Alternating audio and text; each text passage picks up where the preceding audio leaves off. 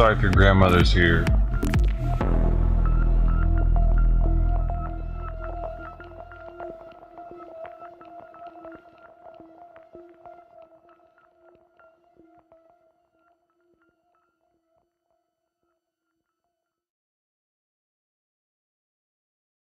Today, Ken, we're glad to have you. Thank you. Fuck you, Ken. I'm not.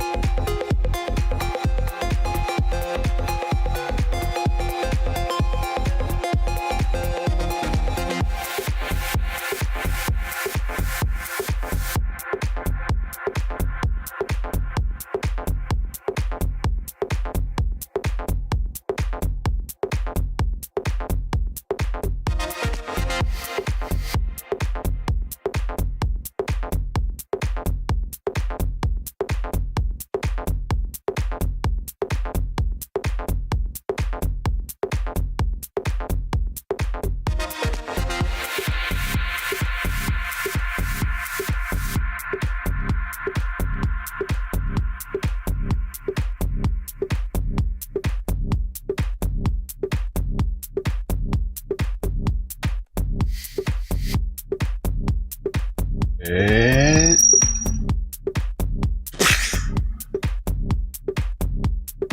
The power of sound.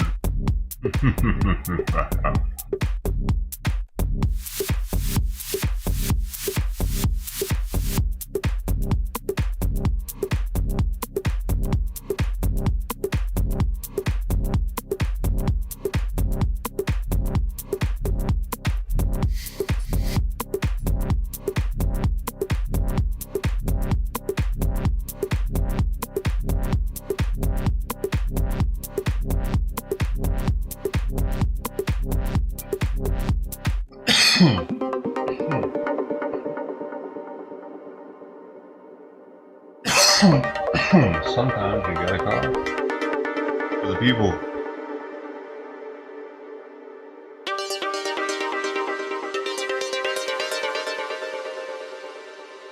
Anthony was here, motherfuckers.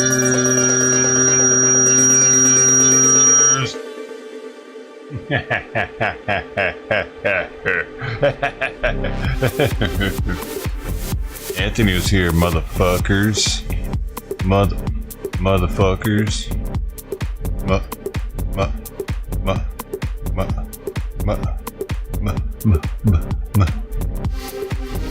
Motherfuckers.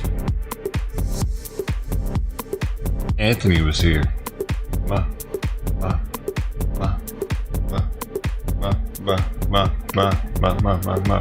Motherfuckers.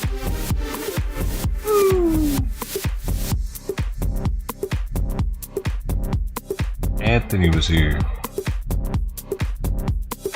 Anthony Aguero. Oh. Yeah.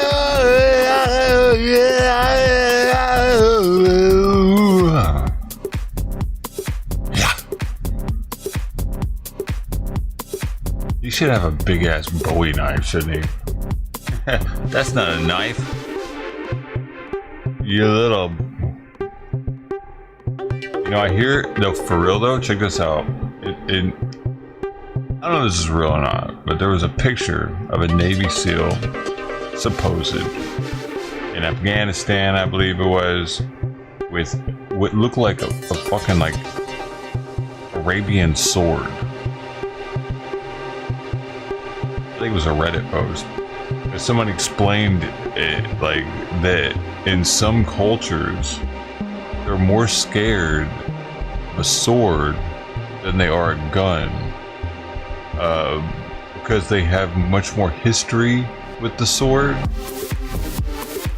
I guess, something along those lines. So every now and then the Navy SEAL, to get the crowd to do what he wanted him to, he would have to bust the sword out, apparently. That's what the dude said. That's true. Anthony should have like a big ass Bowie knife or something if he can, also at the same time, because some cultures will be like, oh shit, that's it, got a knife, motherfucker. I'll fuck with him.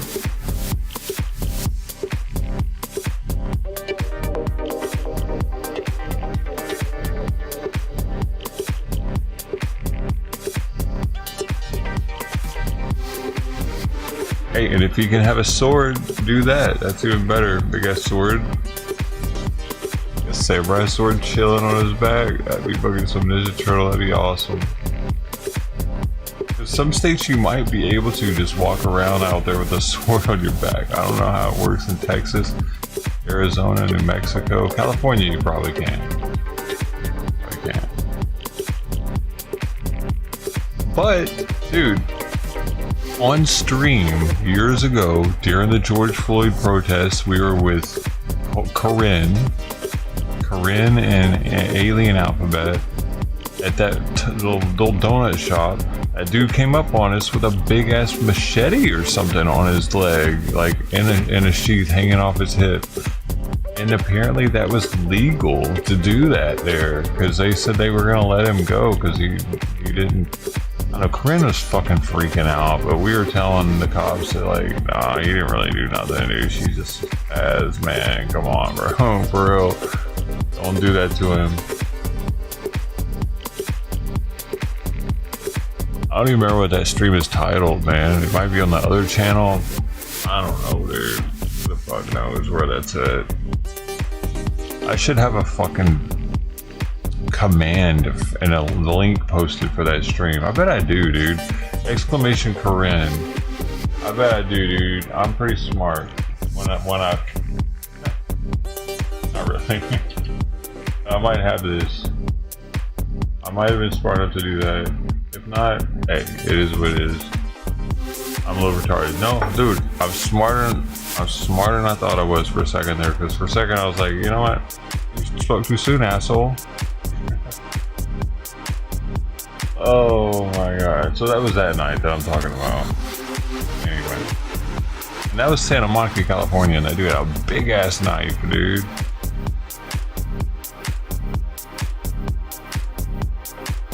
You gotta fast forward to the donut shop. You wanna get straight to the action. Did I just watch that right now? Hold up. Motherfucker says this is kinda like at a standstill right now.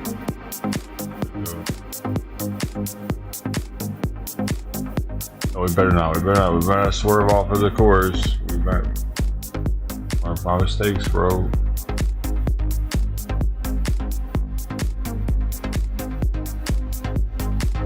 You think Deadmau5 would approve of our American politics? He's Canadian. I wonder who he's rooting for.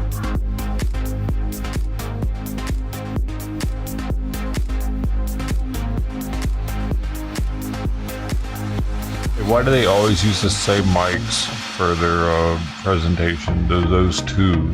Does it make it more stereo with there being two, or is there like, where's one and one going? Are they both going to the same place?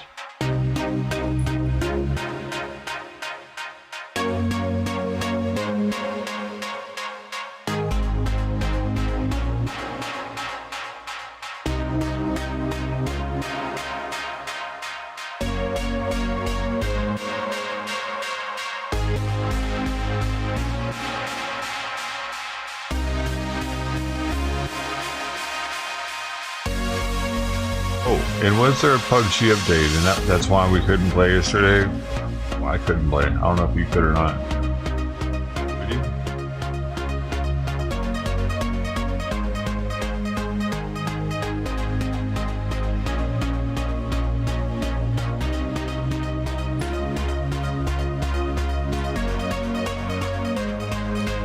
Oops. Oopsie. There it is. Dude, this motherfucker's got sediment in it now. It's got some kind of sediment in the liquid. Oh, I think that makes it better though. Hey, we watched this earlier. Yo, by the way, if you didn't know, Harris is now campaigning for Biden due to COVID, right? And okay, here's the issue. She's way better at it than he is, dude. So,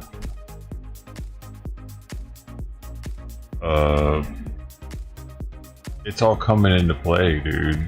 Perfectly how they wanted.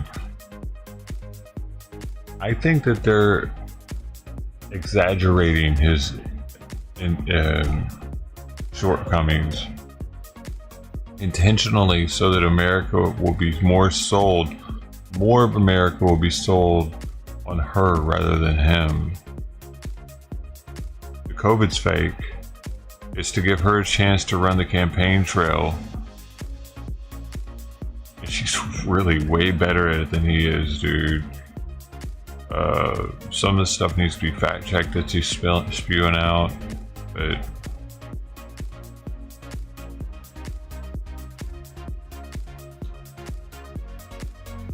oh my god, are we really gonna have a fucking black woman president in a minute? Is that happening?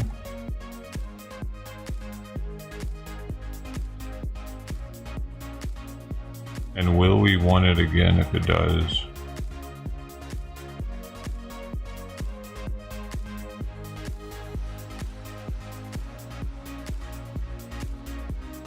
Because he hasn't been confirmed yet, dude. That'll get confirmed to the DNC, which is next month. need to lower my fan over here. I can hear it. It's like making it sound like shit.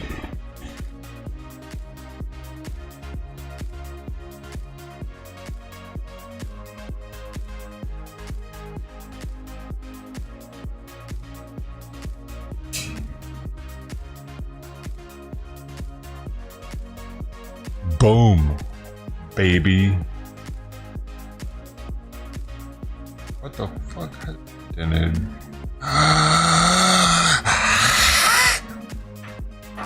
Yeah.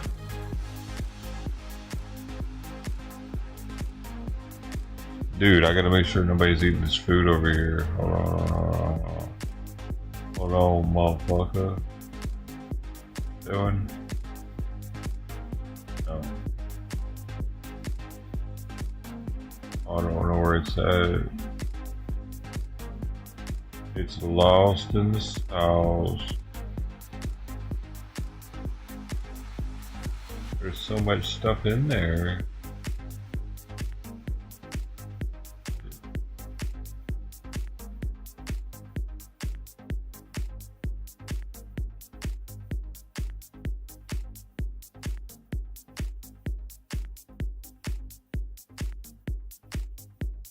Oh, kitty feet.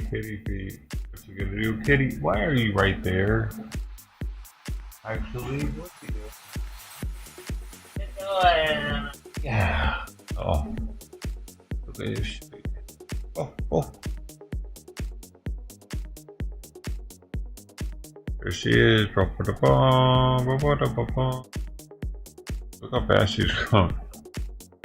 Crazy. Like,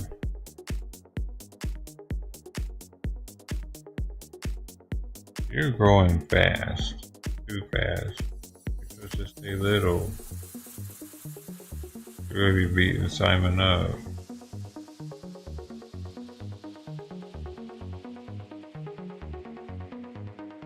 Don't be beating Simon, okay? Can't allow that. I cannot allow her to beat Simon up. I'm gonna have to be the referee.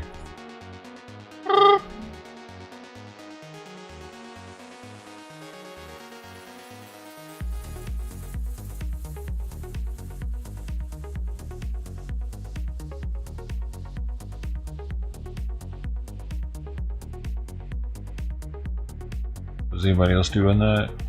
100 bits. Did that happen? I'm looking at some. Oh shit, dog. Motherfuckers. Shit. Cheeseheads. Whoa.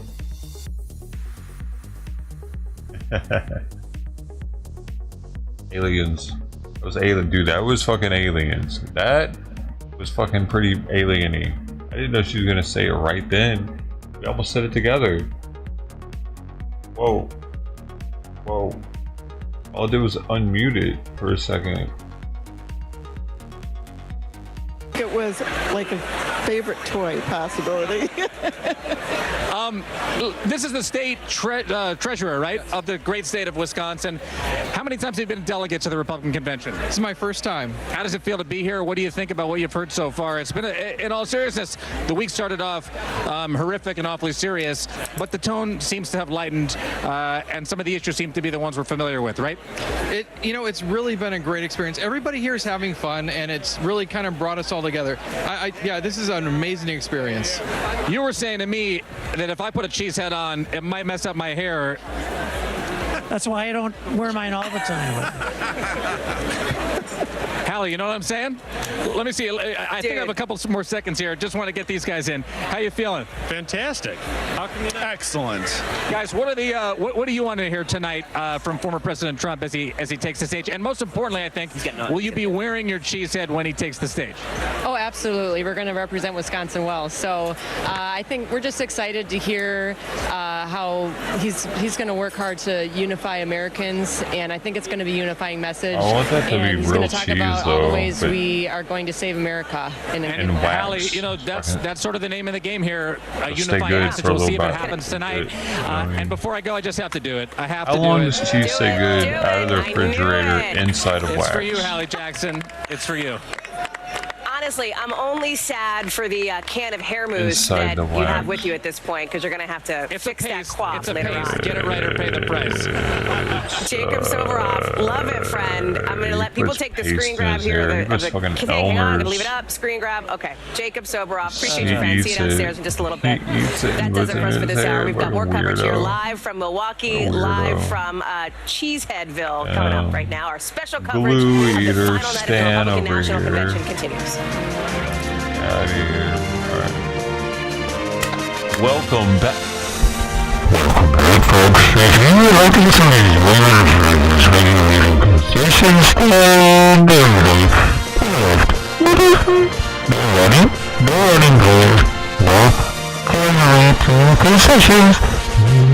The final night of the Republican National Convention continues right here on NBC News Now. Thank you so much for being with us. I'm Hallie Jackson. I'm Tom Yamas, and we're just hours away from the biggest moment of the RNC that's coming up. Former President Trump to step up to the podium to formally accept the GOP nomination for president. Hallie, there's so much to be watching for tonight. Yeah. As we look over at the convention floor here, there's more people than any other night. I noticed I'm that gonna right get when I one of came you in. motherfuckers to The talk crowd of people that are eventually, here, you little people in very good shits. spirits. The beers are flowing. They're having a The good beers time. are flowing. I'll tell you a couple things I'm looking for Hold tonight. up. Hulk See, Hogan, I will yo, not lie. I was a no, Hulkamaniac yo, as a they're not child. letting those out on the yourself. floor. Kid Rock He fan, just said but the I'm sure this beers crowd are is gonna love flowing, Kid dude. Rock. And then tonight They- you have the main event, former President Trump. Yo. And what is he going to say to the American people? The grand finale, and I will tell you, in my conversations that I've had in just the last couple hours with folks close to him, I've noticed something interesting. It's a We've heard drinking a lot about how area. this is a unifying They're not speech, allowed to but drink I've in also there, heard from though. some, he's That's still the Donald deal, Trump. dude. He is We're still taking gonna drunken make the shit case and somewhere else prosecute in the case there. against President Is it Biden. free? Listen, there is likely man. going to be I some wanna know rhetoric in more. here, and I don't think people should be surprised about You that. just let His us speech, know of course, something. That coming was just some 5 days after that assassination secret shit attempt right against there. him. This will be the first time that he is set to speak publicly on camera. We saw him a little bit on stage doing a walkthrough, and NBC News can report from a source with direct knowledge of that when he came up for that walkthrough, he looked around and said, "They tell me that I'm safer inside." He clearly has safety and the shooting on his mind here, Tom. I spoke with someone that has helped work on the speech and the delivery of the speech tonight. They tell me the whole story about him ripping up that other speech and working on this new speech. That's true. That he personally wrote it himself? That it's true. I don't know about that much, but I know that That's what a source familiar tells Yeah, us. they worked on his speech, and I know that by at least this morning it was not in yet. They were still working kinks out. They were still working on it. So, look, we'll see if he surprises us. He's done it before. The tone is what I'm looking for because the tone of this convention has been really different, right? And we'll talk about that more with all of our great panelists. It's a major split-screen moment, though, in the race for the What should we White House, do? right? President Biden at his home in Delaware, isolating with COVID, as his inner circle prepares for the Oh, we gotta possibility go back to the that he music, could drop out. 'cause The they're walls starting to are repeat closing in on the weird president shit. as top party leaders privately and publicly plead with him to step aside, while gotta do Republicans it. march on with their convention and crown their leader of the Republican. Shut up. Shut up, shut up, shut up. Shut up, shut up, shut up, shut up. Shut up, shut up, shut up, shut up, shut up. Shut up, shut up, shut up. Shut up, shut up, shut up. Shut up, shut up, shut up. Shut up, shut up, shut up.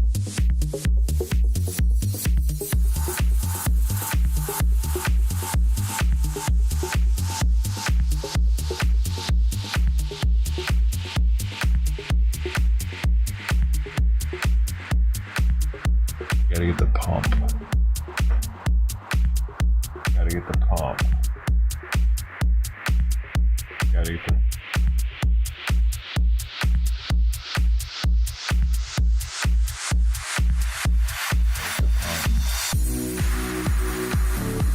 This song did very well. This song, motherfucker, this song made people do things. Amazing things. They did things. I bet somebody studied for their finals listening to this song, actually. Pretty sure they did, man. Like a hard final, too. Like, this physics, or the smallest physics there is, nanophysics or something. I don't know what it is.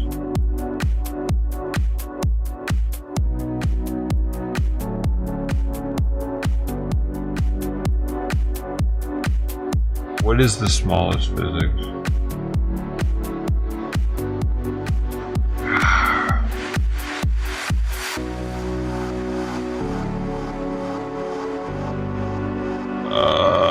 you're gonna make me look it up, you little shits? You little... You know what? I'm starting to think you're big shits.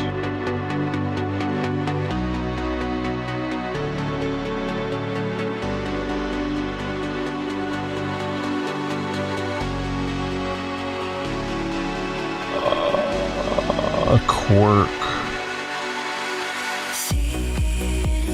Subatomic physics. Subatomic or particle physics studies the smallest particles. Nuclear physics studies atomic nuclei and their immediate constituents, protons and neurons. Ooh. Ooh. That tickles. You have cancer now. You know what I mean? They're studying that shit back in the day when they first started doing it, you know, because they didn't understand how cancer worked, and they were like, look at this, ooh. They even had like these x-ray machines where you could x-ray your feet to see what shoe size you needed. But they were really, like nowadays, because it's digitized, they can use a very small amount of radiation and the digital board picks it up. But back when they first were using film, they had to really get the film to do what they needed. You think I don't know? Look at my head shape, man. What do you think happened?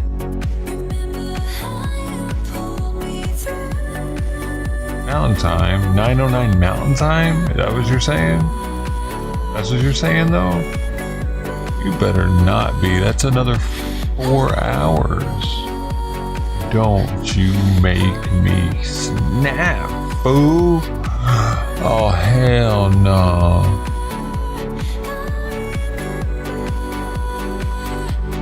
I remember. You want to remember for your final exam, don't you?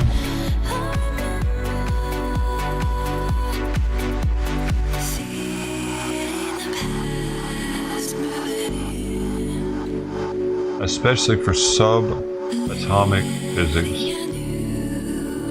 particle physics. Dude, I just watched the atom bomb movie. What is it about the dude? Henringer? Jacob Jankelhammersnett. Henry What's his name? What is his name? What do you know, guys? I know you know, man. I know you do. I know you're holding it from me. You're just being a little sumbitch. You're being a little sumbitch, aren't you? I really can't remember it, man.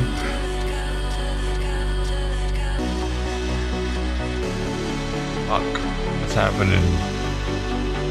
Too much utopias lately.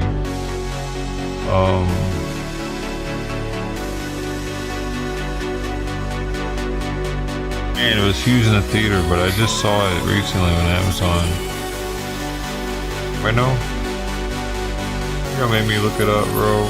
Alright, that sucks. What's the point of this thing if I can't ask you questions?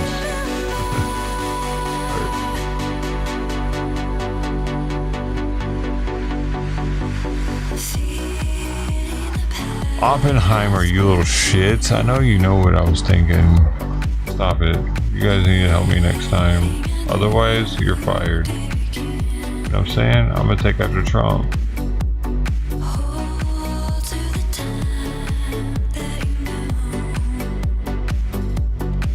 You knew, didn't you, Sister T?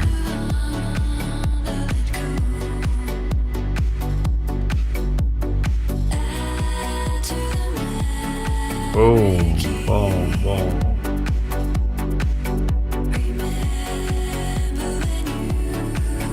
Wait a second.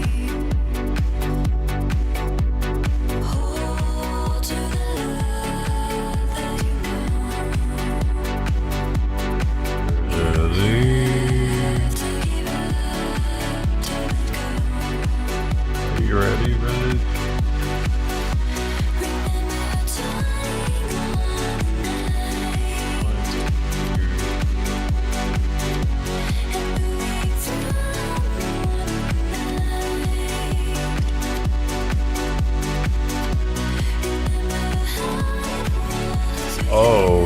Dude, you're still a crazy cat lady.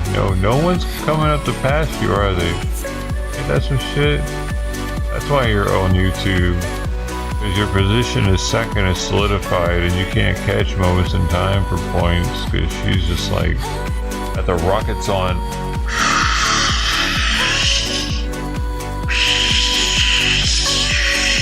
I wish she's there right now, dude. Moments, are you here right now? Listening to everything. Are you assigned to me or something?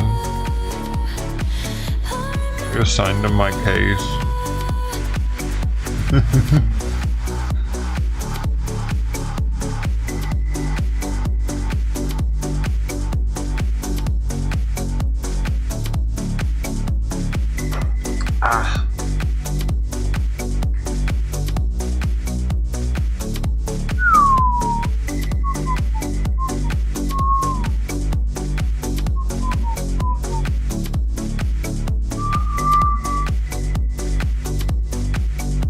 I want some corn? You want some corn treats? I want some Mexican corn. Oh my god, the cats want to get fed by 3:30. He's coming back around. He's double horning it. We're getting some horn action today because it's Thursday. Stick this corn in your mouth.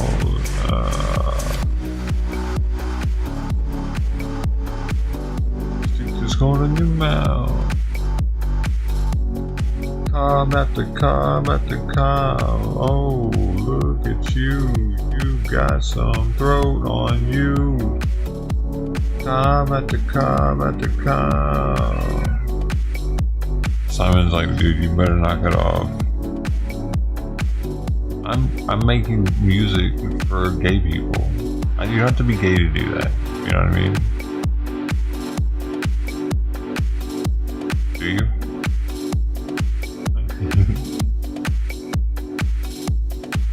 I'm a gay music composer. But I'm not gay. Oh no, you don't understand, I'm not gay. I'm actually gay. I just make the music for the gays. Why not? Why fucking not? What's wrong with you, man? Are you sexist? What is that? What is that even called? Are you... what would that be called? You knew what? I said I'm not gay, not that I am gay. What do you know? You knew that I made music for gay people. Oh, why is everybody standing up?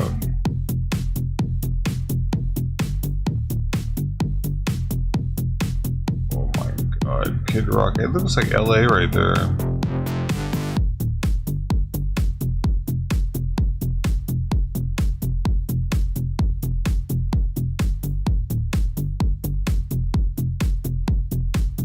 We're gonna get to these people. Shit hasn't started yet. I don't need to hear what they stipulate on. Look at this guy's suit. What do you got in my face? Whoa.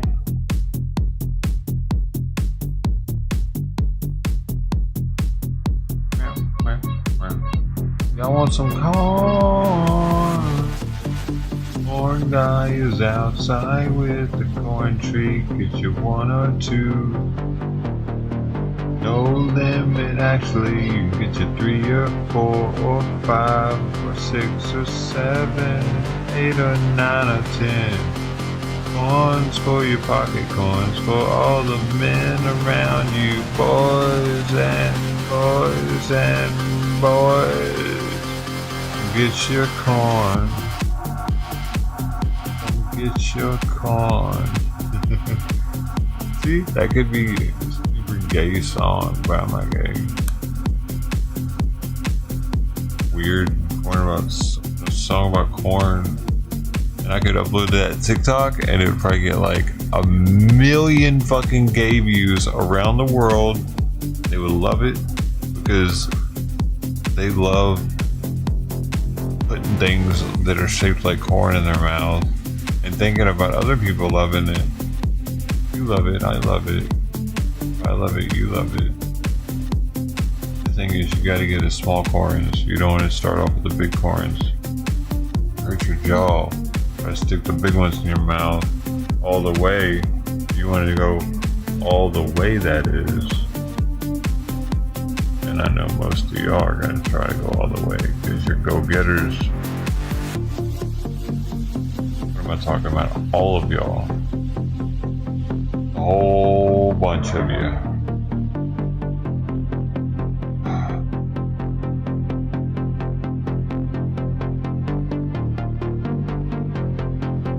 You think I should like make them wait, you little shits?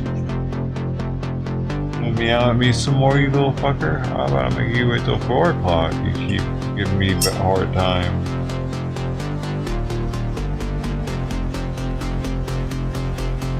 Oh no, this bottle's out. This bottle's out in 1 day. It's the 1 day kill right here. The 1 day Utopia's challenge. Did I do it? Did I complete it?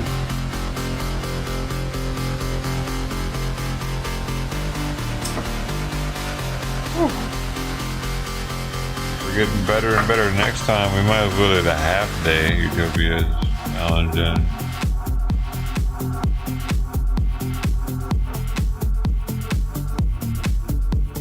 Maybe we can do it today. I don't know, man. I've already started. I can't do it in half a day now.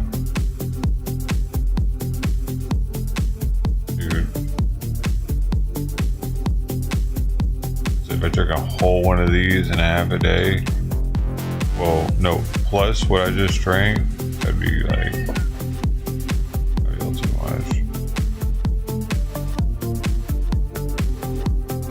My Weevil Wobbles stuffed it, Lance Grave, and Simon.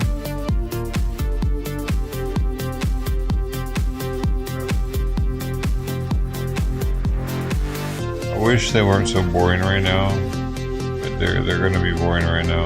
I thought this was gonna start way earlier, dude. I thought it was gonna start at 2:30 our time.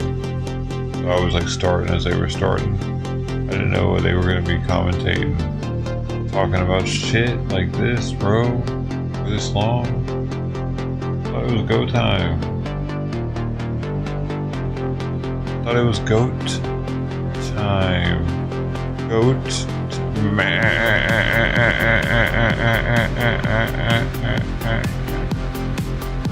Goat time.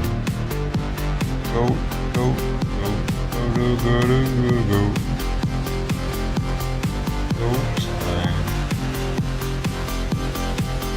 I thought it was good. You ever do that? Think it's goat time when it's not?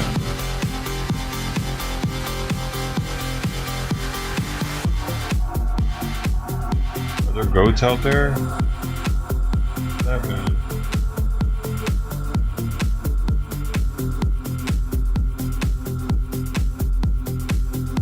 Cool. I was listening to some really old school music. Old school music, baby, baby. I'm talking about it's going back to like the 20s or something, what they're listening to right now. Gotta do. It's cool though. I don't know who they are. Who they think they are. Who do you think you? That's good. That was from the Wood.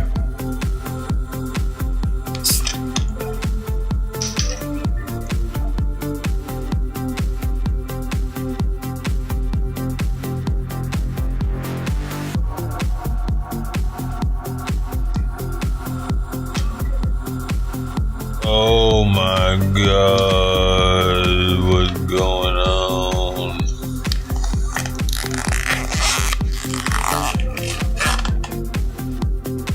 Alright, boys, I'll tell you what, I might have I'll mute these people, I guess, not do right. Hear what they got to say while I go in there and feed the kitty. How about that?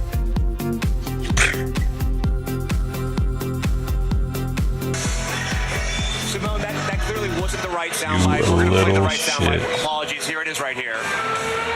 For example, look at the heat I'm getting because I named the Secretary of Defense a black man. There's twice all over the fucking plate. Hold on. Because of the people I've named. It's about making it clear that American history is black history. Black history is American history, and it's being built by it. That's why we're strong. Sorry.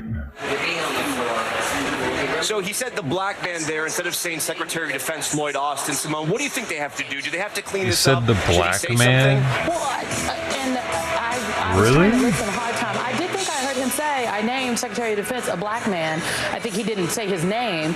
But, I mean, I don't think that there's cleanup to do here. I think the president was literally saying he feels like he's getting heat because of the diversity, if you will, and the focus on working class people, diverse folks making the country, making the cabinet and the people who make the decisions in the country look like the rest of the country. His focus on working class voters as well. So I mean, I feel like the campaign got bigger issues, Tom, honestly. Like there's some other things I think that they are worried about in this moment. Bigger issues, Simone, I get that, but I don't mean to cut you off, but my point in playing that was, and actually that other soundbite we rolled, I don't mean to cut you off. He segued into artificial intelligence, and it was a little bit hard to follow. Now that one my point is, being that I'm concerned about that. Yeah, he's trying to show America that he can do this job, and he's having these major slip-ups, along with the walls of the party crashing down on him.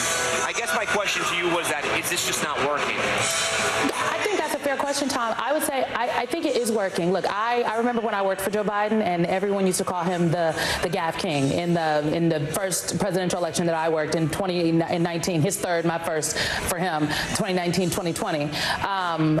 And so I think that this is normal. I think what is normal for Joe Biden, I think what is added on top of it is the age factor, and that the president looks old because he is frankly old. And what I had heard from him in the last couple of days, he had kind of taken the age thing on a little bit more head on and talked about the fact that, yes, I'm old, but experience, and that is something that harkened back, I think, to 2019, 2020. The reality situation for the president now, though, is there are these three different screens people are looking at. They're looking at members of Congress, Nancy Pelosi, Hakeem Jeffries, Chuck Schumer, so on and so forth, who are saying, we're looking at polling and we don't think you can win, and not only can you not win, you're going to drag the rest of us down. Then they're looking at voters. Then you're looking at voters and people who are showing up to these Biden-Harris rallies saying, oh, we are with you, Mr. President. We don't understand what folks are talking about. And then you got Joe Biden. That's like, well, I'm hearing the people in the streets, but I'm also seeing what Chuck and Nancy, as he would say, and Jeffries are saying to me. So again, at the end of the day, Joe Biden has said he's in this race. And I think that as long as that's what he believes, that is what it is going to be. He is the only person that can take himself out of the race. I do, though, think that given the tide, he is currently swimming against the tide. And I don't know if he can sustain swimming against the tide for another week and a half. Simone, we thank you for that, guys. I want to bring it back to you. There's a new poll that just came out, a CBS poll. I think we have it. If we have it, let's please put it up. It shows Trump up 5 points nationally. Here it is right here. So I do want to ask you, the type is too small there. I guess it's within the margin of error, though. I do want to ask you, with these poll numbers, with the hiccups we just saw there, the party walls closing in, Hogan, is it over? Do you think it's over for President Biden? No, it is not over. I know you want to run against President Biden, but do you want to accept the reality it might be over? No, I'd love to run against President Biden. Kamala Harris is fine, too. Whoever it is, the policies have failed the American people, and we'll make that argument.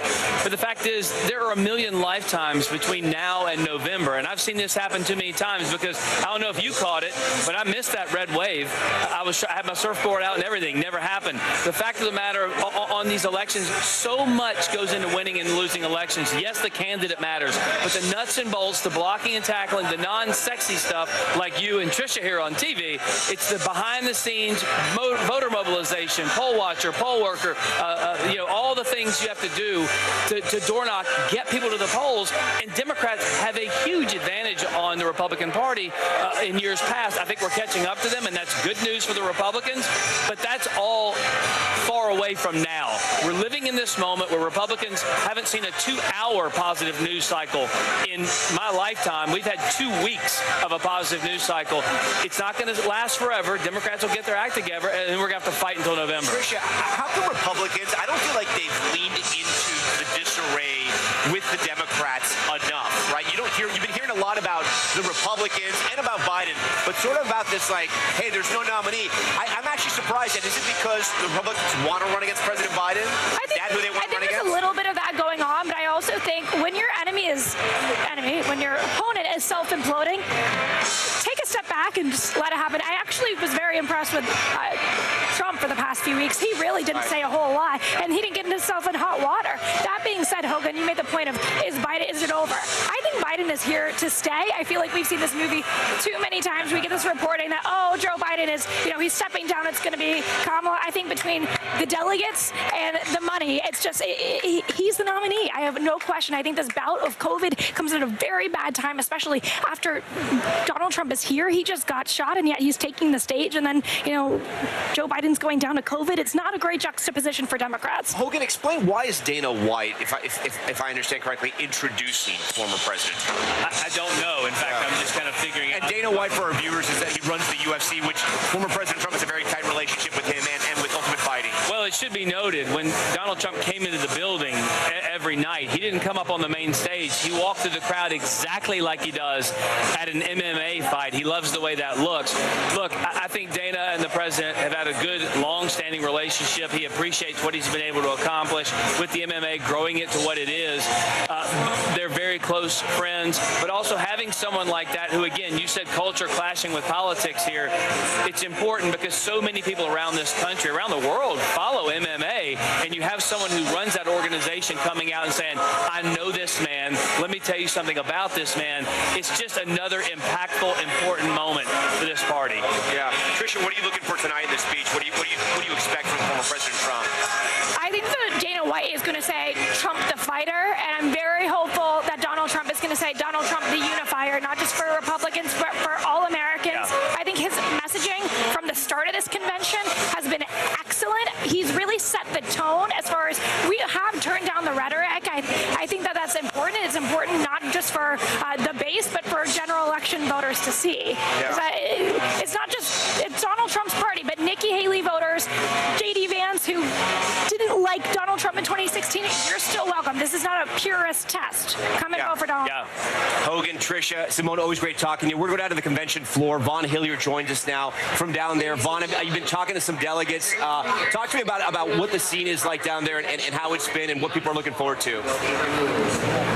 We just missed, Tom, Richard Petty, the NASCAR driver, of course, who is a North Carolina delegate officially. He just went upstairs. But I was talking to some other delegates here who noted what their anticipation of Donald Trump was tonight was an arena full of people that are eager to hear the first words of a man who has become the elder statesman of the party, and that is Donald Trump. And when you're looking at here with the state of the Republican Party, if you will, Tom, it's one that is not fearful of its own shadow at this point, in a way that 8 years ago there were some that were still carefully walking around whether to associate with Donald Trump in this party or not. That's not the case. You saw Ted Cruz, Ron DeSantis, Nikki Haley up on that stage, and contrast that to this Democratic Party that is questioning where it is, what its footing is, and exactly its best path forward.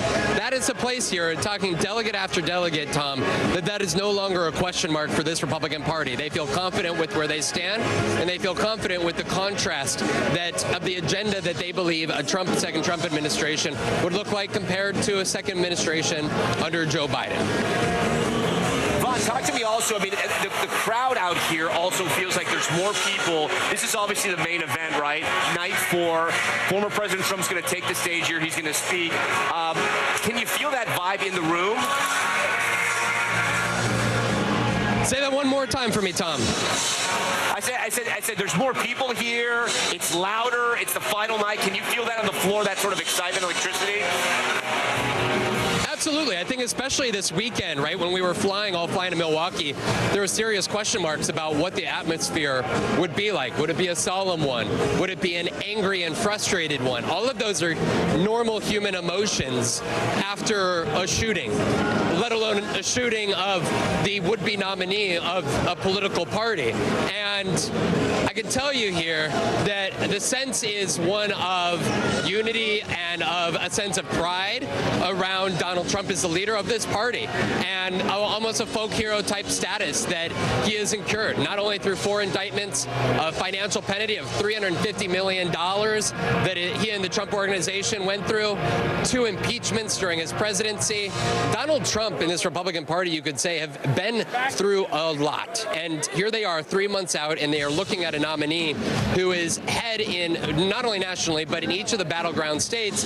And it's a recognition that not only the delegation feels about the prospects of winning the White House, but also about taking control of the Senate and maintaining control of the U.S. House. Because you hear publicly from Democrats right now and from our own reporting privately about concerns from the likes of Chuck Schumer to key Democratic House leadership about what the polling shows right now in terms of the prospects of losing the U.S. Congress. And the folks here understand that they feel comfortable about what the leadership and the direction of this party is. Of course, you don't have Mike Pence here.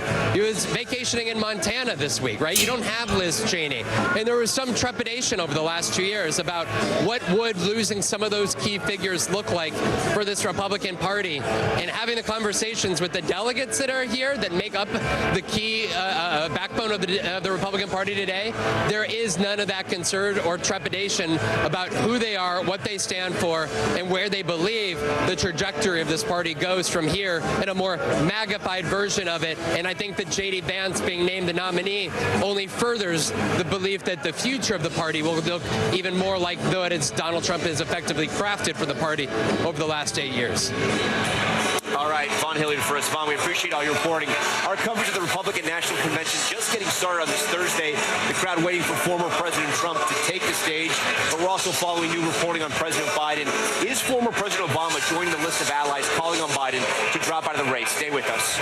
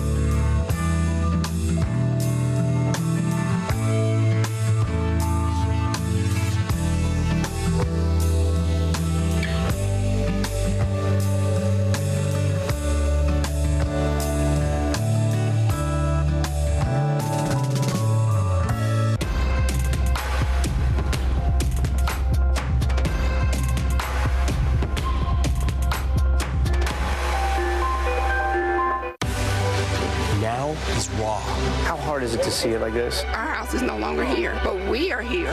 Now is real. Let's break down what we know and then the big questions still outstanding. News for the generation of now is NBC News Now. Lester Holt, America's most trusted TV news anchor.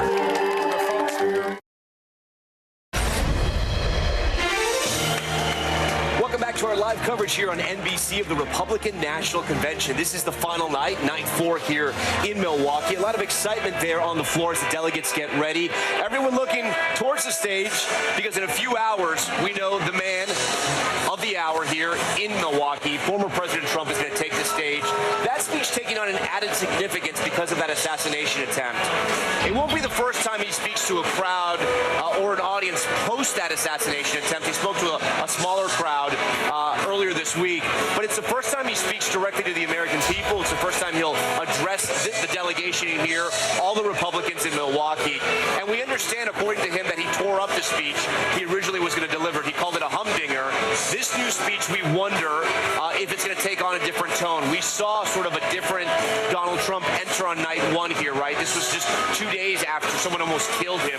He had the bandage on his ear, something that's sort of become a badge of honor for many people down on the convention floor. They're also wearing a fake badge over their ears, a fake bandage over their ears. And then when he entered that room that first night, he sort of took it all in. He looked a little humbled by the whole thing.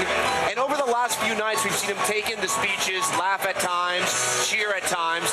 Every time he comes in here, the whole place rises to their feet, standing ovations. We're also going to see for the first time this convention his wife, the former First Lady Melania Trump. You may remember in 2016 she delivered a speech here. It was controversial because it later was reported portions were lifted from Michelle Obama. She's chosen not to speak this time around. She's taken sort of a backseat to the campaign. She's made it very clear she doesn't love politics. She doesn't love the limelight. She's focused most of her adult life on, as a wife, on raising her son Barron, her and Donald Trump's son Barron, and starting her new life in Mar-a-Lago. When she was in the White House, she did start some initiatives, including Be Best, which was an anti-bullying campaign, which some people thought was sort of ironic because of the way her husband handles rivals at times with bullying, either on Twitter or in front of the cameras. We're also going to hear from Hulk Hogan tonight, which is quite different. He'll be addressing the convention floor, and Dana White will be introducing the former president. He is the head of the UFC, which former President Trump has had a very, very close relationship with the UFC. As we look at a countdown clock here in Milwaukee, getting things started for tonight. A lot of action, a lot of excitement here as people wonder, what will former President Trump say today? What will he say to the American people? We heard Senator J.D. Vance yesterday talk about sort of his life story and his vision for the future. It was his introduction to America. In a lot of ways, he leaned into his working class roots, right? Growing up in Appalachia, growing up in Ohio, talking about how those formative years made him who he is and really shaped the way he saw America and the policies he wants to put forth as a potential vice president. When I was speaking to delegates afterwards, they told me that one part of the speech they really cared for was when he talked about that he's going to be the vice president for everyday Americans in every corner of this country, not only in those battleground states, those Midwest states, but really all over the country. He also spoke about his mother and highlighted how she had overcome addiction, highlighted how she had overcome hardships in her life. It was an emotional moment in the speech where his mom started crying at one point 10 years ago, which was somewhat funny that the entire convention hall started chanting JD's mom, which might be a first for conventions in America. But I got to tell you, there have been people that have come out to this convention and they have blown the roof off the place. People like Peter Navarro, people like Vivek Ramaswamy that we're going to hear from in just moments. He's going to join us live on set. Nipples out. Vic's coming. Was a little bit more subdued. It was a little different. His tone was a little different. That may have been the plan, everybody right? knows if they're just stopping by. Trump and you're considering him, you're wondering, would they know? Is he stable? Will he be in control? And then you look at someone like Senator J.D. Vance, and maybe what the message they wanted to come across was that he's a little different than Trump, right? He may share the same ideas, the same philosophies on government. That being said, he's not the exact same man. As I mentioned, we're going to have Vivek Ramaswamy come up in just moments. We're going to take a quick break. Right after this, his take on his friend J.D. Vance's speech. What he thinks about former President Trump's speech, what we can expect, and his future in politics. Stay right with us.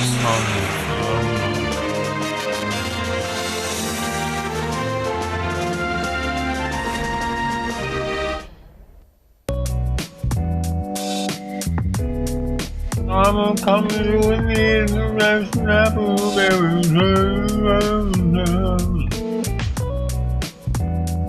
I'm coming to eat the rest of the food. Everybody needs me.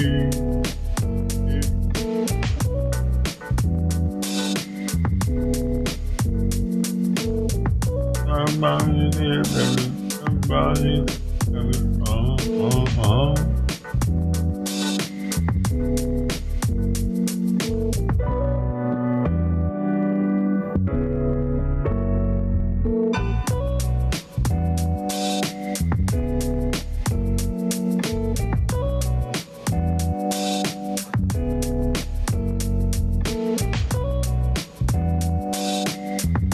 Oh, really? Oh, wow. Dude, that's a big deal, actually. They're doing it to jails, too. Because it costs a stupid amount of money to call home. The collect call from jail bullshit. A scam. The federal government fix that? Biden fix that? That's pretty cool, actually. Hey, no.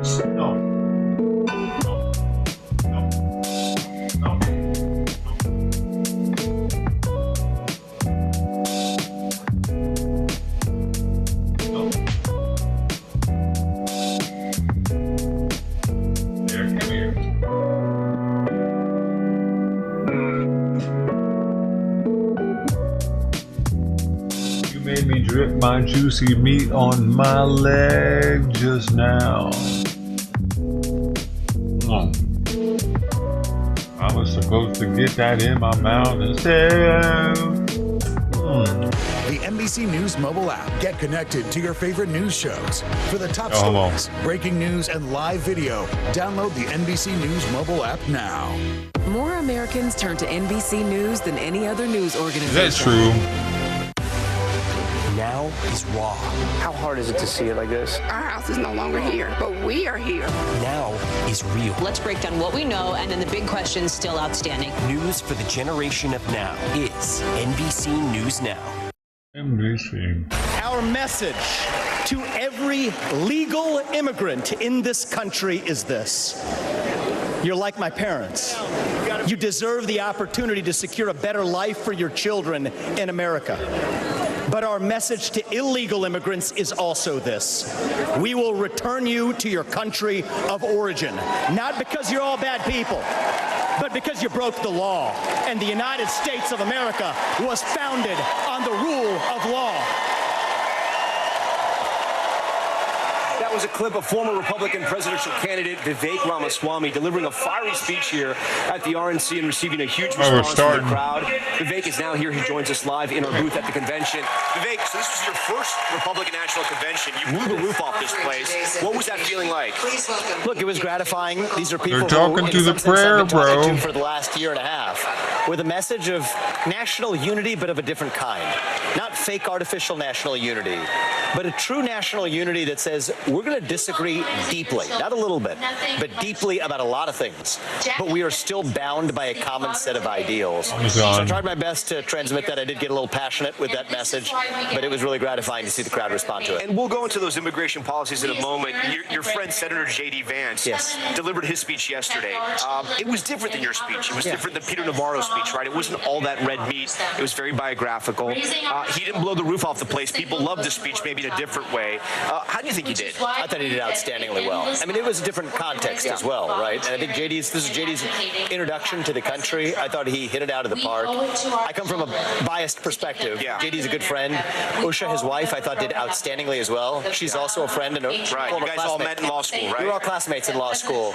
And I was glad that the country got to see a side of him that's very hard for it to come out on that stage. He gave a nice long speech, and I think that was good to be able to see the contours of a personality that's hard to otherwise come across on a stage. You know, it's interesting you bring that up, right? I know you're an Eminem fan, right? Yeah. And I was wondering, will the real JD stand up? And what I mean by that is that we heard from the guy yesterday, right? He's deeply intellectual. He wrote a bestseller about his life.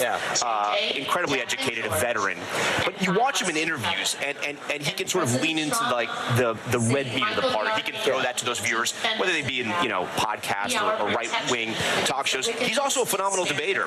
But the guy we saw yesterday, that wasn't the same guy. And you're saying he has different sides? Do you think that was part of the goal yesterday? I mean, I understand every American watching our exchange even now. Everyone has different sides of their person. The question is what actually comes through in what context. I got this question a lot during my presidential campaign as well. If you're sitting down in a 2-hour podcast, it's a different experience than if you have a 30-second clip that's either on a debate stage or a 2-minute hit on a cable news network. So I think you want a president who has the full octaves, right? Yeah. That was my approach running for president. I think you want that in a vice president as well. So that's what I would say. You've chosen to go full Red Bull a lot in your political speeches. Energy, passion. What do you hope to hear from former President Trump? Well, look, I think that part of the issue is not everyone sees everything, right? I think there have been settings where I've also given speeches like that are right now, and far right more now. emotional. Yeah. Exactly. So I think today for Donald Trump is a different context, where he's coming off of a historic event for the country, not in the best of ways last Saturday, that literally touched him in a most personal of ways. It was a near tragedy for his family, for him, and most importantly for the country. And how could that not affect you? So I do think that he has rethought what would have been his otherwise approach. How could it not? And I hope the country has a chance to see the man I know who, yes, cares about our own agenda, but also cares about uniting this country through that agenda. And I hope that's what we see tonight. Do you think it's going to be a speech that will surprise people, or do you think it'll be a speech that is classic Donald Trump? I think it won't surprise those of us who know him well. That much I will say. Those of us who know him well know that other side of him. I think it's going to be the kind of speech, though, where I hope people around the country are saying, hey, that was a side of Donald Trump that I didn't know existed. It's not that he pivoted, it's not that he switched, but he's not doing the pledge. Put a spotlight on a different side of someone who he's always been. That's what I hope happens, and I expect is going to happen tonight. I do want to ask you, you've obviously risen up the ranks through politics. You've gotten to know former President Trump after the primaries. What did you learn about him? What surprised you? One of the things that surprised me, I've known him for a couple of years, but I really only got to know him well after the primary ended. His intellectual curiosity, actually. His interest in learning about issues that weren't necessarily the issues that he was focused on is something that didn't come across in the either media or public appearance version of Donald Trump that was served up. He's an actually intellectually curious man, and he and I have had very good conversations about some non-traditional issues. Central bank digital currencies, the future of cryptocurrency and Bitcoin, thinking about even the future of AI. This is a man who, despite being not that much younger than Joe Biden, I think he has a much younger spirit than somebody who's ordinarily as advanced in age. Let's talk about immigration. We bumped in with that sound you talking about immigration. Yeah, they are talking through the national anthem. I know your parents were immigrants. My parents were immigrants as well. We were born here. We became citizens.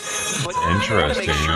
They're making him talk through the Constitution. Walk me through it. Well, to be clear, respectfully, I actually want to follow the Constitution.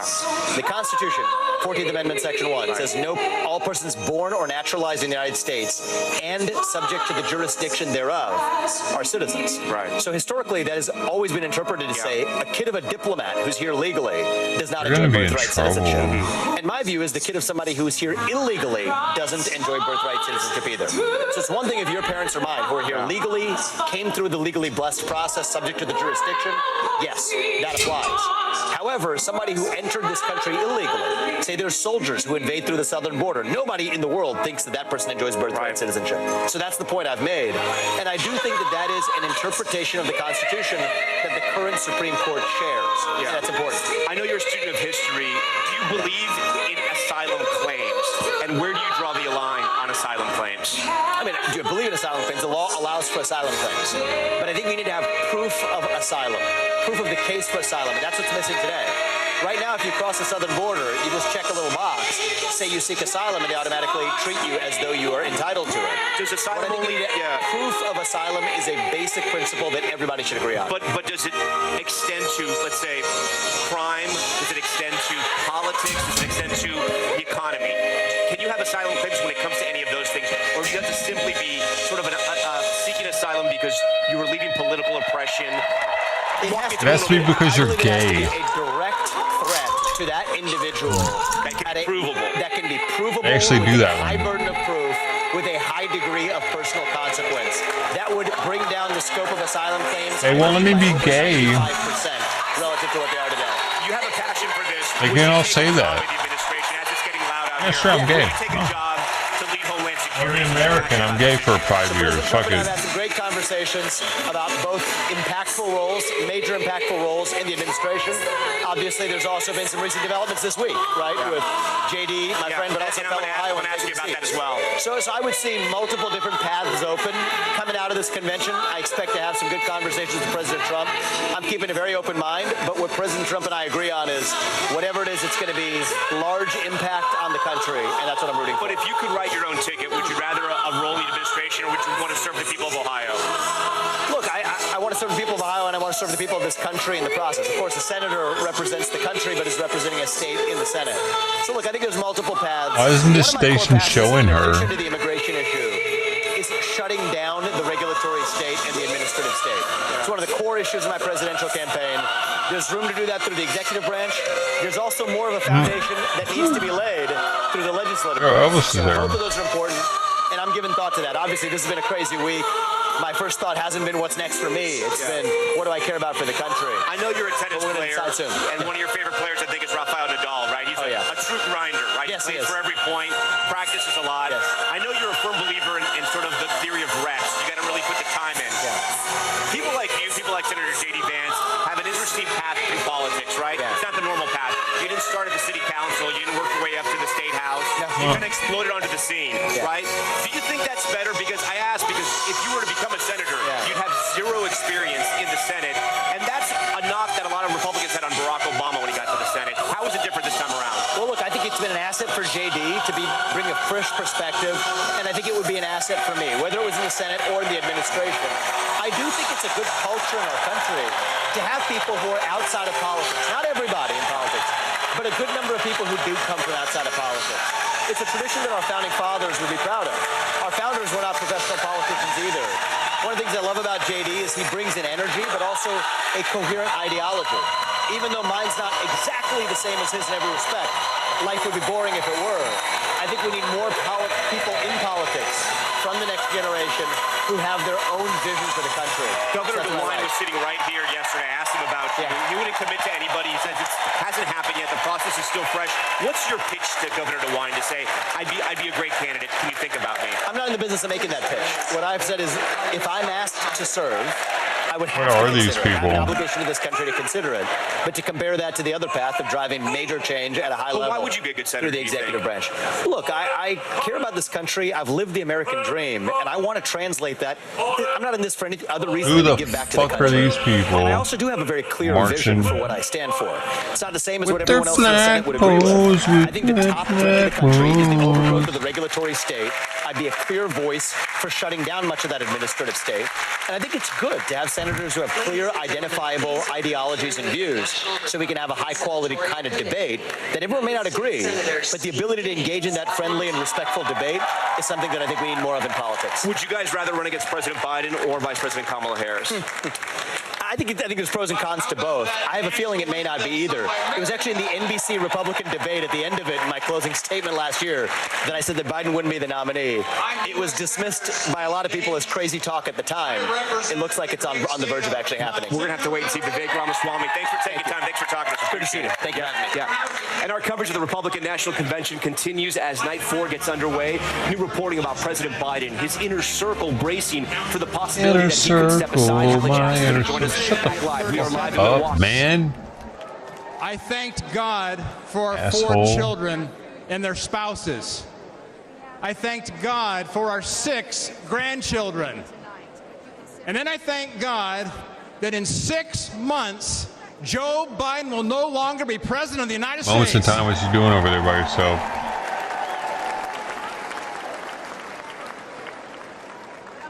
Now think about this moment we're in here this evening. It was just 5 days ago. We were a quarter-inch away Oh, you are there. Oh, from shit. having a memorial You get here. service instead of a nominating convention. And we thank God here tonight for protecting President Trump. But we have important work to do because going forward, we must fight, fight, fight. And I will tell you, as chairman of the National Republican Senatorial Committee, I'm working with President Trump to win the Senate majority and to fire Chuck Schumer.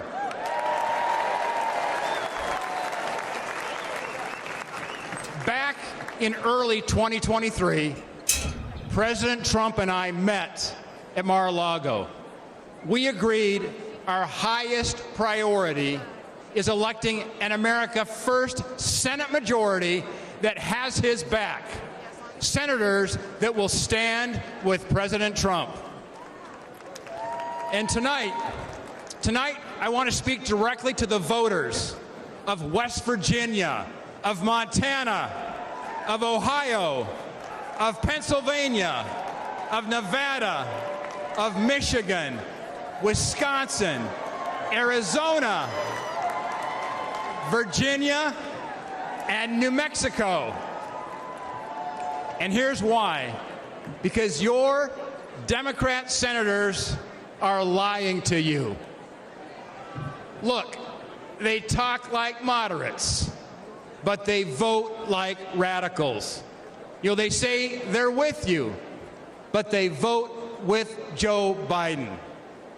Never forget, these liberal senators voted to impeach President Trump twice. And I will tell you, an America First majority will stand with President Trump. These liberal senators allowed millions of illegal immigrants into our country. An America First majority will secure the border, and we're going to build the wall.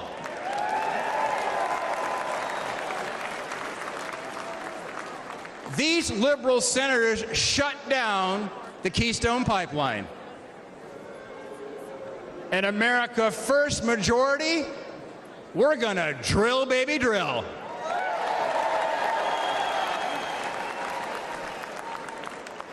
These liberal senators want to take away your Second Amendment rights. Those are fighting words back in Montana. An America First majority will protect your precious right to keep and bear arms. These liberal senators covered for Biden after 13 American service members were killed during his botched Afghanistan withdrawal. An America First majority, by the way, I'm the son of a U.S. Marine, an America First majority is going to stand with our military. These liberal senators stood with anti-Semitic mobs.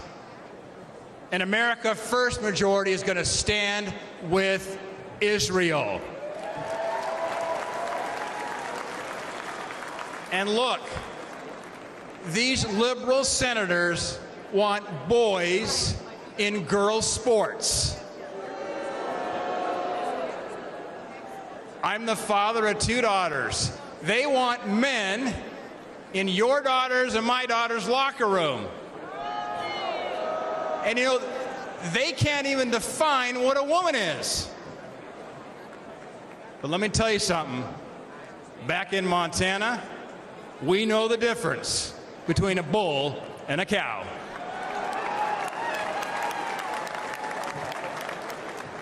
We must replace these liberal senators with great Republican leaders like Jim Justice and Baby Dog in West Virginia,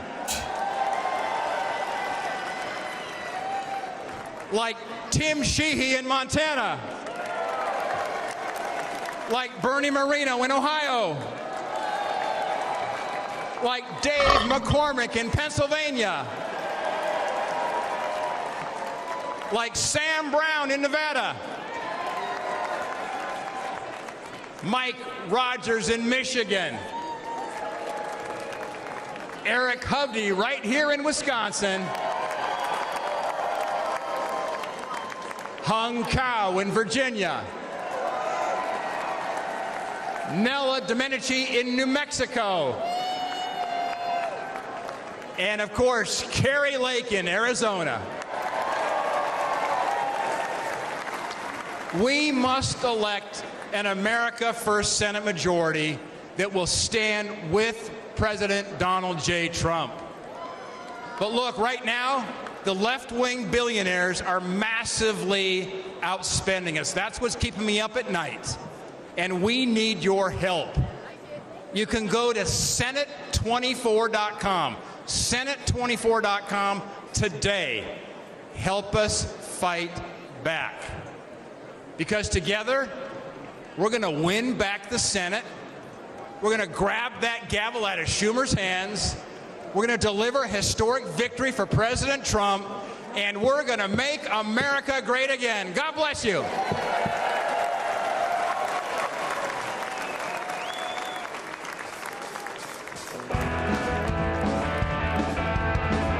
That's what I like about you. You get 10 pounds.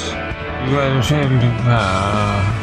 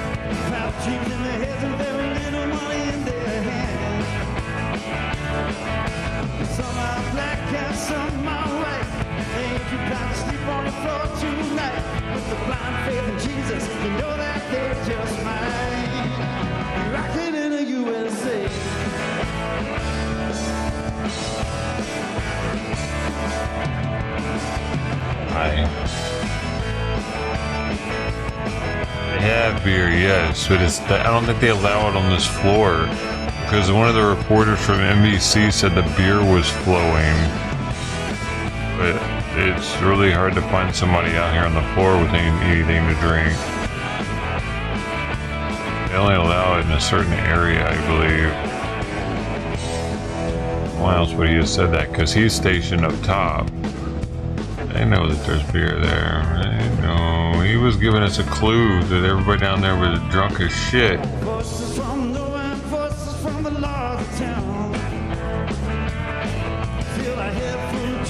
I believe so. I'm not 100%, but what else would he say? The beer was flowing.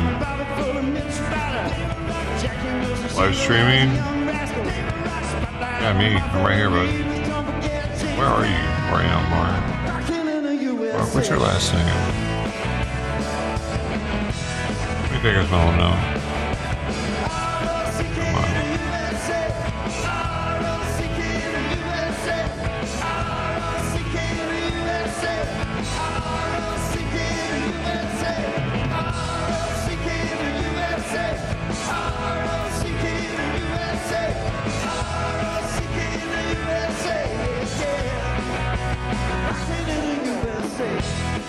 No, they're probably not allowed to.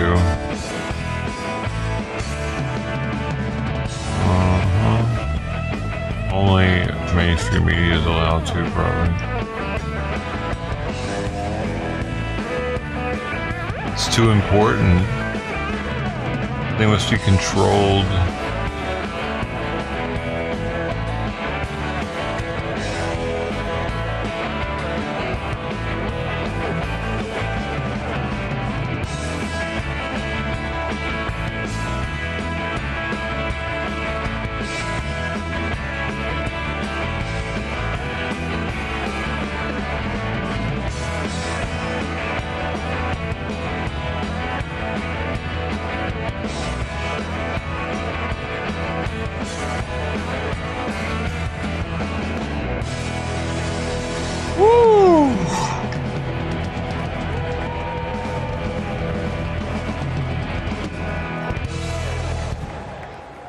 Ladies and gentlemen, please welcome the chairman of the National Republican Congressional Committee, Congressman Richard Hudson of North Carolina.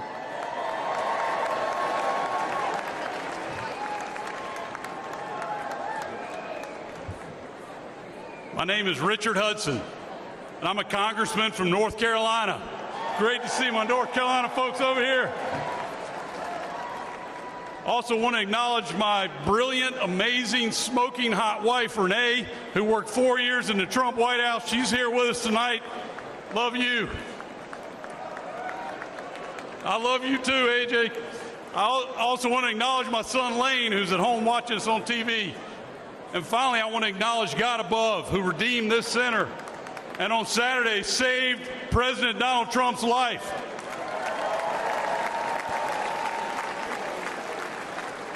Now, my job as NRCC chairman is to grow the House majority. But in my district of North Carolina, we have the largest military base in the world, Fort Bragg, home of the Airborne and Special Forces. The men and women there, the men and women at Fort Bragg are willing to give their lives for the flag. And if they make that ultimate sacrifice, that same flag accompanies them home on that final journey. They deserve a commander-in-chief who respects them and who honors their service. Ladies and gentlemen, Donald Trump is that commander-in-chief.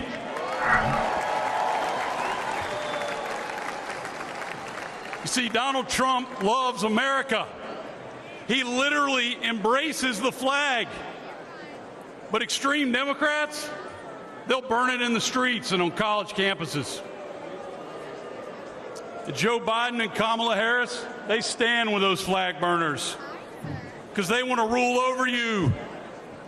But House Republicans, we stand with President Trump. We stand for America, and we stand up for the flag. Because House Republicans understand we don't rule over you. We work for you. In just the last 2 years, House Republicans have passed an historic border security bill that would lock down Biden's open border. We passed legislation to unleash energy production and lower cost. We passed legislation to remove woke indoctrination from our military. We passed the Parents' Bill of Rights because we think parents ought to make decisions about how their children are educated. And we impeached Biden's failed border chief, Alejandro Mayorkas.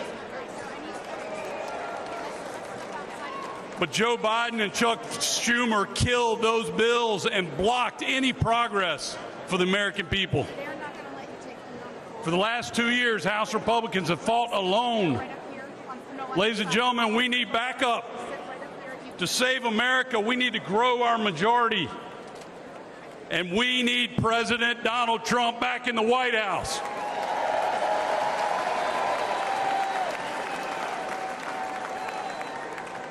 A Republican House is also essential to ensuring Donald Trump's success as our president.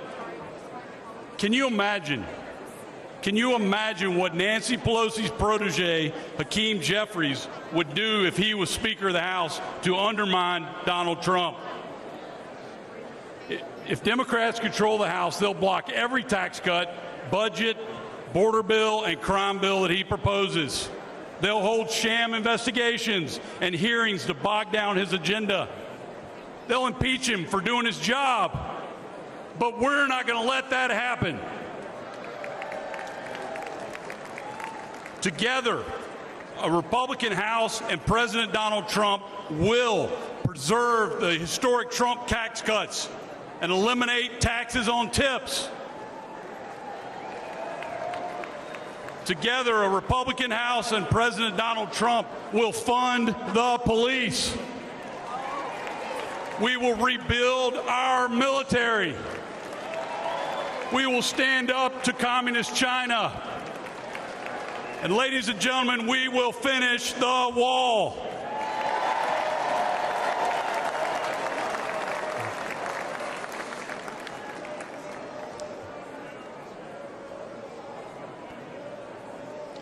A House majority will make Donald Trump's second term even more successful than his first. So let me ask you, let me hear from you. Who can we count on?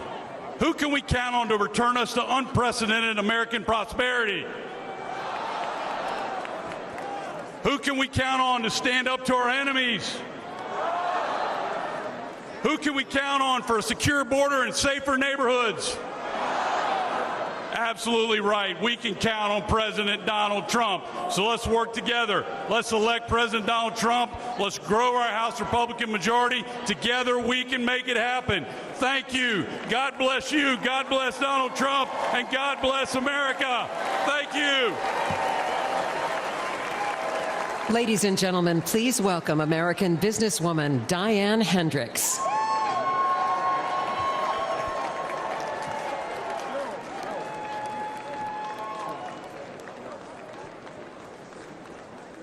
Good evening.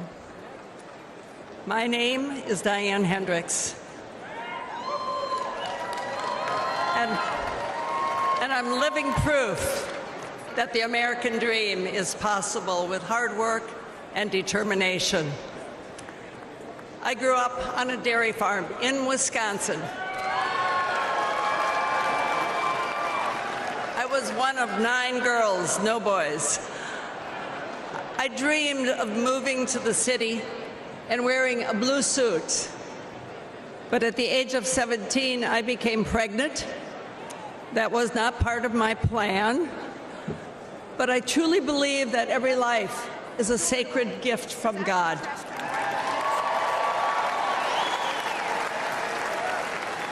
And I give thanks every day for my son.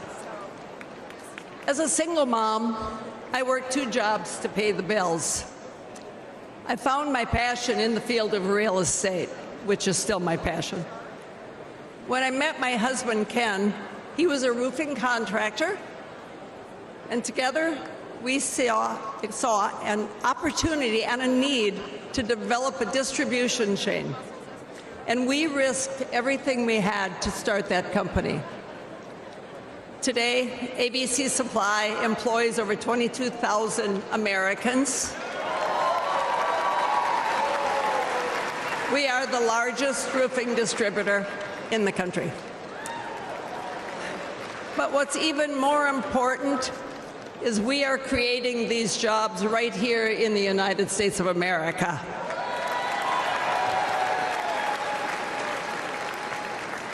I lost my husband 16 years ago.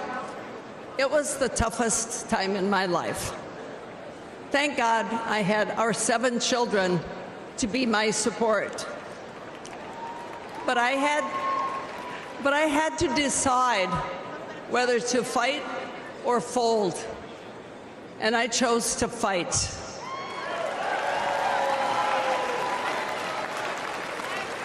Since then, I've quadrupled the size of our companies, and to my surprise, I was recently just recognized as the most successful self-made woman in American history.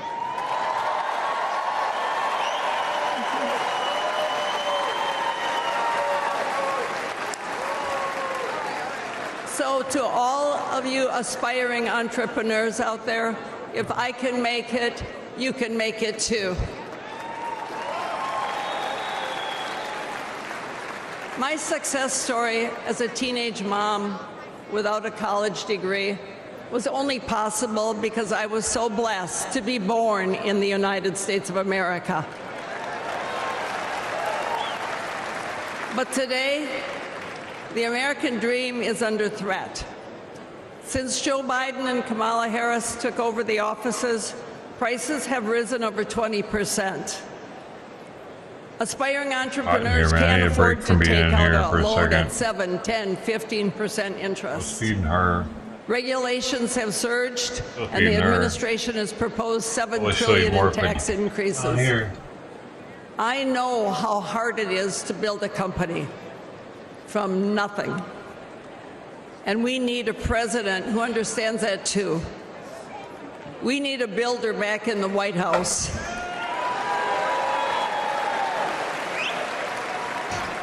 Someone who will cut the job-killing regulations, lower taxes on working families, and give the power back to the American people.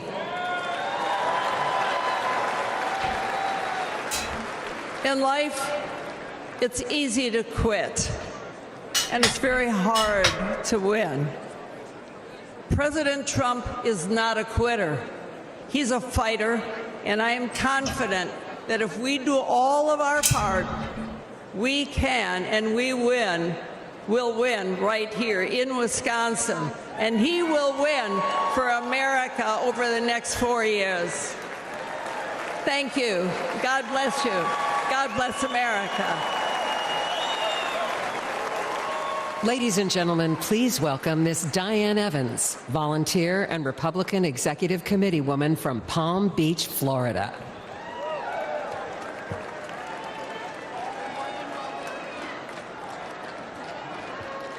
Hello, Milwaukee. My name is Diane Evans. I'm a volunteer with more than 1,000 hours working for the Trump campaign since last year. If you told me I'd be here 5 years ago, I'd have said you're crazy.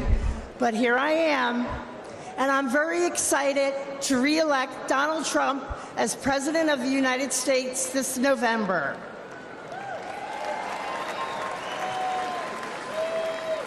I've never spoken at a convention before.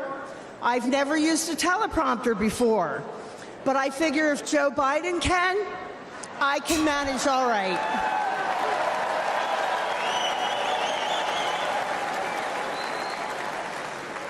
I'm pretty new to politics. I voted my whole life, but I've never got involved as a volunteer. I was busy raising my family, spending time with my husband, starting a small business, and walking the dog. Moms are busy people. When it came to politics, I always figured let everybody else take care of it. But then the 2020 election happened.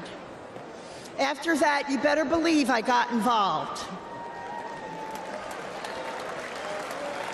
I joined my local Republican Executive Committee, and when Trump headquarters asked for a volunteer to help with office staff, I started showing up whenever they needed me, or if they didn't need me, I showed up anyway. I showed up once a week and did little things like refilling coffee creamers, anything that they needed, even taking out the garbage. And now I'm helping to take out the garbage at 1600 Pennsylvania Avenue.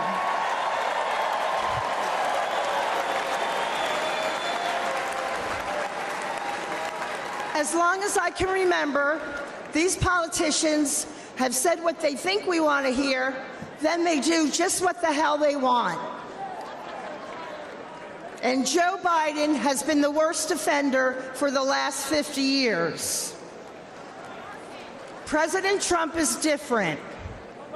I knew he would get things done for the American people, and he did. He isn't part of the swamp. He's going to drain the swamp.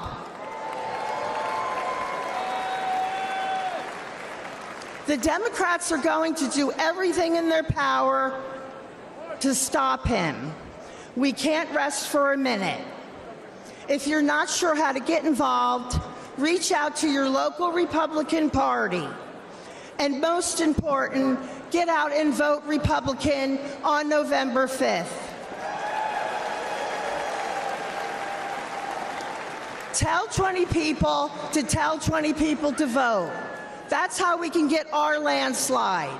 And they can't cheat or rig their way out of a landslide.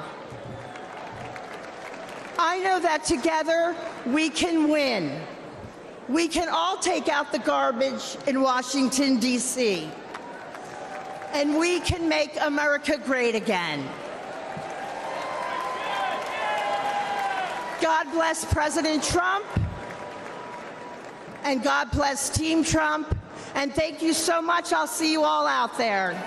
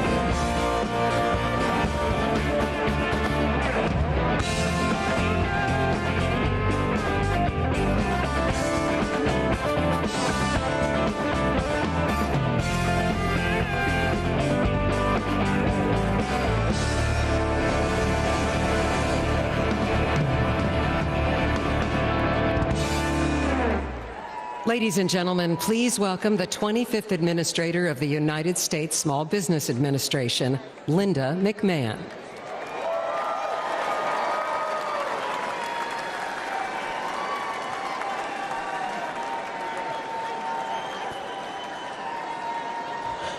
Thank you. Well, hello, Milwaukee, and good evening, America. Let me take 1 second to say hello to my fellow delegates from Connecticut. My name is Linda McMahon, and I am the chair of the America First Policy Institute. I'm perhaps one of the few people who's been privileged to call Donald Trump a colleague and a boss, but he's also a friend. Let me share a little story that's probably not the typical Donald Trump story. I had a meeting scheduled with him at Mar-a-Lago, and as he welcomed me, his little 4-year-old granddaughter ran up to him. He scooped her up with delight and asked her, "Who's the most beautiful girl in the world?" And she said, "Me." Then he asked, "And who do you love the most in the world?" And she said, "You, Grandpa." And he kissed her on both cheeks. Then she whisked off his hat and mussed his hair. And he smiled with the love that only a grandfather could have given. I first met Donald Trump when I was the CEO of World Wrestling Entertainment. For fun, he became part of some of the most compelling and highest rated storylines in the company's history. And when he became president, I was honored to serve in his cabinet running the Small Business Administration. I traveled the country talking to business owners and job creators. They knew they had a president who understood them and fought for them. He knew that small businesses are the engine of the American economy, and the Trump tax cuts proved to be like rocket fuel for them. Almost every business owner I spoke with was using their tax savings to grow their businesses. And ladies and gentlemen, the U.S. economy was flourishing. But at no moment during my time in the government was more poignant for me than one that happened in 2018. I traveled with the president to view the destruction which Hurricane Florence had levied on my hometown of New Bern, North Carolina.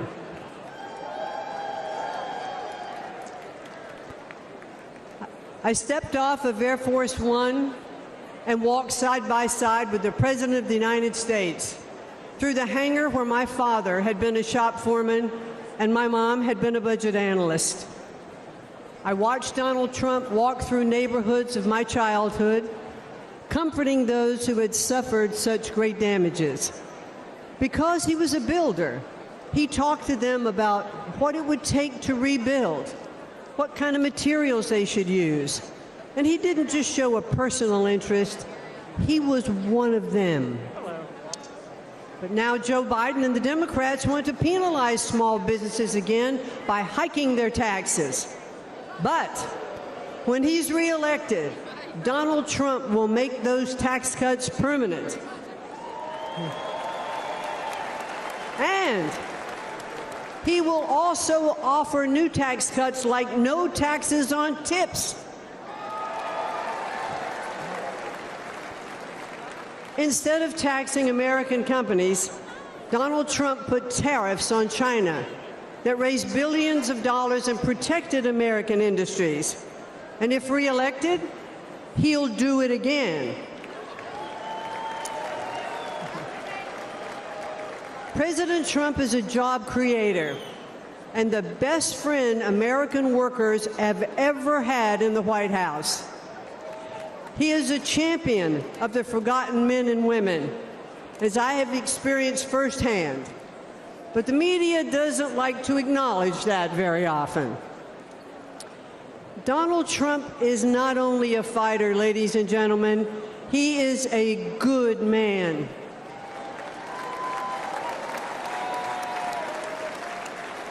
He has the heart of a lion and the soul of a warrior. And I believe that if necessary, he would stand at the gates of hell to defend our country. He loves this country, and he would do anything to defend it and to protect us from all harm. I am confident that he will make America great again. And why? Because he did it before. So I ask all of you here tonight, and those of you who are watching from home, to re-elect Donald J. Trump as the 47th President of the United States. Thank you, and good night. Everywhere you look, the Trump economy crushes the Biden economy. Gas prices, they were low under President Trump, then skyrocketed under Biden. And credit card fees have increased 50% under Biden. Grocery store prices, everything from meats and vegetables to apples, now astronomical under Biden. Take-home pay, up $6,000 under President Trump. Under Biden, Americans' income has gone down 3 straight years. Mortgage rates, they were low under President Trump. Now they're punishing under Biden. And personal and retirement investments, up 40% under Trump. Under Biden, your investments fell, along with other things.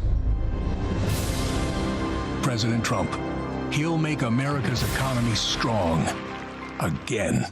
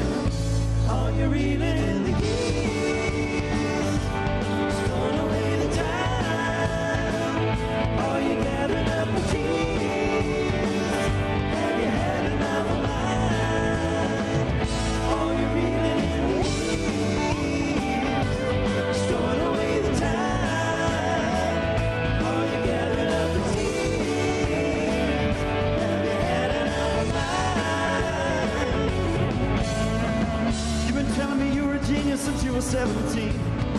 All the time I've known you, I still don't know what you mean. The weekend at the college didn't turn out like you planned. The things that pass for knowledge I can't understand. All you're reeling in the years, stowing away the time. All you gathering up the tears. Have you had another life? All you're reeling in the years. Stowing away the time. All you gathering up the tears.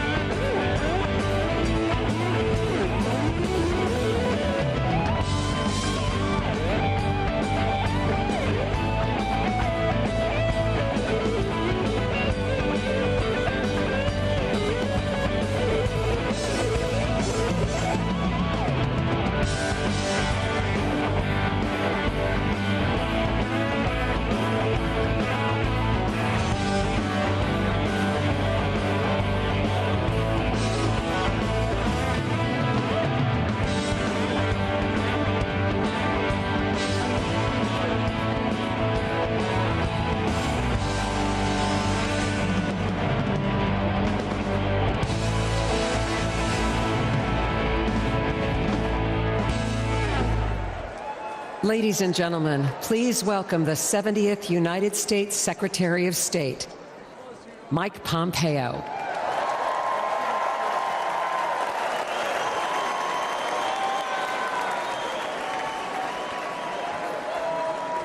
Good evening.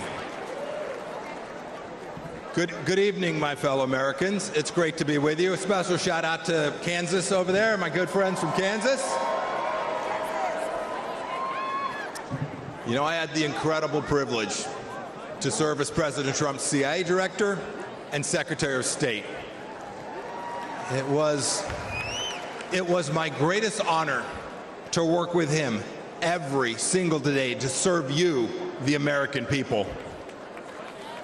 Now you all are paying attention, so you know what the Trump administration achieved, but it's worth going through a few of these accomplishments. Let's start with this. There were no new American wars.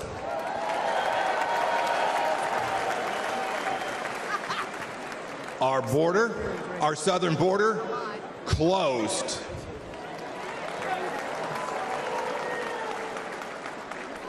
It may seem like a long time ago, but when we took office, there were people's heads being cut off at the beaches. We destroyed ISIS and its caliphate.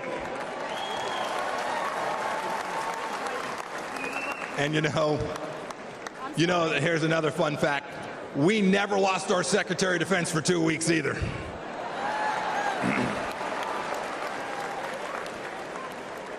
You'll remember, for those 4 years, the evil of Vladimir Putin was held at bay. When we walked out, January of 2021, the Iranian regime was afraid, and the people of Israel were strong and secure, and we treated them like the friend and ally that they need to be. Everywhere we went, religious freedom was protected. We held 3 summits in North Korea, and North Korea was quieted. We'd begun an honorable exit from Afghanistan. And not a single Chinese spy balloon flew across the United States of America. 4 years. Had I been the Secretary of State and a Chinese spy balloon flew across our country, I would have been the former Secretary of State, and rightfully so.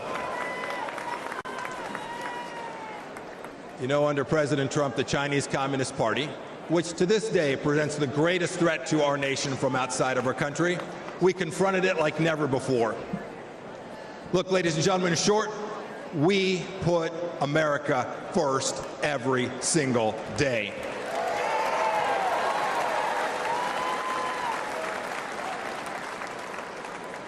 "42 months on, what has Joe Biden and Kamala Harris done? And their leftist handlers, what have they delivered to us for security and prosperity? Almost nothing. Let's start with this.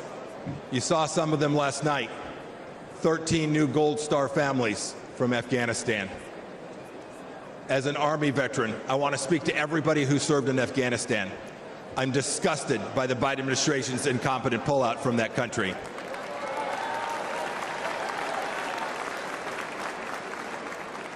To those of you who served there, know this. Know that your service was honorable, that you saved American lives, and that the Pompeos love and admire you for what you did for America. Thank you, and God bless each and every one of you.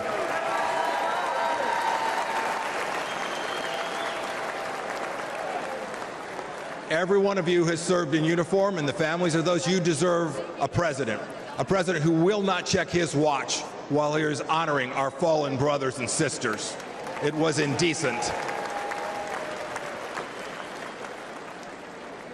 And of course, it was that very weakness we saw in Afghanistan that prompted Putin's butchery in Ukraine. Last week, we saw what it meant. A children's hospital bombed, innocents killed. It did not have to be. And now, of course, a second war in Gaza. President Biden won't even talk about the fact that Americans are still being held there by the Iranian regime. Contrast that with what we did when Americans were wrongfully held.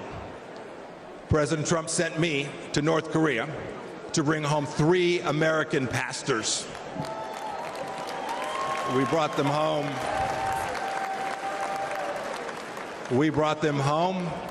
Along with dozens of other hostages, and we did so without paying 1 single penny to the terrorists.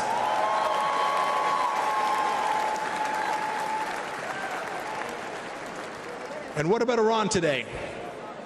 When Joe Biden eased up on President Trump's maximum pressure campaign, we gave money to the Ayatollah so he could cut more checks to the genocidal maniacs who conducted barbaric attacks in Israel.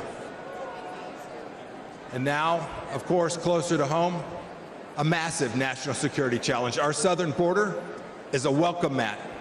It's a welcome mat for Islamist terrorists, drug dealers, Chinese spies, and violent criminals. Ladies and gentlemen, President Biden sold out our citizens and our security and our sovereignty, and we need to get it back, and I am confident that we will get it back. I had this incredible privilege to serve as your top diplomat. I saw how the world always looks to our nation as the unrivaled example of what a free society should look like. But unfortunately, President Biden struts the global stage. Maybe I should say he shuffles the global stage. He talks a big game about American values. But what's he done at home? What's he shown the world? What have he and his leftist base actually shown other nations? He's censored free speech here at home. He's put woke into the military that I and you so desperately love. We must reclaim it. He put it in our schools as well. He's weaponized the justice system against our political opponents. And even to this day, as we sit here today, he and Vice President Harris are providing appeasement to the pro-Hamas radicals on our streets here inside the United States. And even worse, today this administration treats illegals better than our own citizens. That is indecent. And the entire administration has failed to tell us the truth that we all know and is so dangerous to our nation. The truth that Joe Biden can't handle that 3 a.m. phone call. Indeed, he won't take a phone call after about 4 p.m. My call to you tonight is really straightforward. It's really simple. We can't trust the Biden administration, and that means we have work to do to uphold American values. It is up to those of us in the room tonight and those of you watching tonight. Donald Trump will every day, I saw it firsthand, he will put America first. So let's do what's right and what's important. Let's elect a president who isn't ashamed of our nation and will never apologize for our country. And when we do, we will put a strong America First leader back in the White House. We'll re-elect Donald J. Trump, and we will make America special, exceptional, and of course, great again. Thank you. God bless you. God bless our veterans and the United States of America. Thank you all. Thank you so much. Ladies and gentlemen, please welcome Pastor Lorenzo Sewell from Michigan.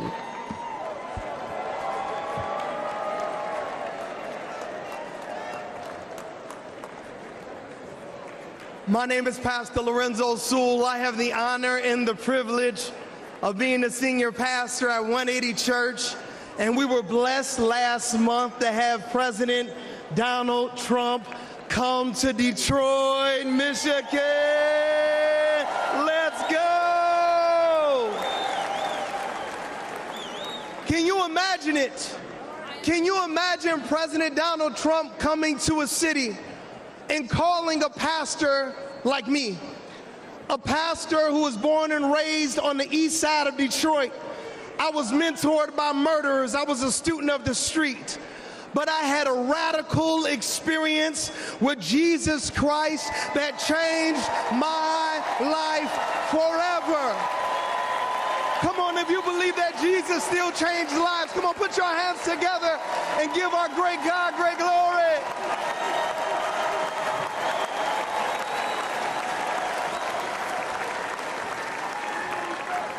President Trump came to a church that is in a Democratic stronghold. He came to a church to listen to average, everyday Americans like you and like me. He came to a church not to speak to us, but to listen to us. He came into a church, and a lot of people, they were upset.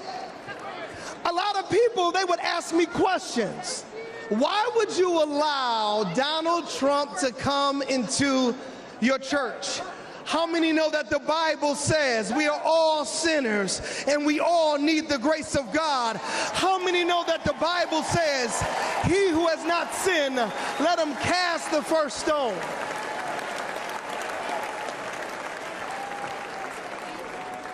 President Donald Trump, he came during his birthday weekend. Let me ask you a question. Grand old party, what would you do for your birthday if you were worth $6.7 billion? What would you do for your birthday? Would you come to Detroit? Would you come into the hood?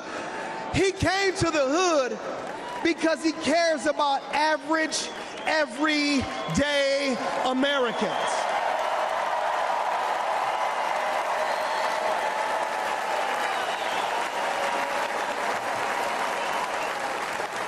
Grand old party, I need to ask you a question.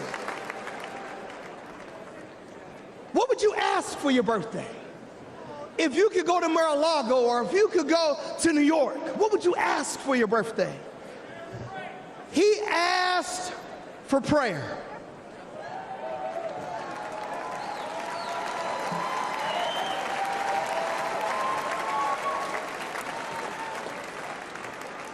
I believe that prayer is preventative and prayer is proactive. I believe that praying in the name of Jesus changes everything.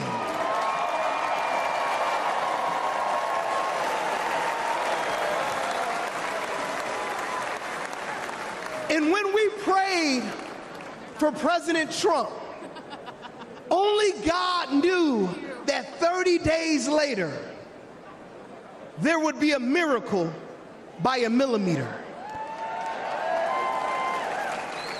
Only God knew that if we prayed for him during his birthday, there would be a miracle by a millimeter.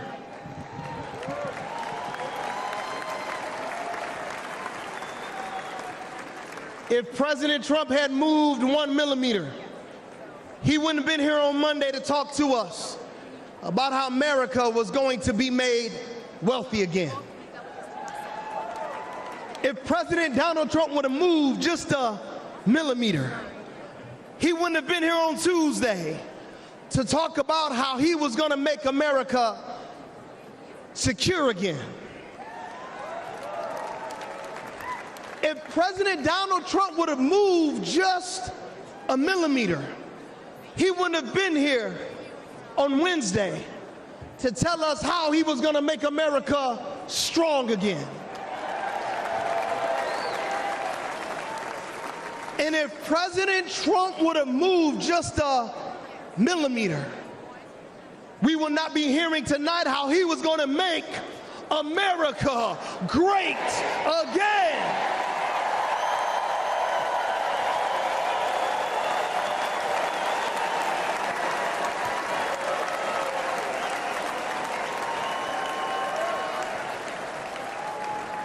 Before I take my seat, I just got to talk to you about something called providence and something called sovereignty.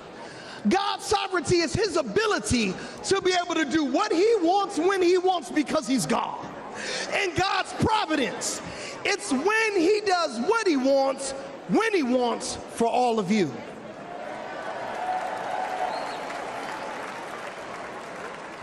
Did you know that President Trump was shot on 6/11? And do you know that Ephesians chapter number 6, verse number 11 says, be strong in the Lord and in his mighty power.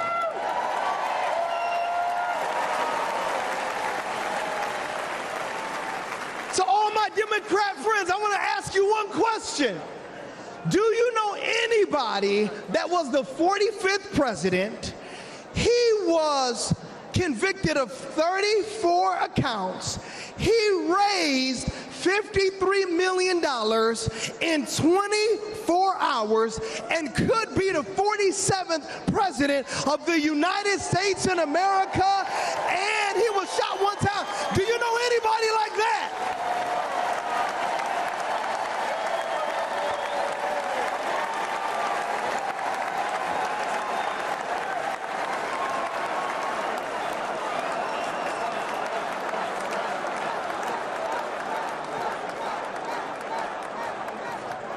To all my friends back in Detroit who are Democrats, I want to ask you just one simple question. You can't deny the power of God on this man's life. You can't deny that God protected him. You cannot deny that it was a millimeter miracle that was able to save this man's life. Could it be that Jesus Christ preserved him for such a time as this? Could it be?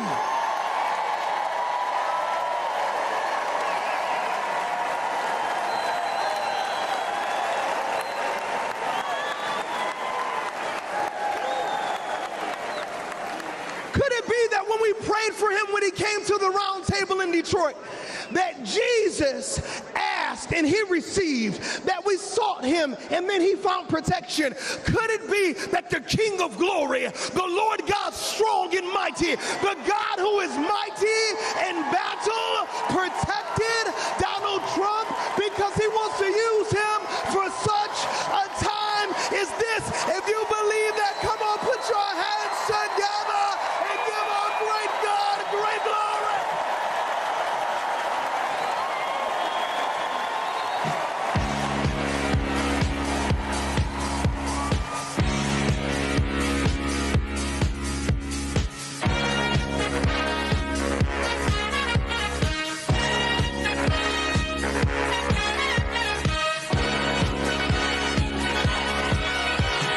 Young man, there's no need to feel down. I said, young man, pick yourself off the ground. I said, young man, 'cause you're in a new town. There's no need to be unhappy. Young man, there's a place you can go. I said, young man, when you're short on your dough, you can stay there. And I'm sure you will find many ways to have a good time. It's fun to stay at the YMCA. It's fun to stay at the YMCA. They have everything for your men to enjoy.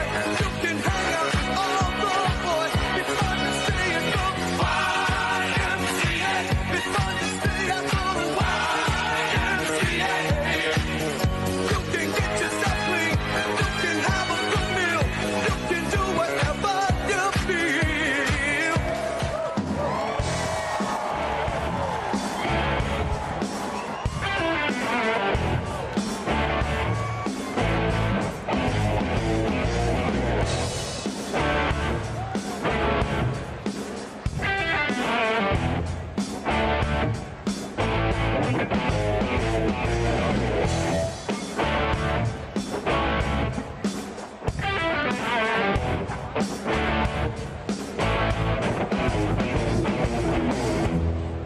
And now, ladies and gentlemen, please welcome the next President of the United States, President Donald J. Trump.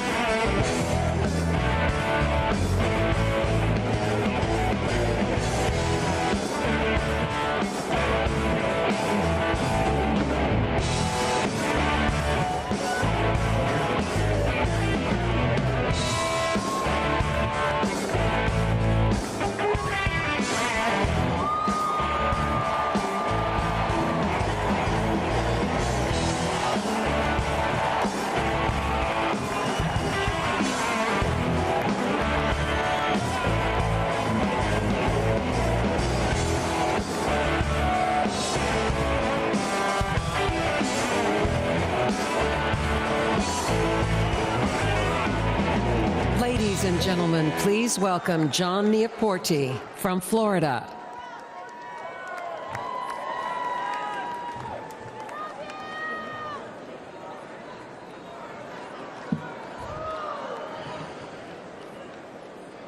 It's an honor to be here this evening.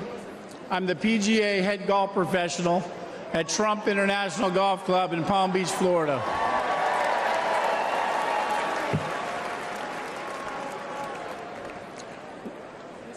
We all know that President Trump loves his family because we see that. And we all know that President Trump is willing to die for our country because we just witnessed that. But what I'm here to tell you tonight is that Donald Trump is a great boss and one hell of a golfer. At our club championship in March, I watched President Trump hit a perfect 210-yard 4-iron to within 10 feet of the hole. Yep. He needed to sink that putt to win. Do you think he sank it? You better believe you sunk that putt. Donald Trump, 21 club championships. Joe Biden, 0.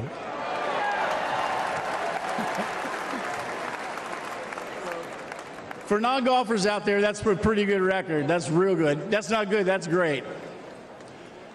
25 years ago, I was working multiple jobs, and one of those jobs was caddying at Trump International, and that's where I met Mr. Trump. My caddy job eventually would turn into a full-time job. One day, I was out caddying for Mr. Trump when he mentioned to me that he needed to find a teaching pro. He knew I could play, so he said, tomorrow, dress like a golf pro and come out and play golf with me. So in true Mr. Trump fashion, on the first tee the next day, he tees up his ball, whacks it right down the middle of the fairway. And I turned to him and I said, hey, I'm pretty nervous. And he said, John, you just relax and play your game. And it was great advice, because after 9 holes, he turned to me and he said, I've seen enough. You've got the job. Thank you. Later, I went on to become the head golf professional, and I'll never forget that moment with Mr. Trump. He truly changed my life. That's who Donald Trump is. For 25 years, I've seen his generosity and his remarkable character firsthand. His entire family reflects these values as well. With all the hate the president gets, I think to myself, how can someone go through all this? He could have chosen a quiet life. He could have played more golf. But he cares so deeply about America and our people. He just keeps working, and he does it for us.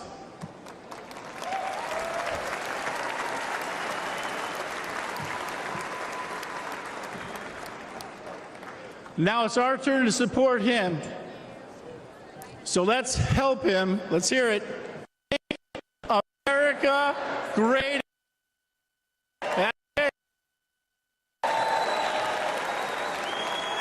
Thank you, President Trump, for believing in me and in our country.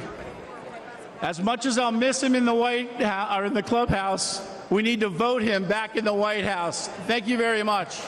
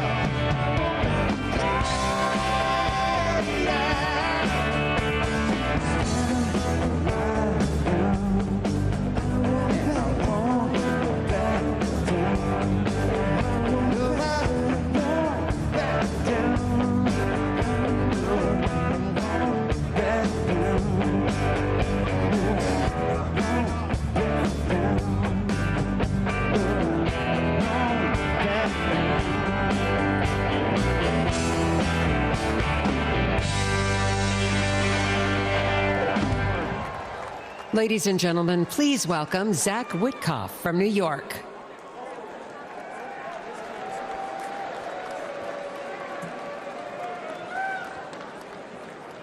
Good evening, Milwaukee. I'm Zach Witkoff. I am deeply honored to stand before you tonight and introduce my father. This moment holds special significance as I'm about to become a father myself. Thank you. The nation my son is born into in December will be shaped by the choice we make this November. I saw my father's remarkable journey from relying on a small loan to becoming one of the country's most successful developers. He showed me that success comes from hard work, not handouts. When I joined his business, I started at the bottom, literally, handling plumbing jobs and repairing sewage lines late at night in New York City. That's how he started too. I vividly recall him spending New Year's Eve fixing a broken sewage tank with a bear of a man named Shecky. You see, they couldn't afford to call in a crew. They were the crew. Years later, Shecky was still by my dad's side, and he became my first boss. He once told me he would run through a wall for my dad because my dad never asked him to do anything that he wouldn't do himself. And that's exactly how my family feels about our dear friend, President Donald J. Trump. We have seen him stand shoulder to shoulder with the American people, time and again, even when it wasn't easy, even when he could be doing something else. Even after getting hit by live sniper fire, he stood with us, my fellow Americans, and that is why we stand with him. And you know what? He makes it fun, too. President Trump and the First Lady were the guest of honor at my wedding at the beautiful Mar-a-Lago Club. The president tore up the dance floor until 3 in the morning with his signature moves. You guys know those moves.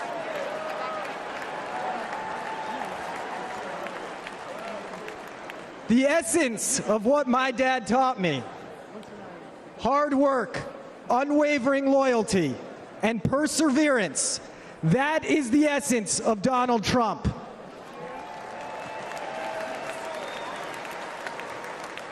As long as we stand united with President Trump, it will remain the essence of the nation that my son and all of our children grow up in. God bless America. God bless Donald Trump, and God bless the greatest nation on earth, the United States of America. Ladies and gentlemen, I am proud to present my father, Stephen Witkoff.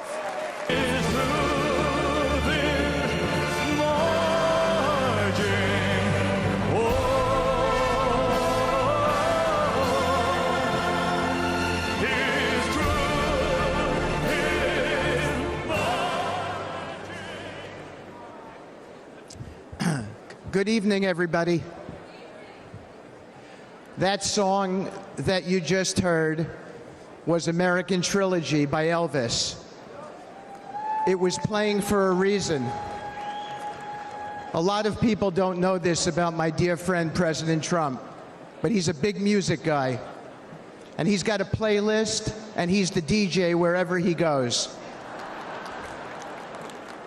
See, I stand before you tonight, not just as a speaker, not just as someone who came up as a builder with the president in the world of real estate, but as someone who has had the profound privilege of calling President Donald J. Trump a true and dear friend for many, many years in good times and bad times. And of all the songs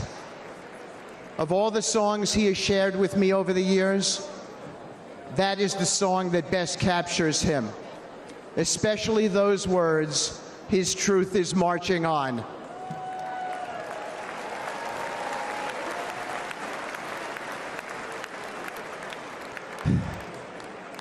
I thought of that song after my dear friend was shot a few days ago. I gave him a call. I expected to leave him a voicemail, so it surprised me when he answered the phone. His first words surprised me as well. He'd just come within an inch of his own life ending, but he picked up the phone and said, "Hi, Steve. I'm really glad you called. How are you? How are your kids?" It surprised me, but it shouldn't have. I know this man very well. President Trump is as kind and compassionate a man as I've ever met in my lifetime.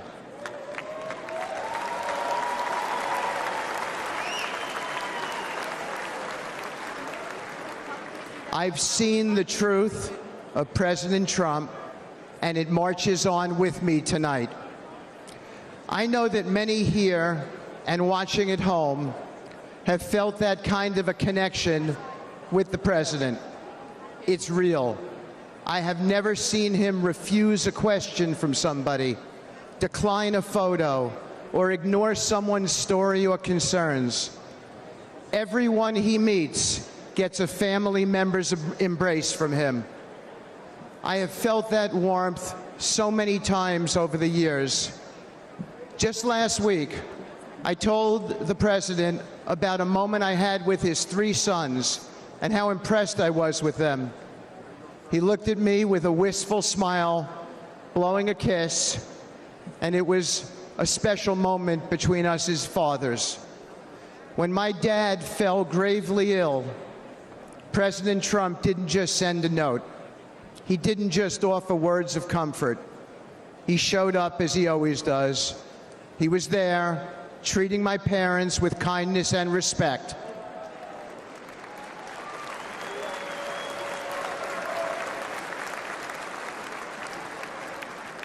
Including my mom, who's 91 and here tonight dressed in red and is going to be voting for the president.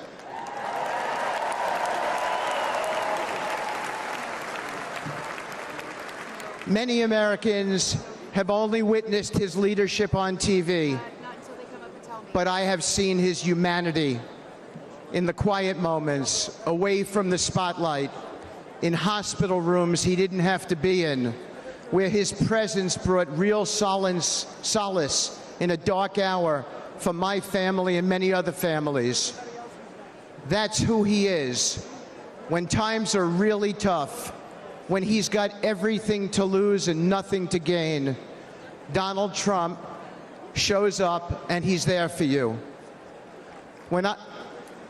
Thank you.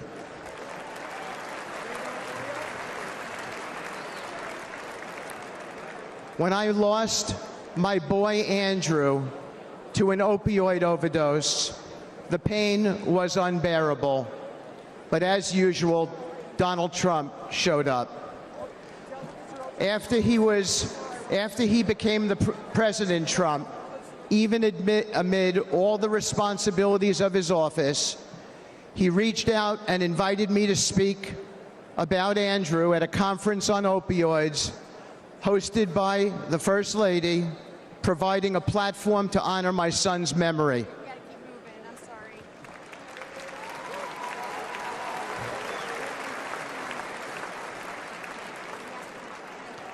And when the day of the conference came, he went out of his way that day to come and put his hand on my shoulder and say, "Steve," as he led me up to the lectern, "tell the world about your boy." My boy was the best of us.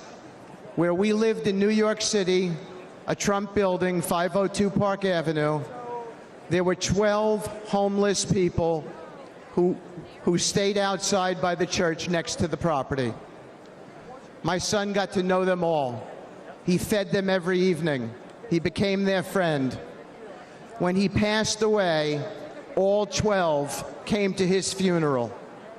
He and President Trump shared something in common.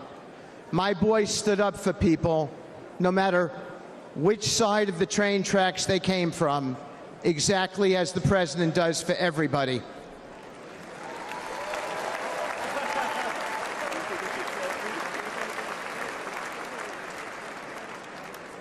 Standing here today, I still feel my boy's hand on my shoulder. After Andrew passed away, I found myself clinging to my son's memory, even his things. His college ID is in my pocket right now. I wear his ring since he died. And I came today with his watch on. I kept his guitar too, and thought I would keep that guitar forever. But I gave it to my dear friend, Andrew's friend, and fellow music lover, Donald Trump.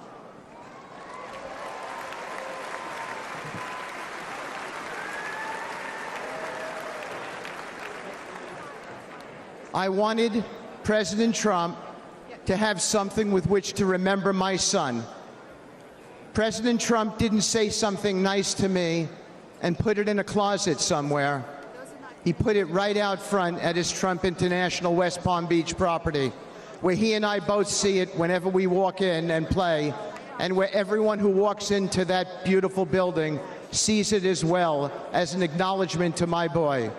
A sacred tribute to a true friend who's gone, and a cause that remains opioid abuse.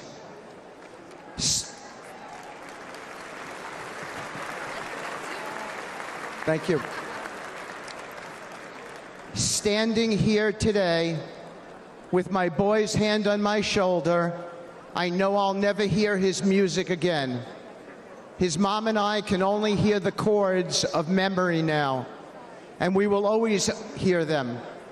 But I know my dear friend, President Trump, hears them too.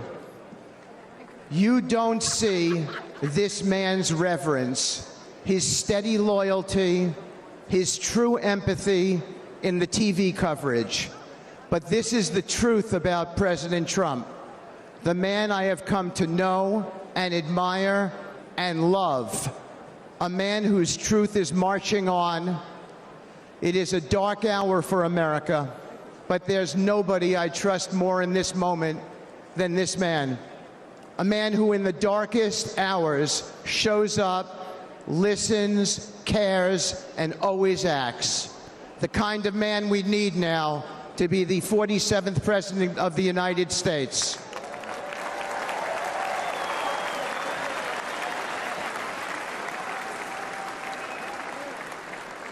Thank you.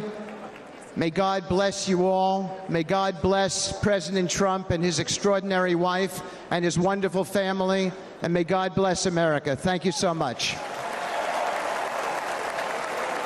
From the very first day that we take back the White House from crooked Joe Biden, the worst president in the history of our country, I believe that we're going to have 4 of the greatest years in the history of our country. I will once and for all secure our elections. We're going to go to paper ballots. We're going to have same-day voting, voter ID. We're going to do it properly. We're going to have good, secure, beautiful elections. We never want what happened in 2020 to happen again. But until then, Republicans must win. And we must use every appropriate tool available to beat the Democrats. They are destroying our country.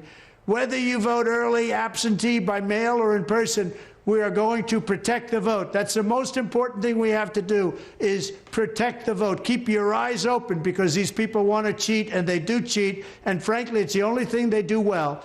We will make sure your ballot is secure and your voice is heard. Many Republicans like to vote on Election Day, and we must swamp the radical Democrats with massive turnout on Tuesday, November 5th. The way you win is to swamp them. If we swamp them, they can't cheat. It just doesn't work out. But if you can't make it, you need to make a plan, register, and vote any way possible. We got to get your vote. So with your vote, we will win a victory the likes of which no one has ever seen before. We will evict crooked Joe Biden from the White House, and we will take back our country on November 5th, 2024, the most important day in the history of our country. That's what it's going to go down as. Thank you. Ladies and gentlemen, please welcome attorney and senior advisor for President Donald J. Trump, Alina Habba.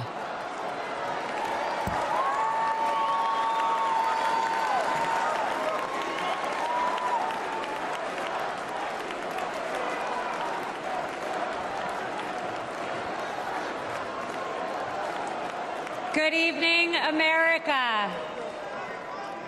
My name is Alina Habba, and I have had the great privilege of representing President Donald J. Trump.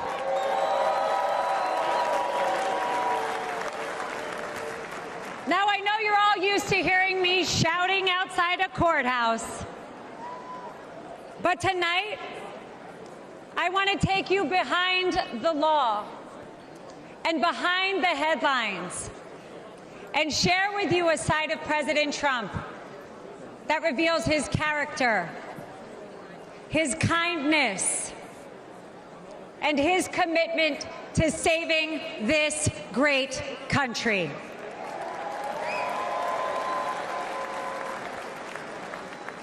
As a devout Catholic,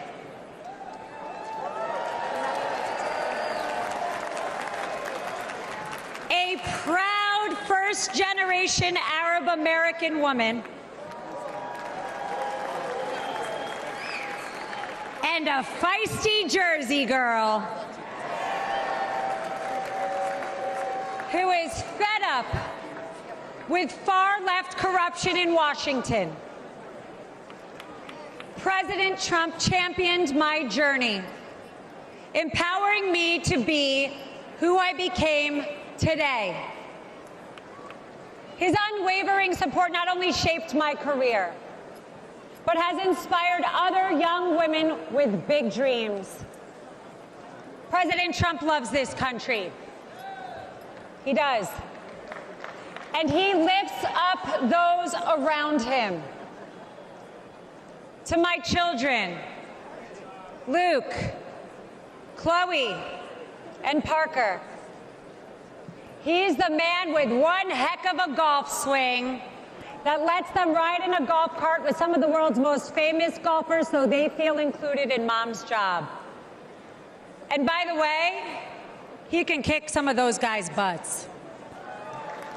Ken. To my husband, whose family members have survived the Holocaust, he is a champion of the Jewish faith. To my Iraqi parents, he is a mentor to their daughter. But to me, he is my friend.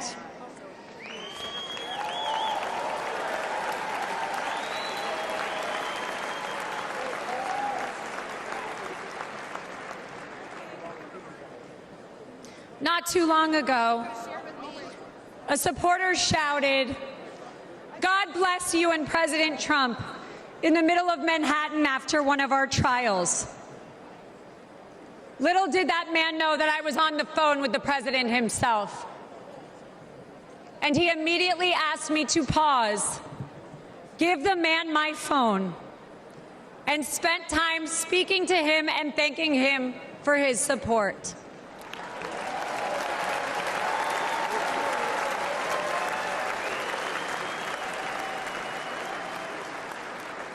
Despite the lawfare and the politics, President Trump loves the American people and he loves this country.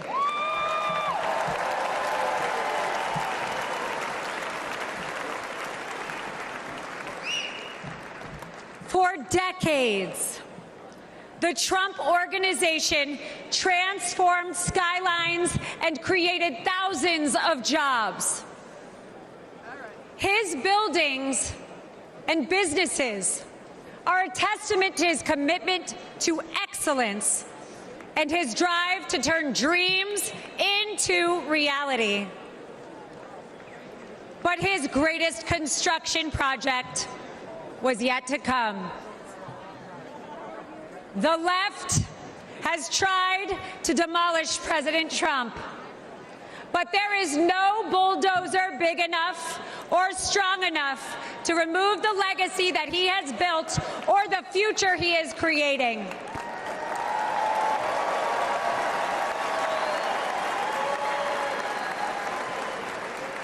As the 45th President of the United States, Donald Trump built a legacy of putting America first And as the 47th president, he will build America stronger than ever for we, the people.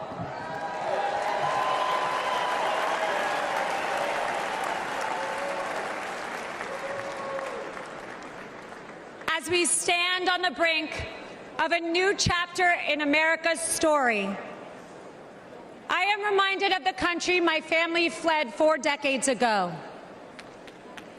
A place marked by religious persecution, oppression, and a lack of freedom. They came here because America is a beacon of liberty and opportunity.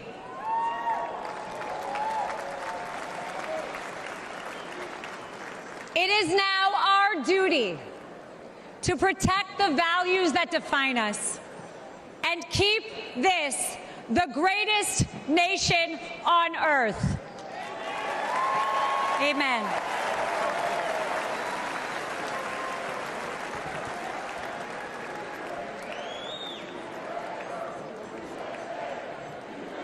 That's right.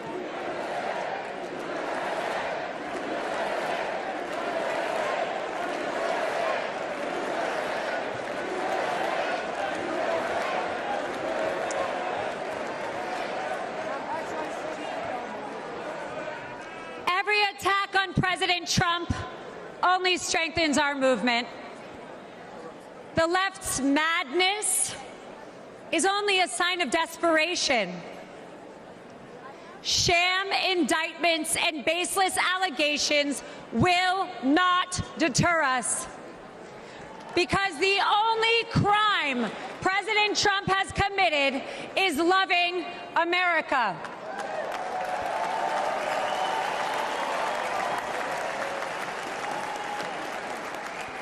And America, we are winning.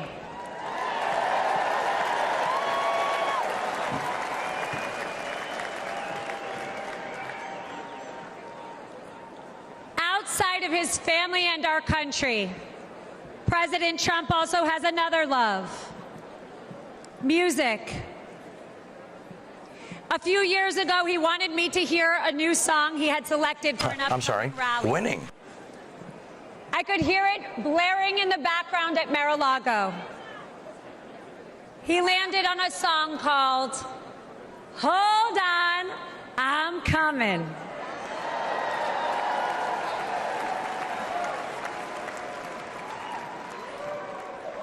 America, we no longer have to hold on. We just have to show up.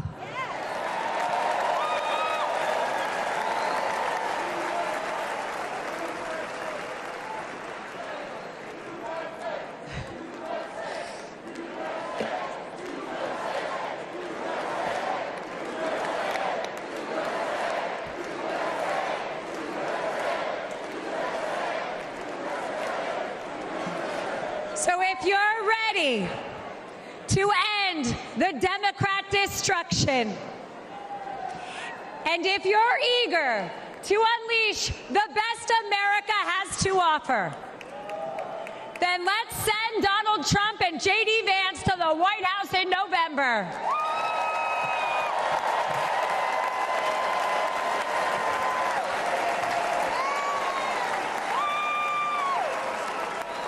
The future of America and the world is bright, and it begins with the unwavering spirit of each and every one of us. Because of the resilience and the leadership of my friend, President Donald J. Trump.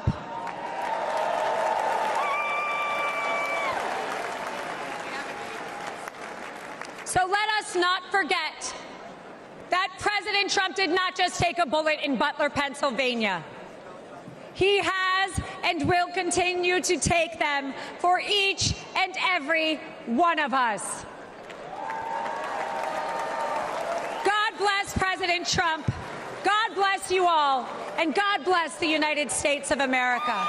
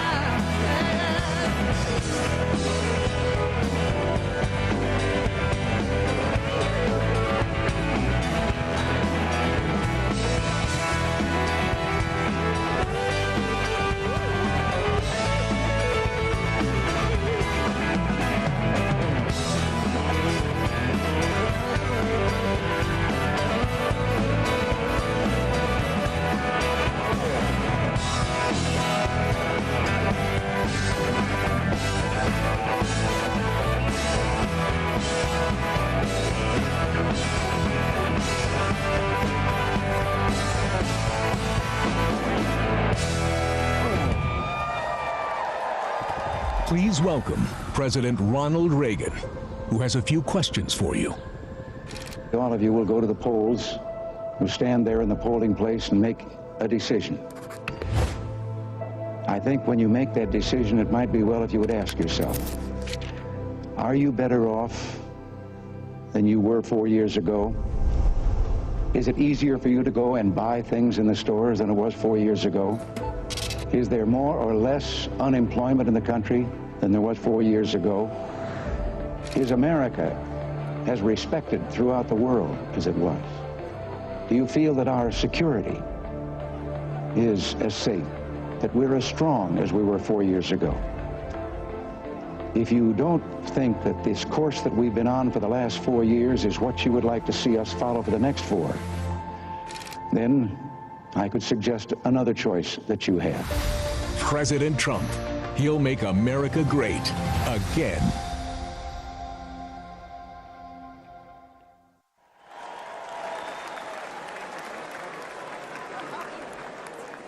Ladies and gentlemen, please welcome journalist, author, and American citizen, Tucker Carlson. So fun! Thank you! Oh, this is wild. Thank you. I've been good to see you. Thank you. I feel like I know about half the people in the room. This is wild. What are you doing? Justin Wells. Thank you, guys. Okay. Can I just say, Peter Navarro is back. Welcome to Peter Navarro. Suffering the fate that has happened to so many who are friends with Donald Trump. Thank you for having me. I have been to many conventions. I have never been to a more fun convention or a convention with better vibes. They literally let Navarro out of prison. First of all, thank you. This feels a lot different from what I thought it was going to feel like. I can't hear you, but I know it's something good. So, I watched the video of what happened in Butler, Pennsylvania about 50 times. I think I was one of about 8 billion people around the world who watched it. And the more I watched it, the more it struck me that everything was different after that moment. Everything. And this convention is different. The nation is different. The world is different. Donald Trump is different. When he stood up after being shot in the face, bloodied, and put his hand up, I thought at that moment, that was a transformation. This was no longer a man. Well, I think it was divine intervention. But the effect that it had on Donald Trump, he was no longer just a political party's nominee or a former president or a future president. This was the leader of a nation. And I think there's a difference. I've spent most of my life in Washington, where the president is at the top of the pyramid. Everyone wants to be the president. But if you think about it, the presidency comes with great power, obviously. But if you think about it, that is a title that is bestowed by a process of some sort that can be subverted. And in the end, it does not confer by itself, as no title does, legitimacy. Just because you call yourself the president doesn't mean that much inherently. I can call my dog the CEO of Hewlett-Packard. It doesn't mean she is. No, it's true. And you hate to say it, but it is also true, is a fact, that you could take, I don't know, a mannequin, a dead person, and make him president. No, you could. You could. I'm just saying theoretically possible. With enough cheating, that could happen. But being a leader is very different. It's not a title. It's organic. You can't name someone a leader. A leader is the bravest man. That's who the leader is. That is true in all human organizations. This is a law of nature. And in that moment, Donald Trump, months before the presidential election, became the leader of this nation. That was the most obvious to me. And I have to say, I think it changed him. He reached out to Trump within hours of it that night. And what he said to me that night, having just been shot in the face, he said not a single word about himself. He said only how amazed he was and how proud he was of the crowd, which didn't run. And I thought two things. The first thing I thought was, well, of course they didn't run. His courage gave them heart. A leader's courage gives courage to his people. And the second thing I thought was, this is the selfish guy I've been hearing about for 9 years? Really? Not a word about himself? About his people, period. And the second thing I noticed, which I don't think anyone has remarked upon in public, but I'm just going to since I don't have a script, like why not, is that he turned down the most obvious opportunity in politics to inflame the nation after being shot. To inflame the nation, which is an opportunity that almost every other politician I've ever met, and certainly his opponents, would have taken instantly. And they would have said, well, what is this? How did he get shot? Like, how did this happen? And those are real questions that we have to get to the bottom of. But in the moments, the days, the week after the shooting, he did not say that. He did his best to bring the country together. And I thought, this is the divisive figure? This is the irresponsible person? No. This is the most responsible, unifying behavior of a leader I think I've ever seen. So the question is, where is he leading us? And I could go on for hours, but let me just sum it up. I do think the entire point from the famous escalator ride 9 years ago until today of Donald Trump's public life has been to remind us of one fact, which is a leader's duty is to his people, to his country, and to no other. That's the point. That's the only point. And another word for this is democracy.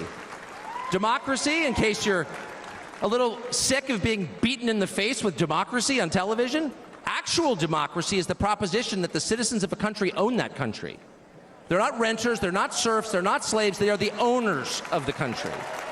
And for that to be true, Their leaders have to represent them, which is another way of saying they have to do what the people want them to do, or a close approximation thereof. But if they completely ignore what people want, not just 1 year, but generationally, say for 50 years, then it may be, I don't know what, it's not a democracy.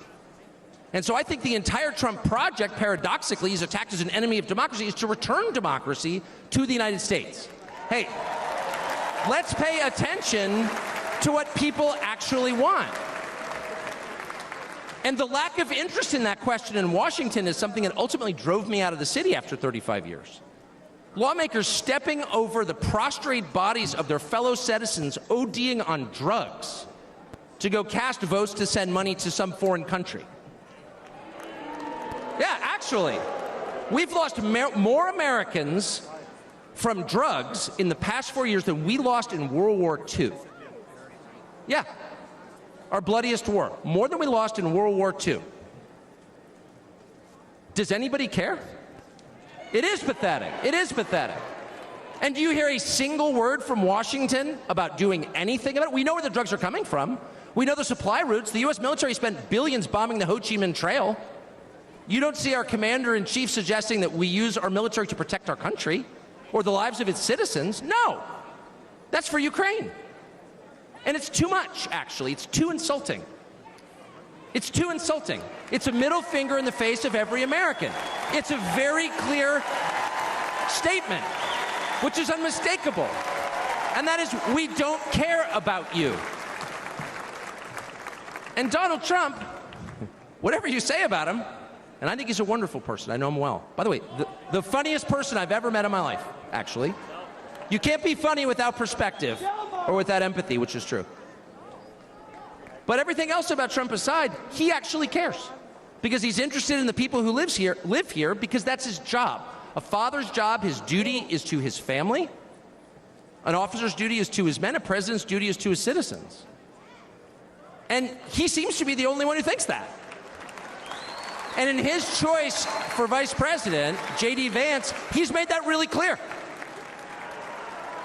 J.D. Vance, I'll say this about him, is a thoroughly decent man, and I'll just admit it, a friend of mine, one of the very few politicians in Washington who actually is very close to his own wife, which is wonderful to see.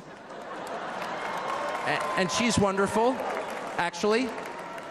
But J.D. Vance has views that are closer to Trump's voters than anyone else in Washington in office. Therefore, he's the vice president. That's called democracy. So I will stop on just one point, and that is what's happened over the past month since the debate, and particularly on Saturday in Butler. I think a lot of people are wondering, what is this? This doesn't look like politics. Something bigger is going on here. I think even people who don't believe in God are beginning to think, well, maybe there's something to this, actually. And I'm starting to think it's going to be okay, actually. I do think that. In the day after the midterm elections in 2018, Antifa came to my house. The Democratic Party's militia, okay? I was at work. It was obvious when I was at work because it was public. My wife was home alone. They tried to come in through the front door. They terrorized her. She hid in our pantry. It was on television. It was horrible, actually. It was, I mean, I'm not whining about it. I wasn't getting shot in the face, but it wrecked our day. And the next morning, we're lying in bed, and the phone rings for my wife, and it's Donald Trump, who's not like a regular text buddy of Donald Trump's.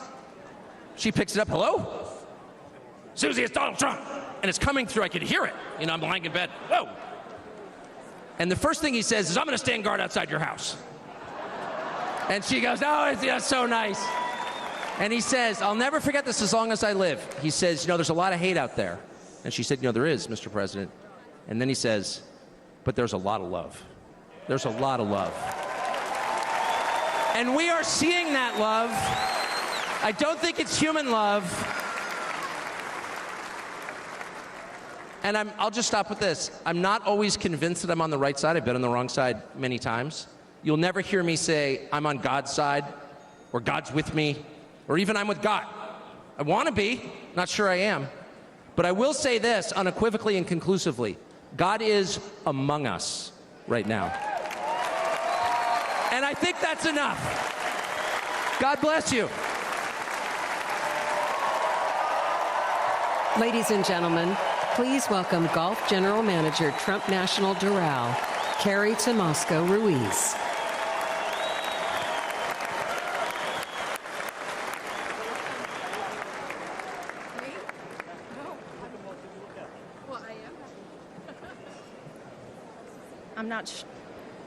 I'm not sure how I follow Tucker, but I'm going to give it a go. Good evening, everyone. My name is Carrie Ruiz, and like some people on this stage this evening, I am not a politician. I am not a public figure. I'm a mom of 3 and a woman of faith who's been fortunate to work side by side with Donald Trump and his amazing family.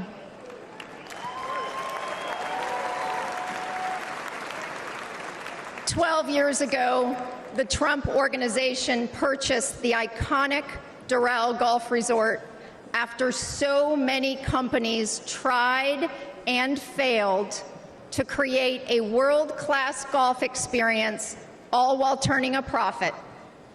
With his keen eye for business and uncanny ability to make things better, Donald Trump got to work. He poured hundreds of millions of dollars and his own sweat and tears into the property. He had a hand in virtually everything, and no detail was too small. He didn't just change the carpet or apply a fresh coat of paint.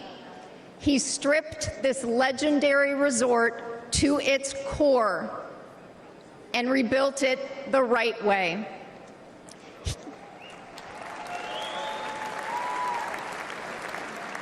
He did the hardest things to make it great again. He also built up the resort's people. Thank you, boss.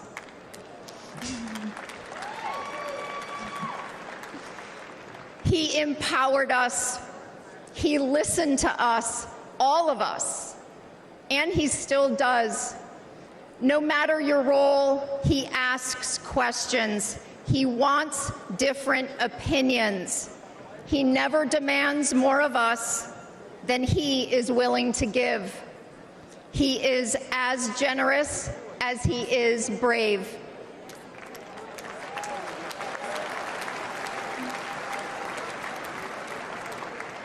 And to those who work for him, he provides unwavering support.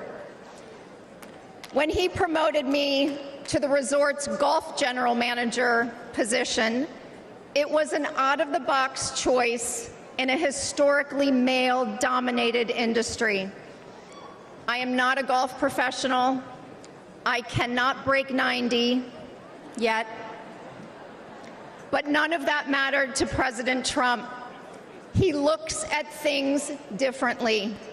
He welcomes the unconventional. And I am proud to be among the countless women he's promoted to leadership positions.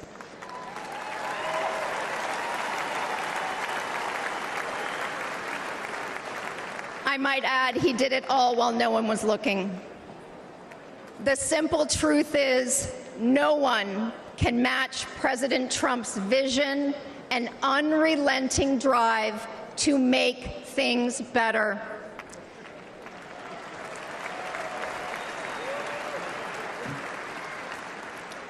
He did it at Doral. He did it as president. He will do it again.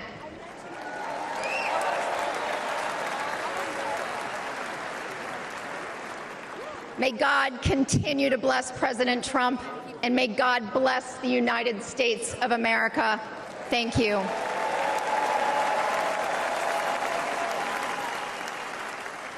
This is the final battle With you at my side, we will demolish the deep state. We will expel the warmongers from our government. We will drive out the globalists. We will cast out the communists, Marxists, and fascists. We will throw off the sick political class that hates our country. We will rout the fake news media, and we will liberate America from these villains once and for all.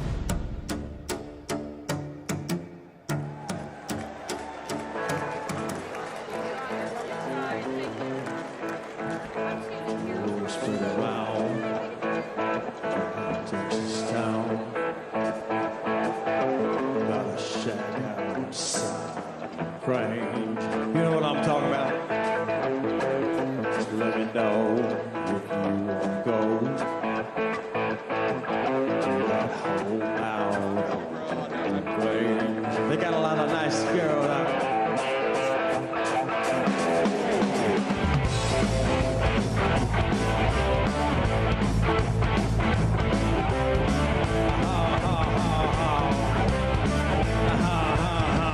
Well, I hear it playing. You got the time. Any time to get yourself in. Well, I hear it playing. You got the time. Well, I might be mistaken.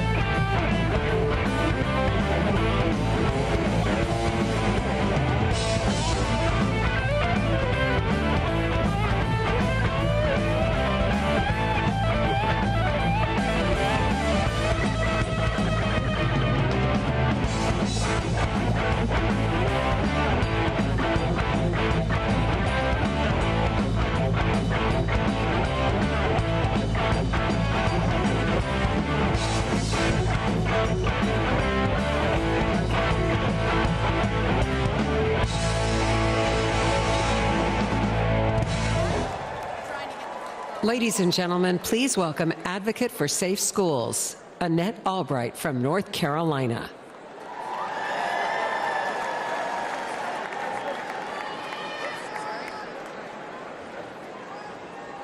Thank you. Thank you so much. Good evening. My name is Annette Albright. I grew up in the small town of Mount Airy, North Carolina. North Carolina. Like my parents and my grandparents, I was a lifelong member of the Democrat Party. Don't worry, the story gets better from here.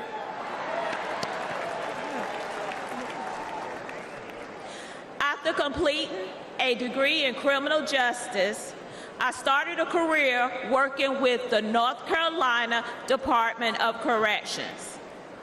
I left my job in the criminal justice system to work for Charlotte-Mecklenburg School District to engage our youth before they got stuck in the system.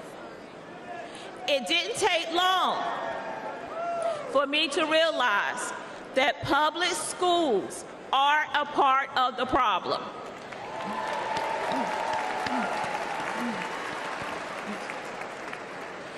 Sadly, too many of our schools are more like prisons than places of learning. That must change. In one public high school, I witnessed a full-blown riot. I saw many violent altercations between students and physical attacks on staff. During my 14 years working with the Department of Public Safety, offenders never laid a hand on me. Yet, I was violently assaulted by a group of students in a public high school.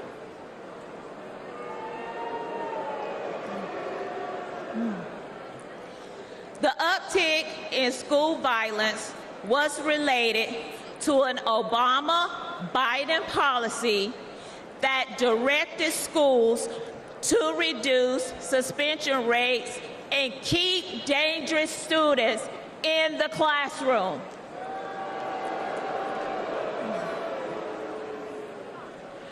President Trump reversed the Obama policy and put the safety of our kids first.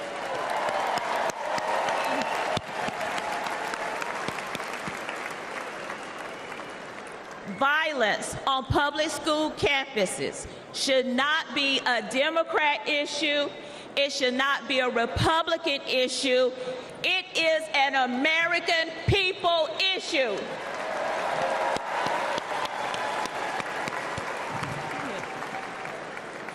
Sadly, I've repeatedly seen that the Democrat Party cares more about appeasing the teachers' union than they do about prioritizing the needs of our kids.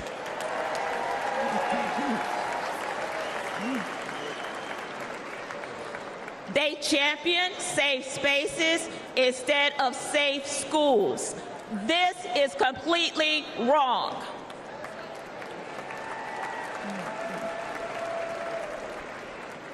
Little by little, I began to see the truth.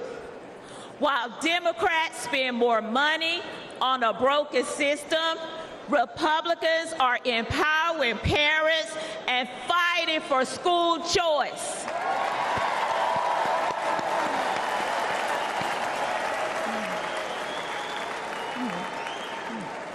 While Democrats think school resource officers are a threat to our students, Republicans know that they protect our kids.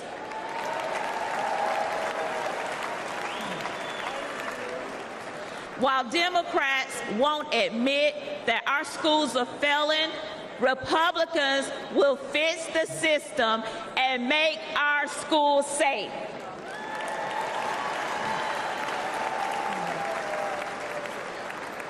That's why this year, for the first time in my life, I am registered as a Republican.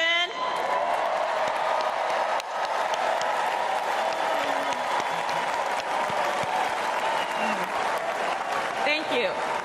Thank you. And in November, I will proudly cast my vote for Donald J. Trump.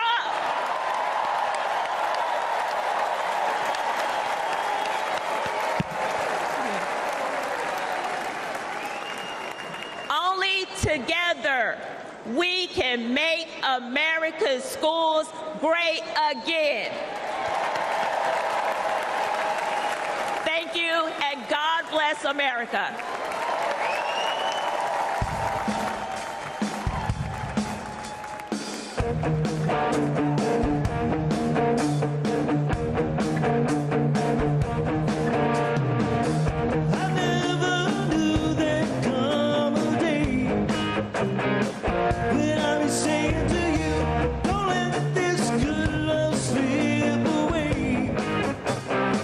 Now there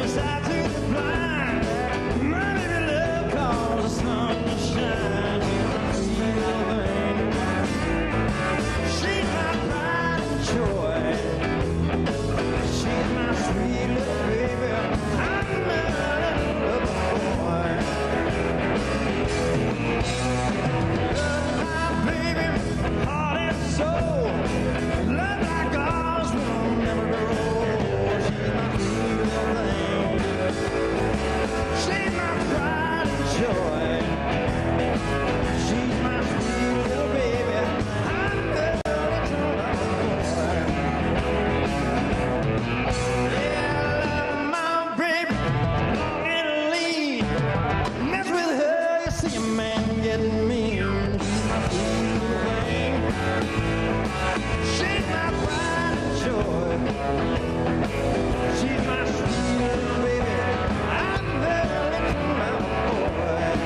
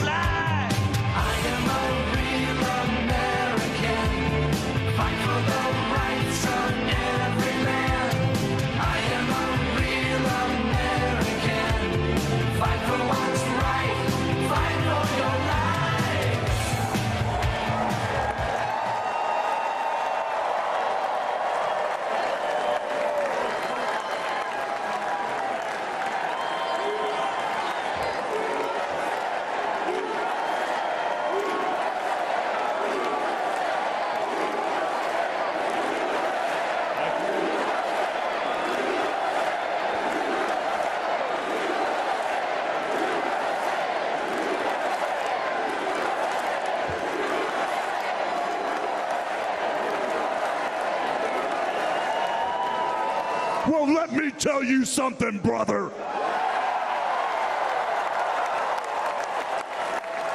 You know something? When I came here tonight, there was so much energy in this room. I felt maybe I was in Madison Square Garden getting ready to win another world title. Or maybe I thought the vibe was so intense, the energy was so crazy, it felt like maybe I was gonna press that no good stinky giant over my head and slam him through the mat, brother. But what I found out was I was in a room full of real Americans, brother. And at the end of the day, with our leader up there, my hero, that gladiator, we're gonna bring America back together, one real American at a time, brother.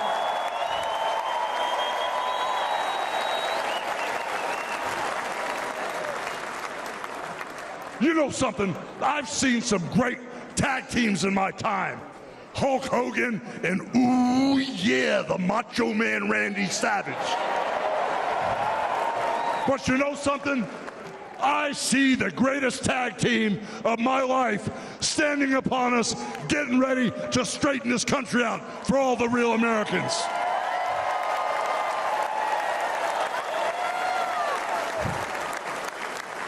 You know, even though you guys are real Americans, you better get ready. Because when Donald J. Trump becomes the President of the United States, all the real Americans are going to be nicknamed Trumpites. Because all the Trumpites are going to be running wild for 4 years. So with the power of Donald J. Trump and all the Trumpites running wild, America is going to get back on track. And like Donald J. Trump said, America is going to be great again.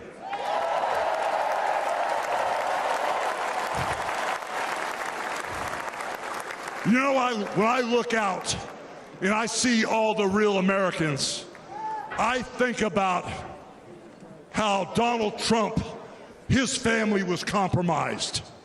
When I look out there and I see Donald Trump, I think about how his business was compromised. But what happened last week when they took a shot at my hero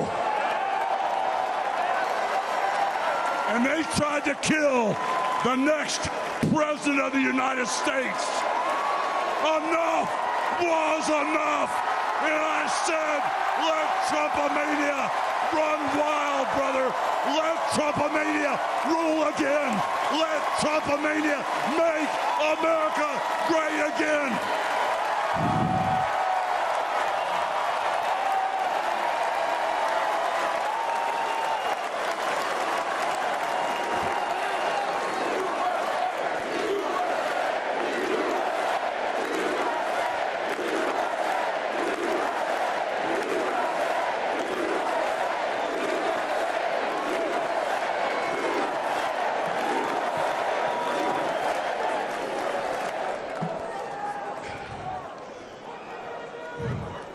You know something, Trumpites?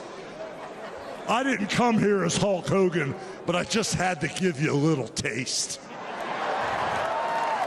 You know, my name is Terry Bollea. And as an entertainer, I love you too. And as an entertainer, I tried to stay out of politics. But after everything that's happened to our country over the past 4 years, and everything that happened last weekend, I can no longer stay silent.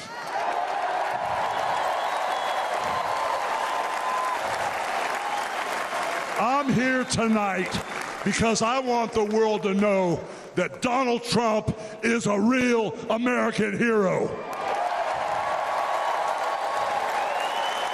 And I'm proud to support my hero as the next President of this United States.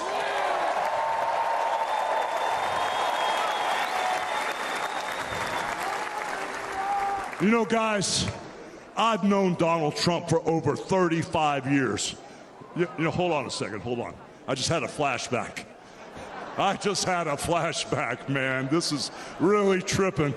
You know, the last time I was up on stage, Donald Trump was sitting at ringside at the Trump Plaza. I was bleeding like a pig, and I won the world title right in front of Donald J. Trump. And you know something? He's gonna win in November, and we're all gonna be champions again when he wins.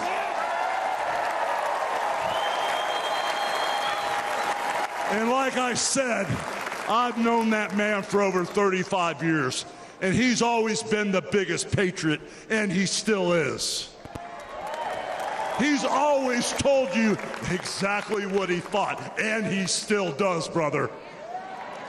And no matter the odds, he always finds a way to win. And when he's back in our White House, America is going to start winning again.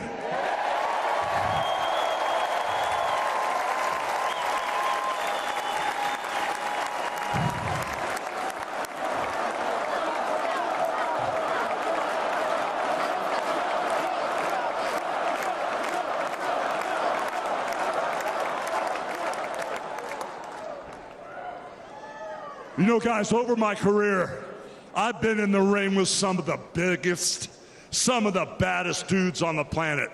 And I've squared off against warriors, ooh yeah, savages, And I've even, like I said, body slammed giants in the middle of the ring. And I know tough guys. But let me tell you something, brother. Donald Trump is the toughest of them all.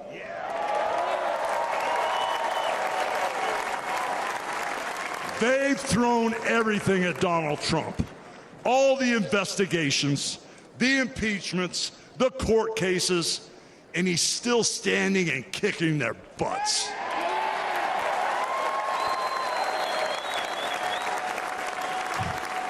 You know, we never had it better than the Trump years. Back then, we had a thriving economy. We had strong borders. We had safe streets. We had peace and respect around the world. But then we lost it all in a blink of an eye. Crime is out of control. The border is out of control. The price of food and gas and housing is out of control. And the only person who can clean this up is Donald Trump.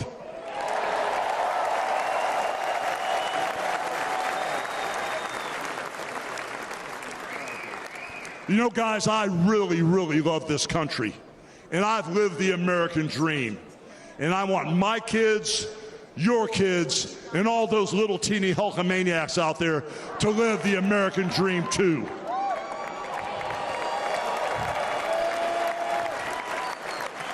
This November, guys, we can save the American dream for everyone.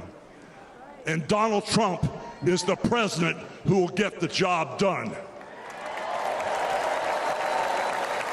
So all you criminals, all you lowlifes, all you scumbags, all you drug dealers, and all you crooked politicians need to answer one question, brother. What you gonna do when Donald Trump and all the Trumpomaniacs run wild on you, brother? God bless you, and thank you.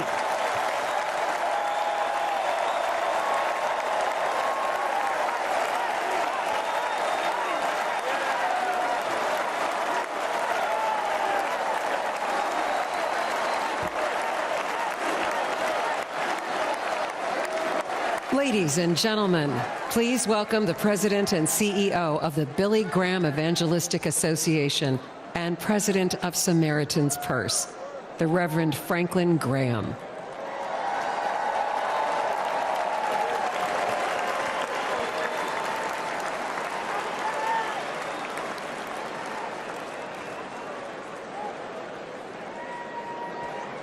Good evening. I've got the hardest job tonight. I have to follow Hulk Hogan. But I stand here tonight as a private citizen who loves this country. I've been asked to say a few words and then to pray, and we're going to do that. Last Saturday in Butler, Pennsylvania, President Trump had a near-death experience. No question. But God spared his life.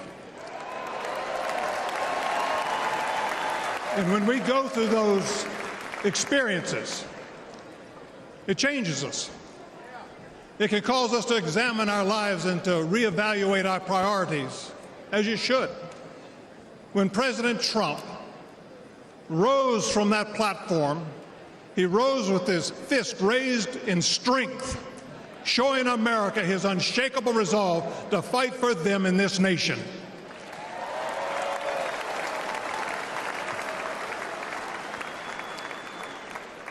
I cannot explain why God would save one life and allow another one to be taken. I don't have the answer for that.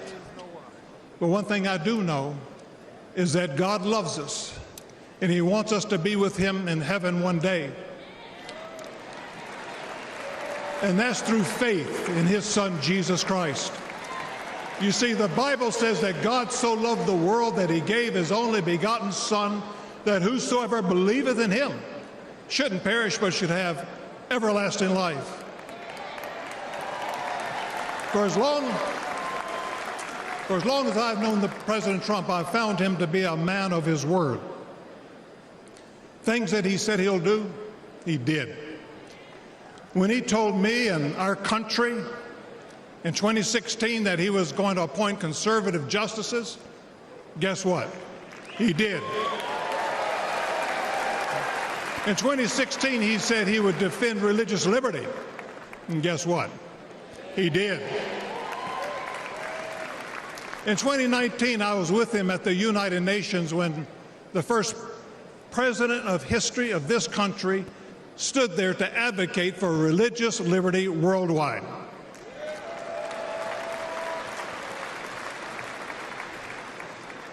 When American citizen and Pastor Andrew Brunson was being held in a Turkish jail on false accusations, President Trump demanded that he be released. And he applied economic pressure and sanctions until they did that. I'm grateful and thankful for what he did as a 45th president of the United States. And I know that as the 47th president, he will keep his word to the American people to make America great once again.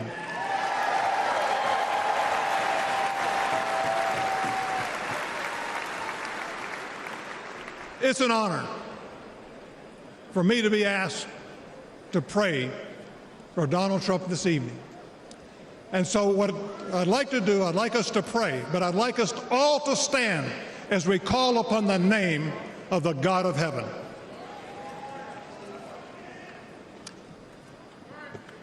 Our Heavenly Father, we come before you this evening with grateful hearts. Thank you for saving the life of President Donald J. Trump. In his own words, it was you and you alone who saved him. We pray for the others that were injured on Saturday, for the family who lost their loved one. Put your loving arms around them. Comfort them, and may they sense your presence. We stand before you tonight. We say thank you for the provisions you have given to the United States of America. You have blessed this country more than any country in the world. Sadly, as a nation, we have forgotten who is responsible for all the freedoms, the liberties, and the bounty that we enjoy. It has all come for you.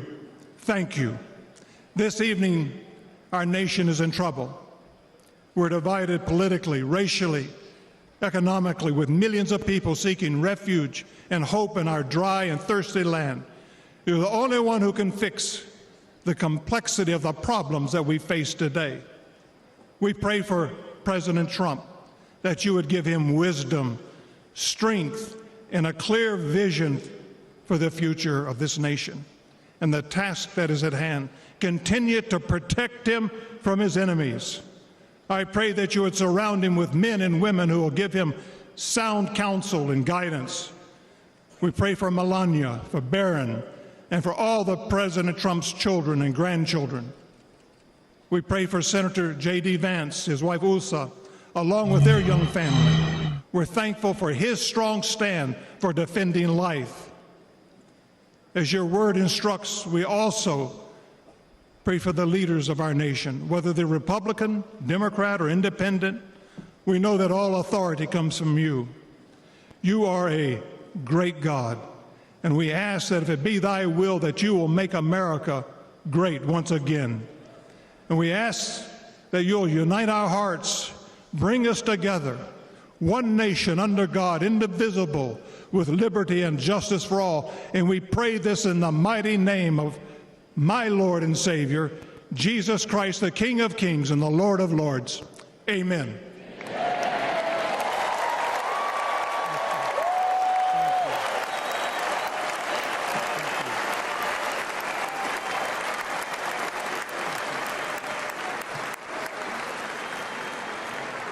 Ladies and gentlemen, please welcome businessman and Executive Vice President of the Trump Organization, Eric Trump.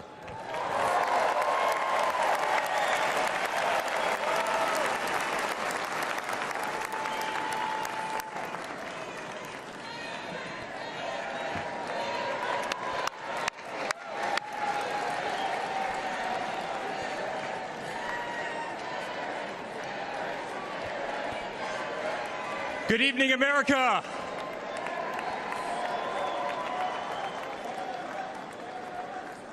Eight years ago, my father sat our family down. He spoke of a nation in decline, of dreams slipping away, of a future endangered by failed leadership and broken promises. It was in that moment I knew my father had made a decision that would forever change our lives. We realized he had chosen to step into the arena, to fight for the soul of America. He had decided to leave behind the comforts of an unbelievable business empire, to leave behind everything he had ever built, to answer the call to serve our nation. Unlike his predecessor, it was not a decision born out of necessity. Unlike the current president, it was not a decision that would enrich his family. Rather, it was a decision made out of love for this country and a deep concern for America's future.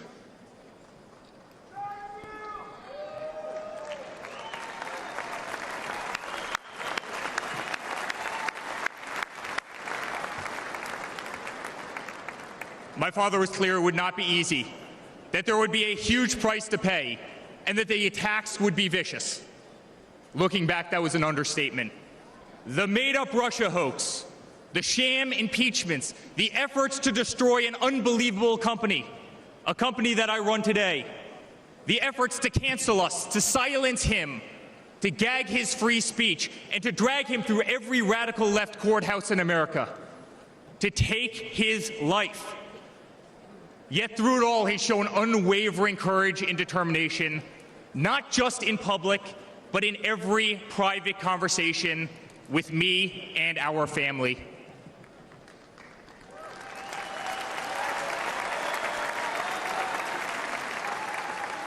He stood tall, fueled not by personal ambition, but by a profound love for this country and a love for all of you, the American people. That man is my father. That man is the 45th president and soon to be 47th president of the United States. That man is Donald J. Trump.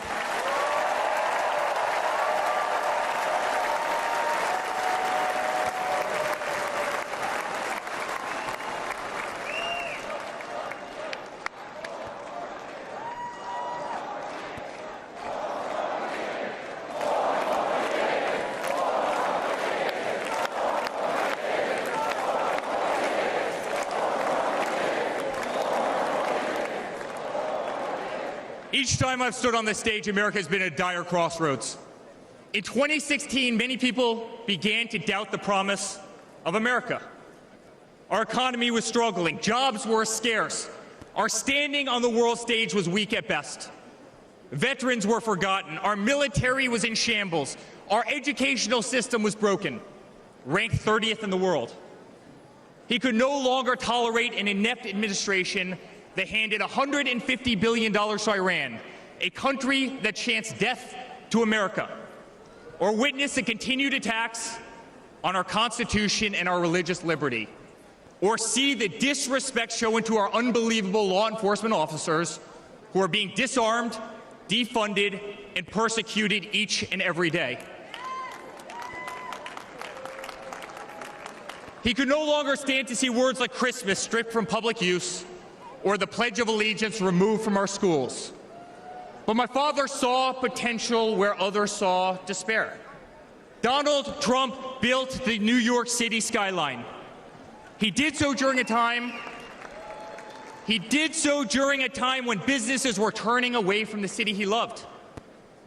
Crime was rampant. The streets were dirty. But he had the Midas touch, and he turned those streets and neighborhoods into gold.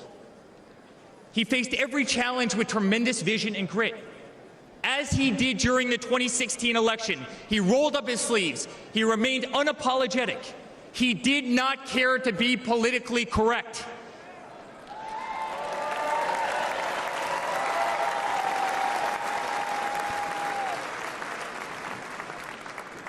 He restored hope. He restored a voice to millions of Americans who had been ignored. He restored the American dream. Under my father's leadership, the economy climbed to record heights. Jobs were created at an unthinkable pace. Unemployment reached historic lows across all demographics. Wage growth soared. He cut taxes for hardworking families and businesses. He slashed regulations. We saw the greatest 401k increase in American history.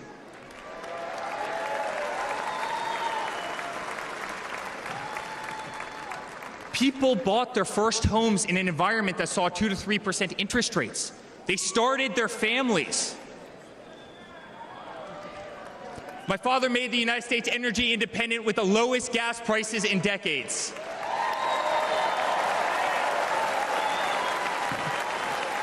My father made the United States safe. Our borders were closed. There was peace in the Middle East. Soleimani, al-Baghdadi, the terrorists were dead.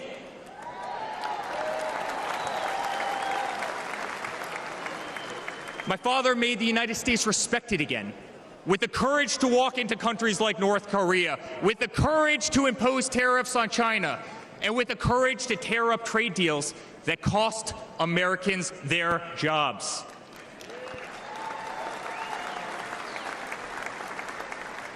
He brought manufacturing back to America. Small businesses flourished. He did what he promised. He put America first. We were winning. Donald Trump made America great again.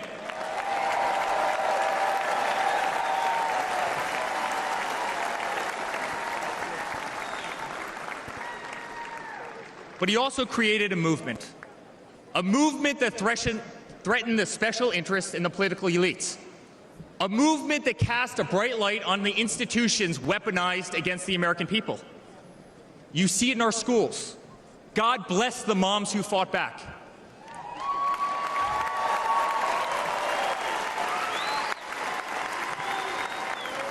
You see it in your workplace. You see it on every news station, in every newspaper. You see it in the military. The most iconic military installations on planet Earth are stripped of their identity and renamed. Fort Bragg, Benning, Fort Hood. You see it in Hollywood. You see it in our two-tier judicial system. They don't even hide it anymore. My father has been censored. The former president ripped off to Twitter, Instagram, and Facebook, while terrorist organizations remain intact. My father has been persecuted, targeted by far-left Democrats funded by special interest groups and hand-picked judges. My father has been pulled off the ballots of states, radical justices attempting to defy the will of millions of Americans who adore who he is and what he stands for. My father even became the target of an assassin who almost killed America's single greatest hope for our future. The swamp is terrified of this incredible movement. They're terrified of it. They're terrified of you and the tens of millions of people watching us on TV right now.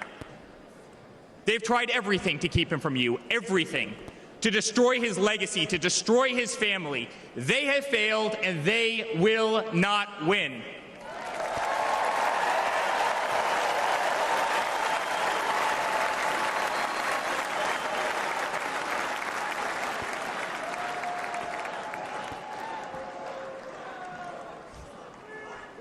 I love my Florida delegation right here.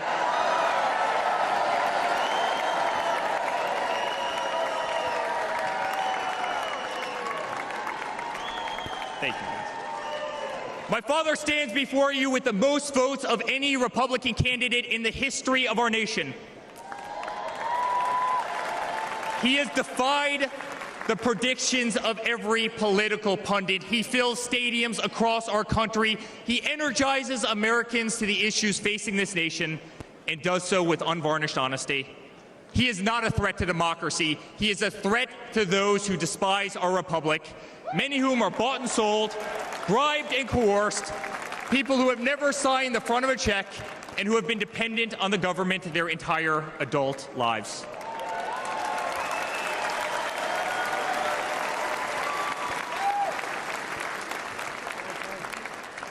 Today, as it was in 2016, America's at that crossroads again.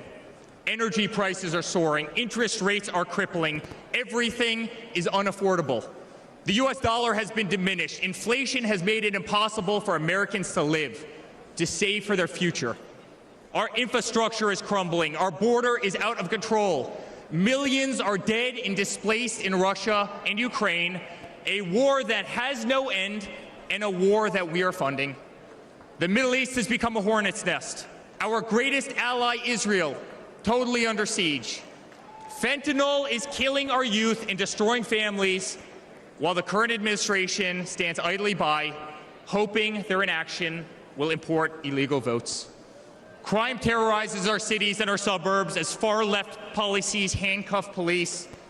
Male athletes, guys my height, 6'5", are swimming in women's sports.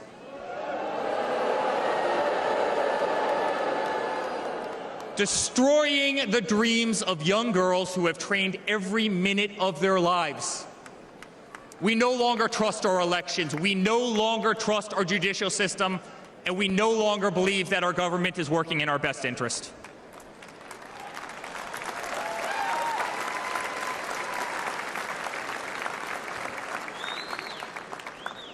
In spite of where we are today as a nation, I'd like to speak to every American.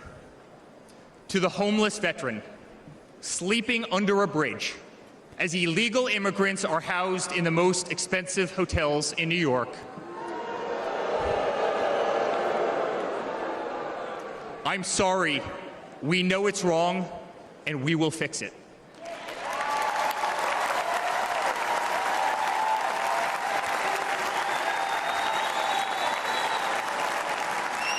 To the single mother who can no longer afford her rent, afford groceries, and has been forced to work 3 jobs, I'm sorry. It does not have to be this way.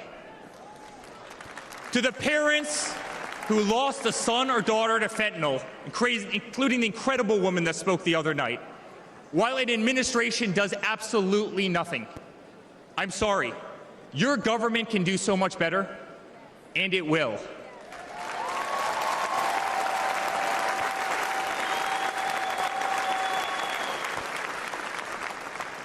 To the children who are being brainwashed instead of learning the fundamentals in school, I'm sorry. There are teachers who care, and my father will empower them.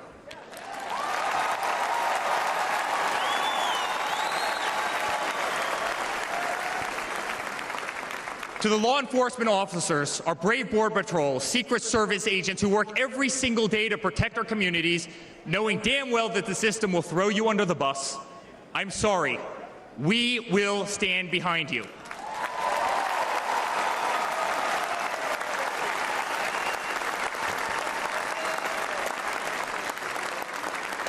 To commuters often petrified to take a bus, take a train, or walk the streets in cities across our nation, I'm sorry. That man right there will fix this.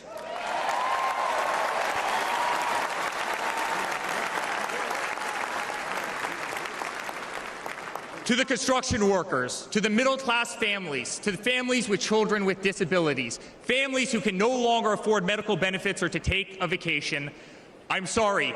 We will make America great again.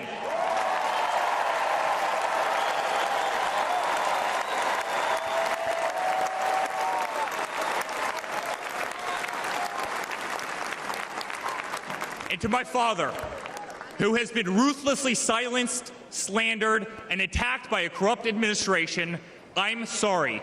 We know, and America knows, that they're not just after you, they're after all of us, and you just happen to be standing in their way.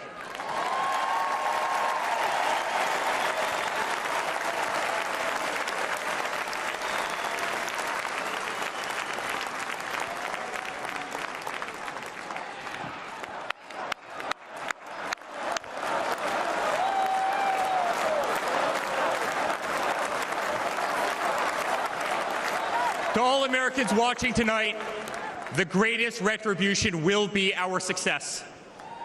Success not just for ourselves, but for our grandchildren and our children.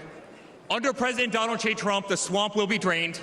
America will be respected. Our cities will be safe. Our streets will be clean. And our border will once again be secure.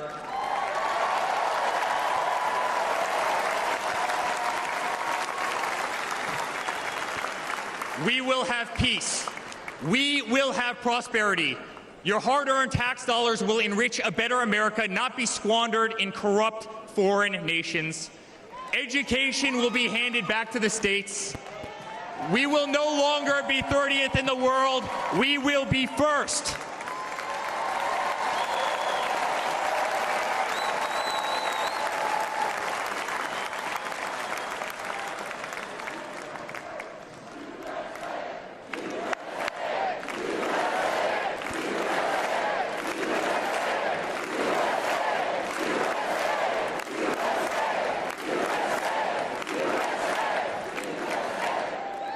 Our children will understand family, our children will have values, and our children will love God.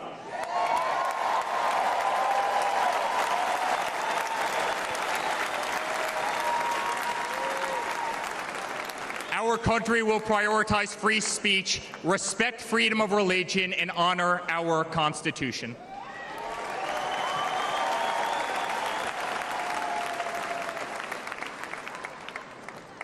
As his son, I've never been more proud of a person in my life. A man who has defied all odds more than once. A man who believed in the promise of America when others turned away. A man who saw a nation in need of a champion and answered that call with unwavering determination and courage. A man who survived a bullet that was intended to eliminate him permanently from our future and from our family. Never have I been more proud to be a Trump.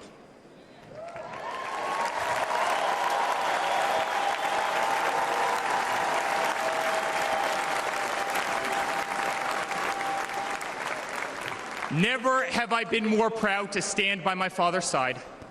I remain incredibly honored to be part of this journey, a journey with all of you. A journey to save the greatest country on earth. A journey with the most incredible people I have ever met. Dad, 5 days ago, Laura, Luke, Carolina, and I held our breath as we saw blood pour across your face. By the grace of God, divine intervention, and your guardian angels above, you survived.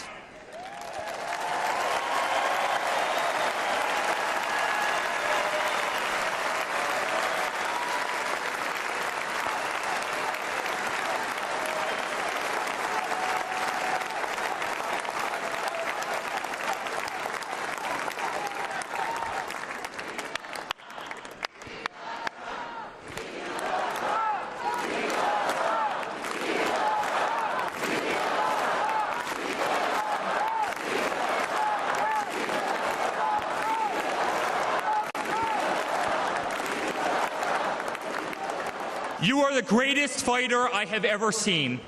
You are strong, you are full of life, and you are unapologetic. Your optimism is contagious. Your backbone is unbreakable. Your conviction to fight for what is right and against all that is wrong is truly next level.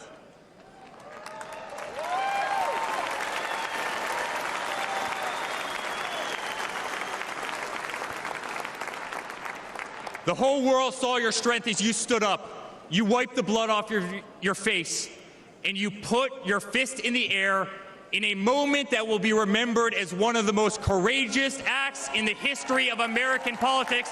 You shouted, "Fight! Fight! Fight!"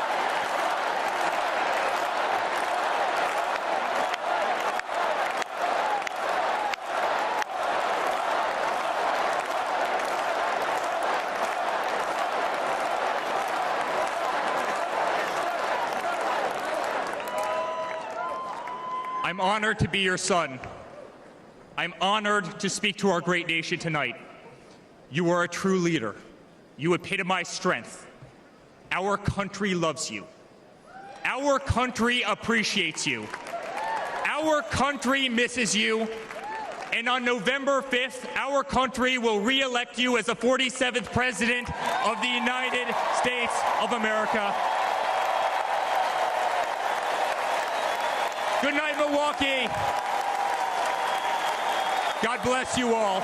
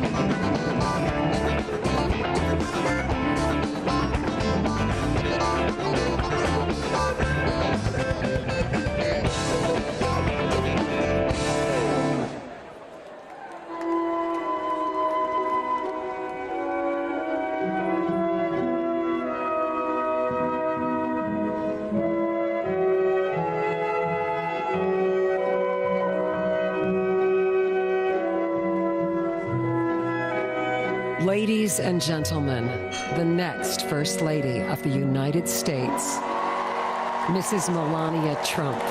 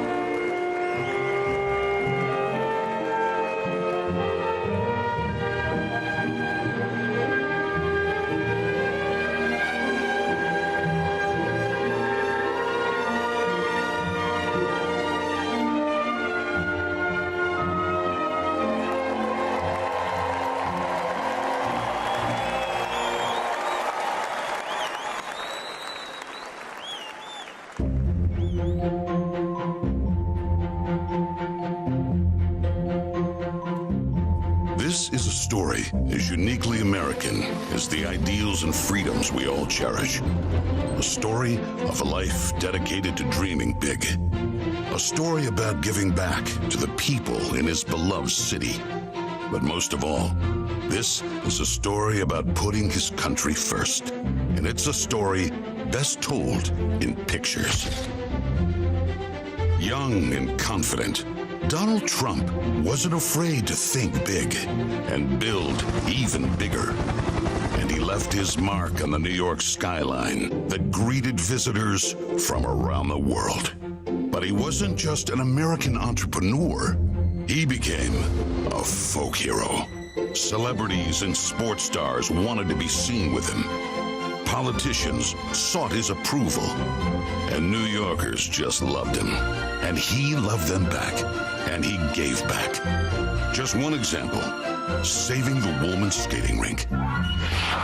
The Woolman skating rink in Central Park is open again. The city spent nearly 6 years and $12 million trying to fix it. And then to the rescue, developer Donald Trump. As Tracy Egan tells us now, he accomplished in 3.5 months what the city couldn't do in 6 years. Donald, you performed a great public service. There was no denying that Donald Trump was the toast of the town. But he was also something even more important, a patriotic American. And like many others, he was becoming increasingly troubled by the direction of our country. Because I really am tired of seeing what's happening with this country, how we're really making other people live like kings, and we're not. You've said, though, that if you did run for president, you believe you'd win. Well, I don't know. I think I'd win. I tell you what, I wouldn't go in to lose. I've never gone in to lose in my life. And if I did decide to do it, I think I'd be inclined, I would say that I would have a hell of a chance of winning, because I think people, I don't know how your audience feels, but I think people are tired of seeing the United States ripped off. But who would ever run for president and leave such a glamorous life? Appearances in movies, best-selling books, a widely popular TV show. But for Donald J. Trump, the calling to save his country was even stronger. The mission, more important. The number of Americans being left behind, too large. And so, in Donald Trump fashion, he announced he was running for president, in it to win. And he did.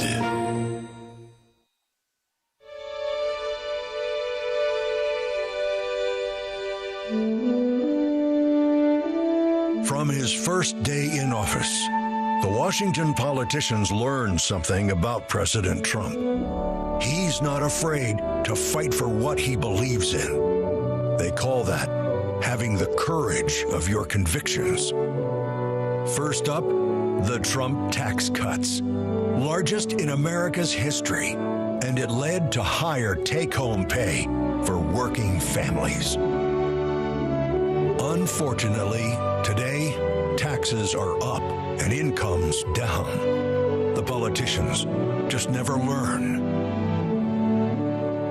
Next for President Trump, secure our border. Check. Miles and miles of wall built. ISIS and other terrorists deterred. But now, we have the Barney Fife of border security, leading to 250,000 Americans dead from fentanyl coming in. Brutal migrant crime spreading across America. And ISIS now here. President Trump promised he'd keep America out of endless wars. Welcome words to the families of our young men and women who serve. And another promise kept. He started by strengthening our military, then traveled the world, meeting with our allies, and even with our main adversaries, just so they understood that America's strength and resolve was back. Because that's what a strong commander-in-chief does.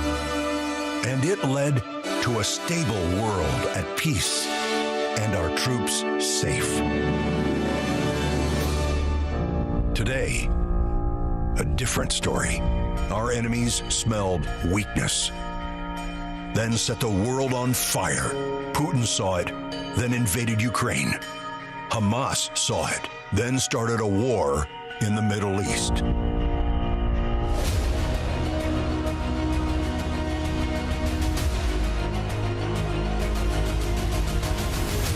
There's one more thing we've learned about President Trump. He believes so strongly in America, so optimistic for our possibilities, and so committed to fighting to once again make our country great, that there is nothing that is going to stop him.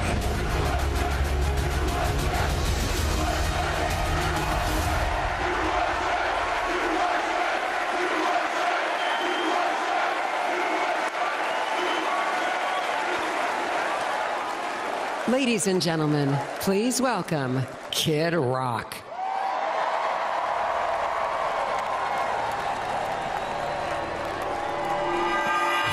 What up, America? If you're ready for President Trump to take the stage, I need everybody to stand up.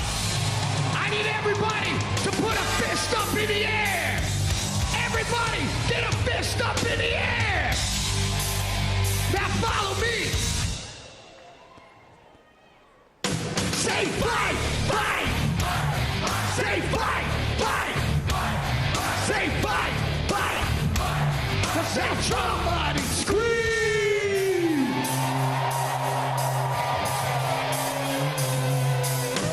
The devil without a cause. I'm back with the beaver hats and Bet Davis slacks. 30-pack of stroll, straight rock and roll. No Rogaine in the propane flow. The chosen one, I'm the living proof. With the gift to gab from the city of truth. You know I jab, stab, and knock critics back. And I did not start when I said that. I'm going platinum, selling rhymes. I went platinum 7 times. Still they ill and want to see us fry. I guess because only God knows why.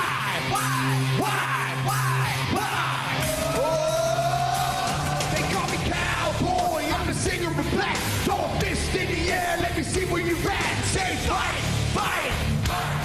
Say fight, fight. Say fight, fight.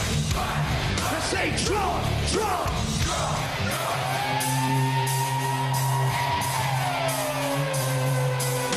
I like ACDC and ZZ Top. Won't see this beasties and the kings of rock. Skinner, Seeger, Lip, Corn, Stones. David Attenco and No-Show Jones. Yeah, pass that bottle around. Got the rock from Detroit, the soul from Motown. The underground, straight Detroit pimp. With tracks to Mac and slap back to back. Never gain or pay, I don't play with ass. Well, watch me rock with Liberace Flash. Punk rock the Clash, boy bands are trash. I like Johnny Cash and Grandmaster Flash. Flash, flash, flash, flash. Oh, they call me cowboy. I'm the singer of black. Throw a fist in the air. Let me see where you're at. Say fight, fight. Say fight, fight. Say fight, fight. I say Trump, Trump.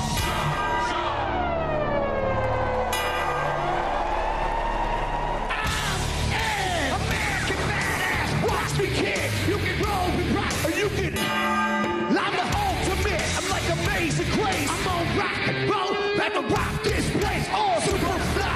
Living double wide. Psychom fly. The big dot can ride. They'll sack to share. Bringing flash to flare. Back a long hair swinging middle finger in the air. Snakeskin boots 65 Chevelle. See me ride and sin and hit a rebel. Yeah, I won't live to tell. So if you do, rock for freedom and rock for truth. Who knew I'd blow like Oklahoma, Florida, Georgia, Arizona. Smell the aroma and check my hits. I know it stinks in here, cause Trump's the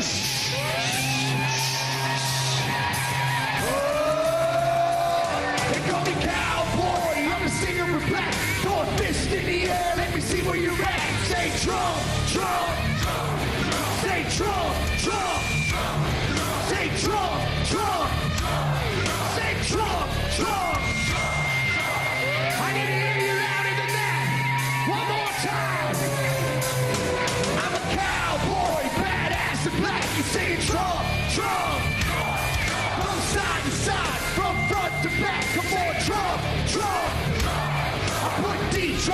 back on the map. We singing Trump, Trump. Kick rocks in the house. This is where I'm at. Ladies and gentlemen, get ready for the most patriotic American badass on earth, President Donald J. Trump. But first, another American badass, my brother, Dana White. God bless America.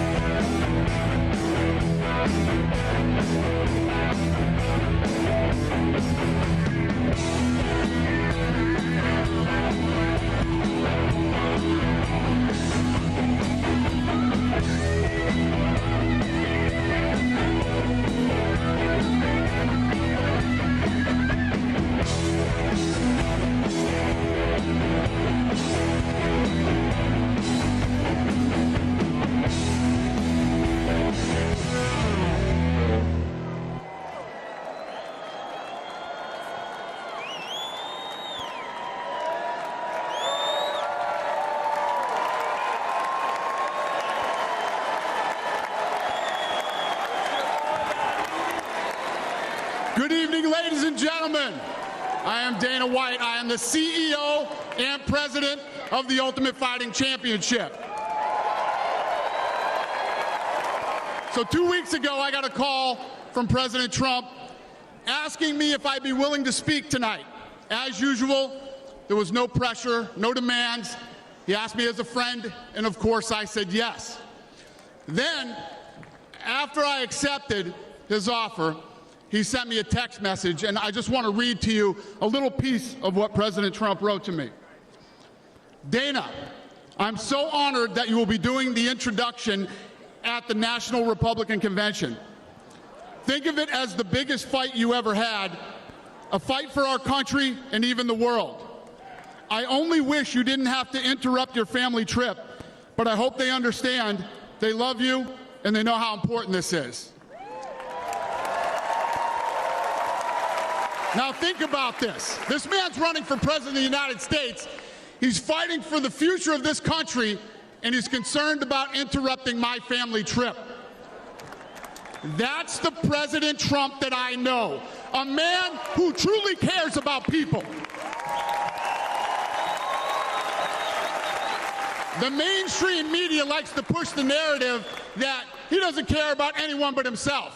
I absolutely know that's not the truth, because I've been friends with this guy for 25 years. And for the people who know me, they'll know this is true. I just want to make something very clear. Nobody in the Trump campaign has ever told me what to say. Nobody tells me what to say, and I'm nobody's puppet.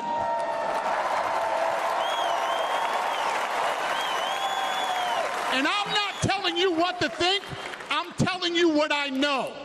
And I know President Trump. I know President Trump is a fighter. I've been saying this since 2015.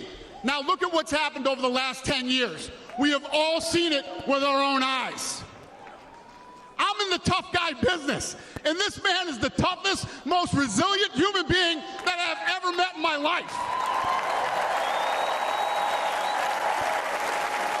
The higher the stakes, the harder he fights, and this guy never, ever gives up. So what's at stake here?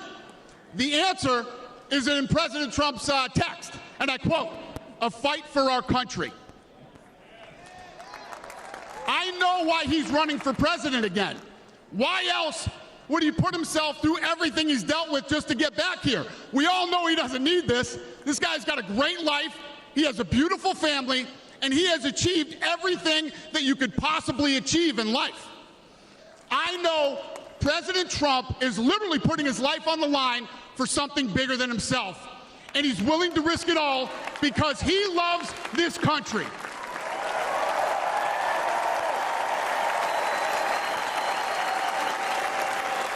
And I know he wants what's best for the American people, all American people. I know he's running for president to save our American dream. I'm living the American dream, and I know the American dream is very real. Whether you were born in this country or came here from someplace else, this is the last real land of opportunity. President Reagan once said, government's first duty is to protect the people, not run their lives. And if you're buried in government red tape, how will you ever start your own business? If you're struggling to pay your bills, how can you ever afford to start a family? And if you don't feel safe in your own town, why would you ever buy a house? I know that President Trump is fighting to save the American dream, and that's what's at stake in this election. We are choosing who we want to lead us in this fight. I know President Trump is a proven leader, a fearless leader, and this country was in a much better place when he was in the Oval Office. In my mind, the choice is clear. But this election, we all get to choose. I know I'm going to choose strength and security. I know I'm going to choose opportunity and prosperity. I know I'm going to choose real American leadership and a real American badass.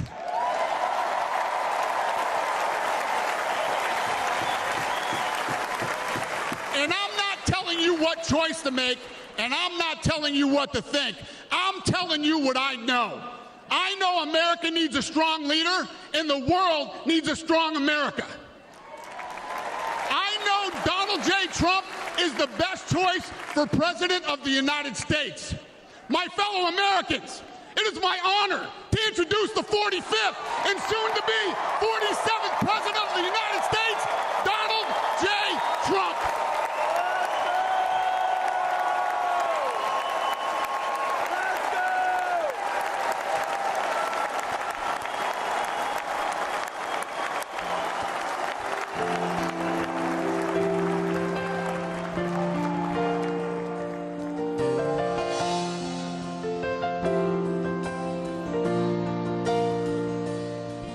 If tomorrow all the things were gone, I'd work for all my life, and I had to start again, just my children and my wife.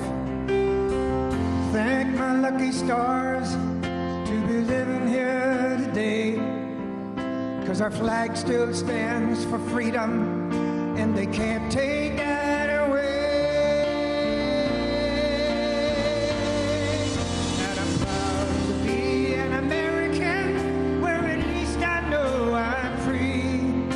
I won't forget the men who died, who gave that right to me, and I gladly stand up next to you and defend her still today, 'cause there ain't no doubt I love this land. Sing it. God bless the USA.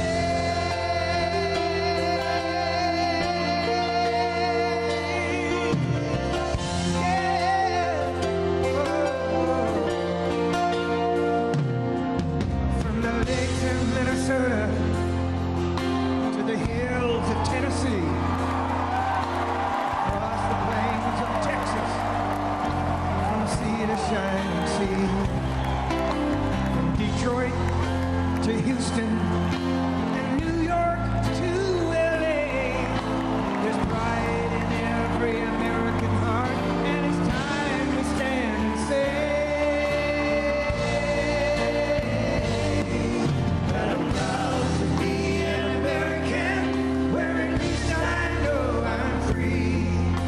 I won't forget the men who died, who gave that right to me, and I gladly stand up next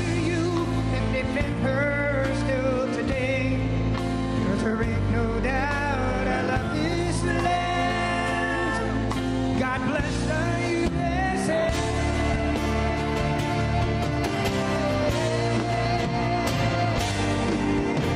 And I'm proud to be an American, where at least I know I'm free. And I won't forget the men who died for the day that right to me. And I gladly stand up next to you and defend her still today. But there ain't no doubt I love this land. God bless the USA.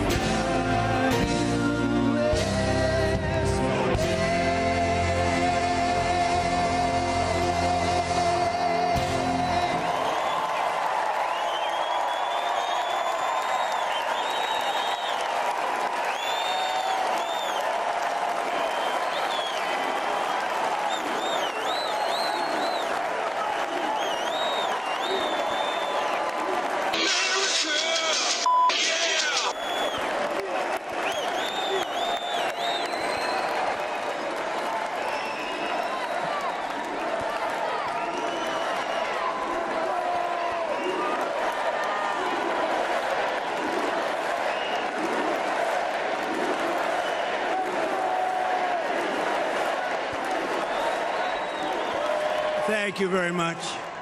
Thank you very, very much. Wow. And thank you, Dana. Thank you, Kid Rock, sometimes referred to as Bob.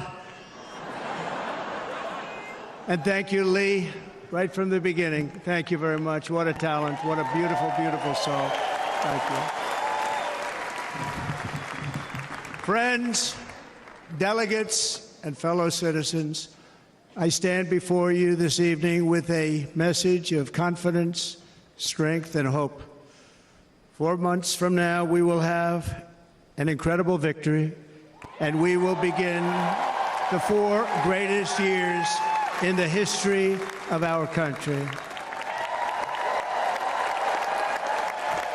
Together, we will launch a new era of safety, prosperity, and freedom for citizens of every race, religion, color, and creed. The discord and division in our society must be healed. We must heal it quickly. As Americans, we are bound together by a single fate and a shared destiny. We rise together or we fall apart. I am running to be president for all of America, not half of America, because there is no victory in winning for half of America. So tonight, with faith and devotion, I proudly accept your nomination for President of the United States. Thank you.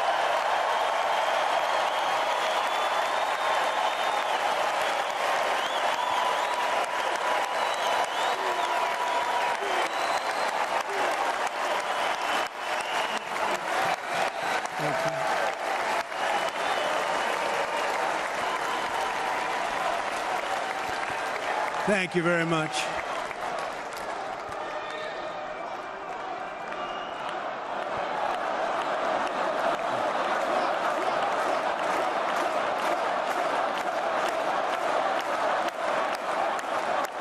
Thank you very much. And we will do it right. We're going to do it right. Let me begin this evening by expressing my gratitude to the American people for your outpouring of love and support following the assassination attempt at my rally on Saturday.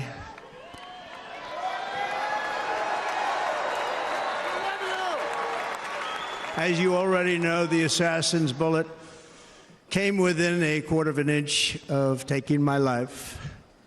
So many people have asked me, what happened? Tell us what happened, please. And therefore, I will tell you exactly what happened, and you'll never hear it from me a second time because it's actually too painful to tell. It was a warm, beautiful day in the early evening in Butler Township in the great Commonwealth of Pennsylvania.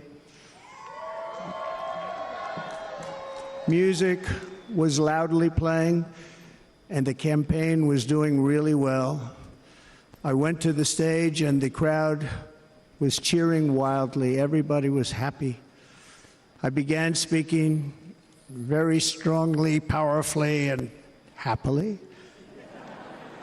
because I was discussing the great job my administration did on immigration at the southern border.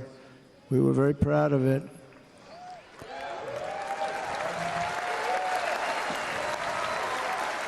Behind me and to the right was a large screen that was displaying a chart of border crossings under my leadership. The numbers were absolutely amazing. In order to see the chart, I started to, like this, turn to my right and was ready to begin a little bit further turn, which I'm very lucky I didn't do, when I heard a loud whizzing sound and felt something hit me really, really hard on my right ear. I said to myself, wow, what was that? It can only be a bullet. And moved my right hand to my ear, brought it down. My hand was covered with blood, just absolutely blood all over the place. I immediately knew it was very serious, that we were under attack, and in one movement proceeded to drop to the ground. Bullets were continuing to fly as very brave Secret Service agents rushed to the stage, and they really did. They rushed to the stage.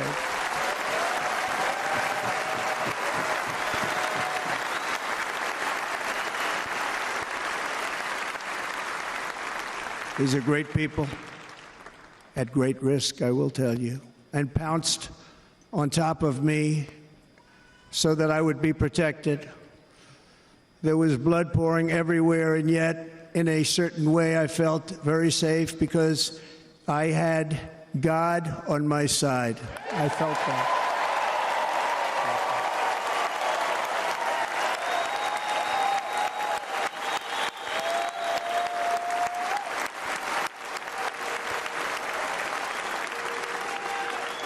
The amazing thing is that prior to the shot, if I had not moved my head at that very last instant, the assassin's bullet would have perfectly hit its mark, and I would not be here tonight. We would not be together.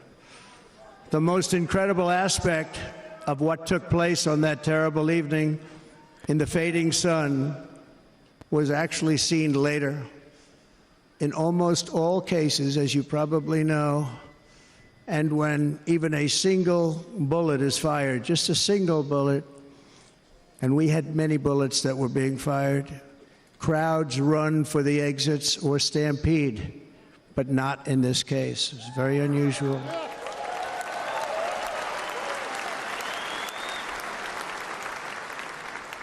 This massive crowd of tens of thousands of people stood by and didn't move an inch. In fact, many of them bravely but automatically stood up looking for where the sniper would be. They knew immediately it was a sniper, and then began pointing at him. You can see that if you look at the group behind me. That was just a small group compared to what was in front. Nobody ran, and by not stampeding, many lives were saved. But that isn't the reason that they didn't move. The reason is that they knew I was in very serious trouble. They saw it. They saw me go down. They saw the blood and thought, actually most did, that I was dead. They knew it was a shot to the head. They saw the blood. And there's an interesting statistic. The ears are the bloodiest part. If something happens with the ears, they bleed more than any other part of the body. For whatever reason, the doctors told me that. I said, why is there so much blood? He said, it's the ears. They bleed more. So we learned something, but they just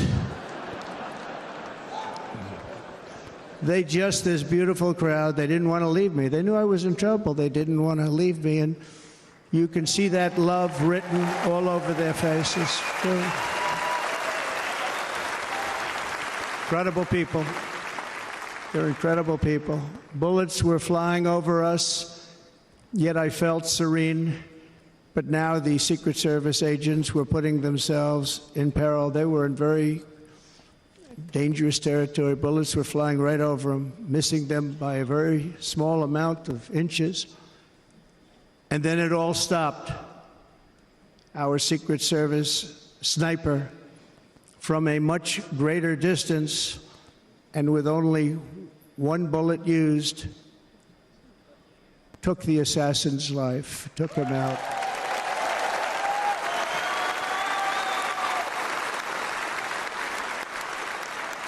I'm not supposed to be here tonight. Not supposed to be here.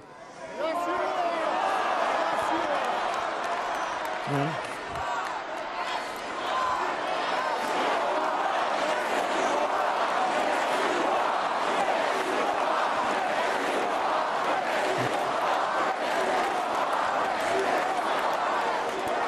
Thank you. But I'm not. And I'll tell you, I stand before you in this arena only by the grace of Almighty God.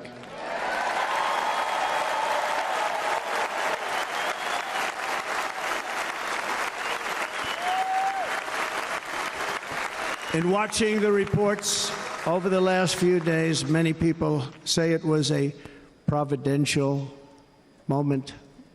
Probably was. When I rose surrounded by Secret Service, the crowd was confused because they thought I was dead, and there was great, great sorrow. I could see that on their faces as I looked out. They didn't know I was looking out. They thought it was over. But I could see it, and I wanted to do something to let them know I was okay. I raised my right arm, looked at the thousands and thousands of people that were breathlessly waiting, and started shouting, "Fight, fight, fight."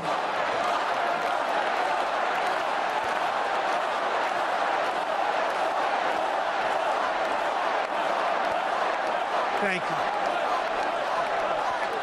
you. Once my clenched fist went up, and it was high into the air. You've all seen that. The crowd realized I was okay and roared with pride for our country like no crowd I have ever heard before. Never heard anything like it. For the rest of my life, I will be grateful for the love shown by that giant audience of patriots that stood bravely on that fateful evening in Pennsylvania.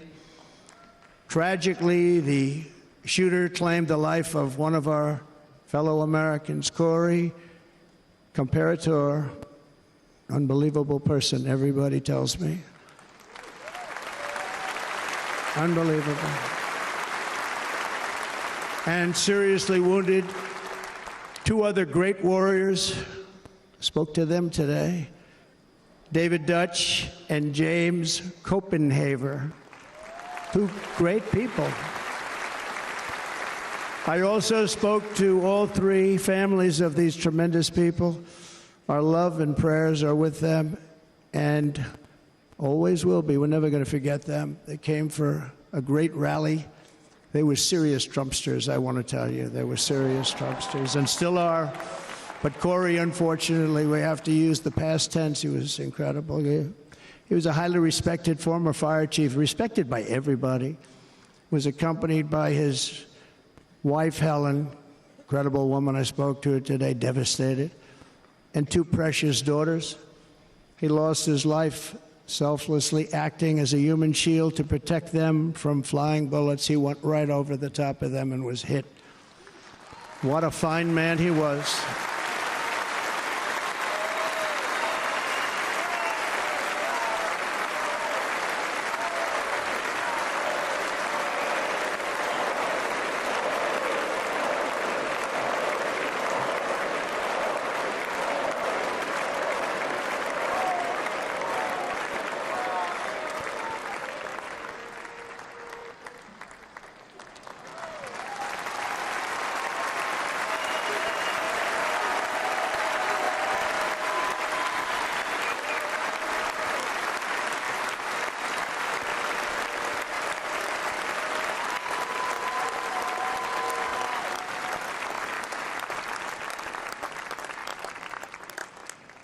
I want to thank the fire department and the family for sending his helmet, his outfit, and it was just something, and they're going to do something very special when they get it. But we did something which cannot match what happened, not even close. But I am very proud to say that over the past few days, we've raised $6.3 million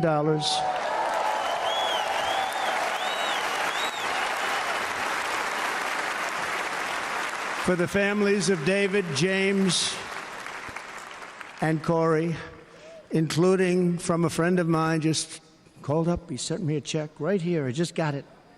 $1 million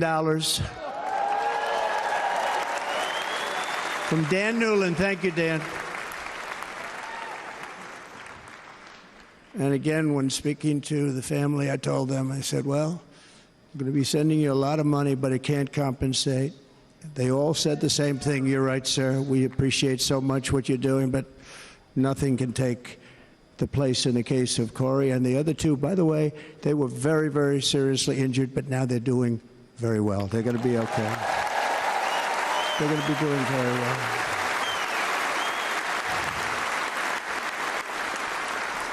They're warriors.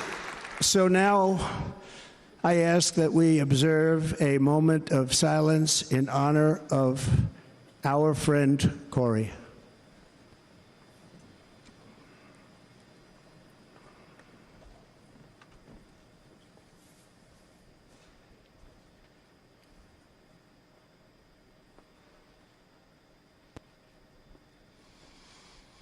There is no greater love than to lay down one's life for others.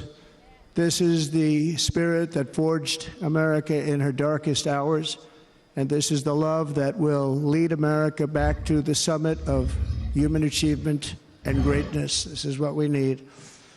Despite such a heinous attack, we unite this evening more determined than ever. I am more determined than ever, and so are you. So is everybody in this room.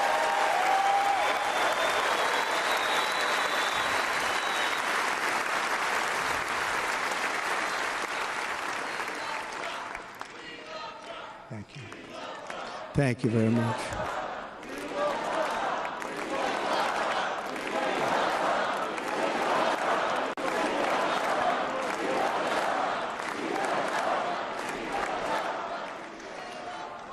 Our resolve is unbroken and our purpose is unchanged to deliver a government that serves the American people better than ever before. Nothing will stop me in this mission because our vision is righteous and our cause is pure. No matter what obstacle comes our way, we will not break, we will not bend, we will not back down, and I will never stop fighting for you, your family, and our magnificent country. Never.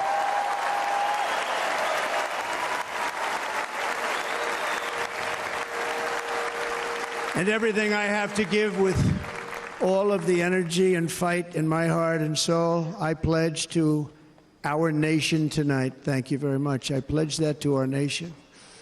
We're going to turn our nation around, and we're going to do it very quickly. Thank you.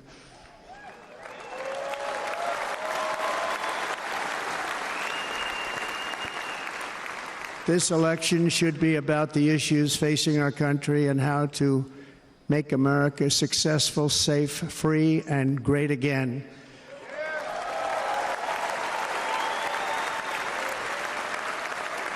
In an age when our politics too often divide us, now is the time to remember that we are all fellow citizens. We are one nation under God, indivisible, with liberty and justice for all.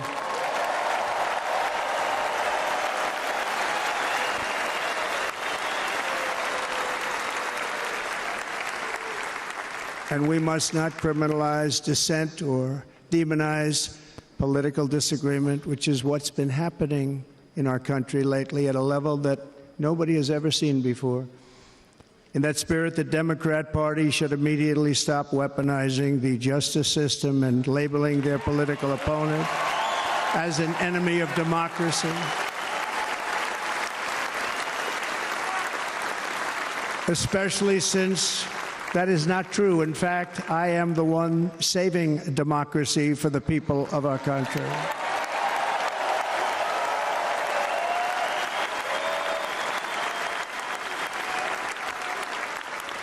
And very big news, as you probably just read, on Monday a major ruling was handed down from a highly respected federal judge in Florida, Eileen Cannon, finding that the prosecutor and the fake documents case against me were totally unconstitutional, and the entire case was thrown out of court. With all of that publicity, thrown out of court. If Democrats want to unify our country, they should drop these partisan witch hunts, which I have been going through for approximately 8 years. And they should do that without delay and allow an election to proceed that is worthy of our people. We're going to win it anyway, but worthy of our people. On this journey, I am deeply honored to be joined by my amazing wife, Melania.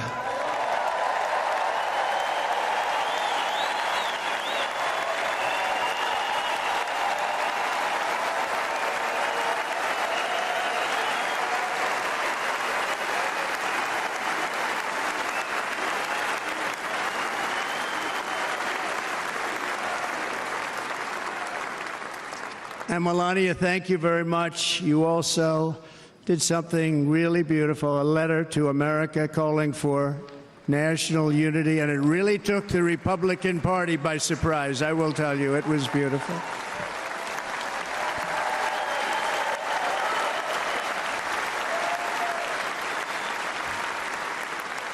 In fact, some very serious people said that we should take that letter and put it as part of the Republican platform. That would be an honor, wouldn't it? Right, Mr. Congressman? But it captivated so many, so I also want to thank my entire family for being here. Don, Kimberly, Ivanka and Jared, Eric and Lara, Tiffany and Michael, Barron. We love our Barron.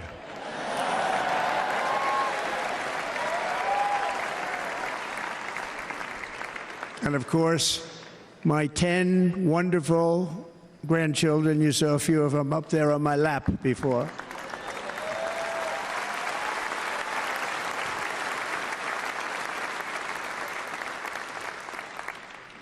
And how good was Dana? Was Dana good?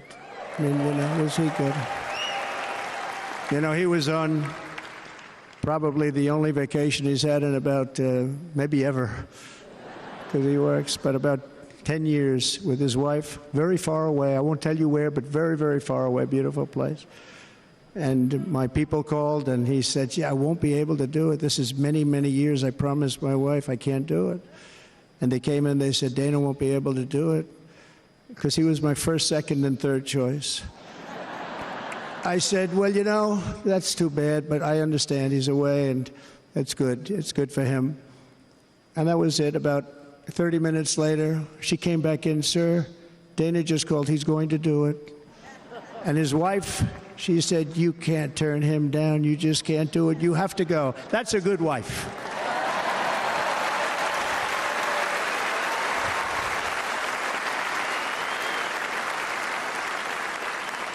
So he got on a plane, he got here a little while ago, now he's going to get on the plane in a little while and he's going to go back home to his wife. But they're great, and I just want to thank her and him and their whole family, because that's not easy. And Kid Rock, same thing. Called, he said, I want to be a part of it. I want to be a part, because, Kid does his great song, Big, Big Monster song. I had no idea. He became a friend of mine over the last 10 years. And he's amazing. Everyone loves him. I didn't even know how big he was. He has rallies. 35, 40,000 people he gets every time he goes out. I think he's making so much money he doesn't know what the hell to do with it. You want to know? And then we have my other friend, and I've known him so long, and we took that song, and it was a big success, but we made that I saw a chart of great songs to America. That was #1 on the chart recently, #1. So that's Lee Greenwood, a very special, beautiful person. He's a beautiful man. But they all wanted to be here. They called. And how about the Hulkster? How good was he? Is he up? Where is he? Boy, oh boy.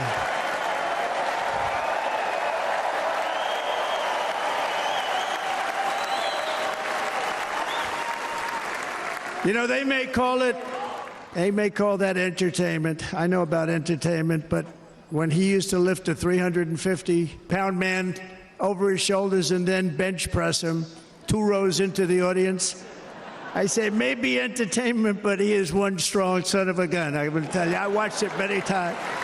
There aren't a lot of entertainers that can do that, right? You were fantastic. Thank you very much. Followed by Eric.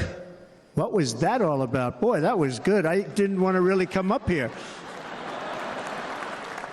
But he was so great, and he's such a good young man. He went through a lot of trouble, and Don last night was incredible. They went through so much trouble. They got subpoenaed more than any people probably in the history of the United States. Every week they get another subpoena from the Democrats, crazy Nancy Pelosi, the whole thing, just boom, boom, boom.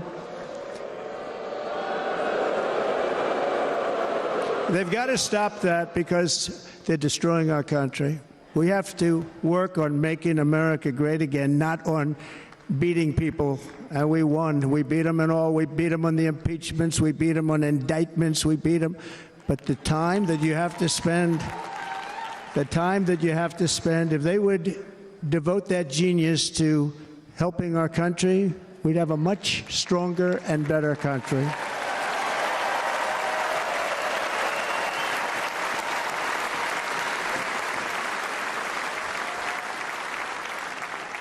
And Jason, the biggest star in country music. Jason, thank you for being here. Jason, thank you very much. Jason Aldean, he's good.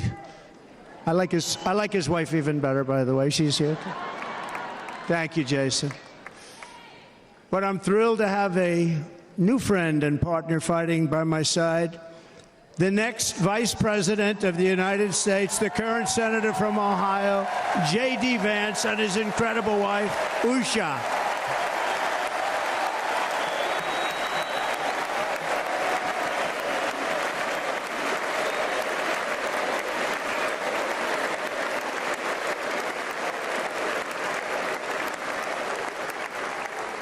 He's going to be a great Vice President. He's going to be great. He'll be with this country and with this movement, greatest movement in the history of our country, Make America Great Again. When they criticize it, they say, we're going to try and stop MAGA. I said, MAGA is Make America Great Again. What are you going to stop? There's nothing to stop. Then they say, oh, that's right. It's very tough to fight it. And all of the people that did try and fight it have failed. But he's going to be with us for a long time, and it was an honor to select him. Great student at Yale. His wife was a great student at Yale. They met at Yale. These are two smart people. So, J.D., you're going to be doing this for a long time. Enjoy the ride.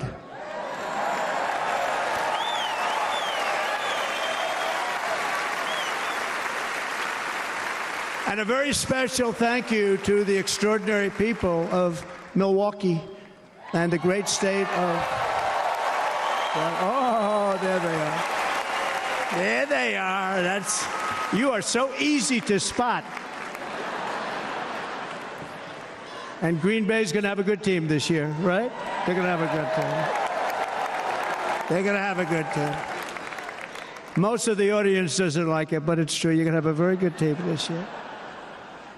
And by the way, Wisconsin, we are spending over $250 million here, creating jobs and other economic development all over the place. So I hope you will remember this in November and give us your vote. I am trying to buy your vote. I'll be honest about that.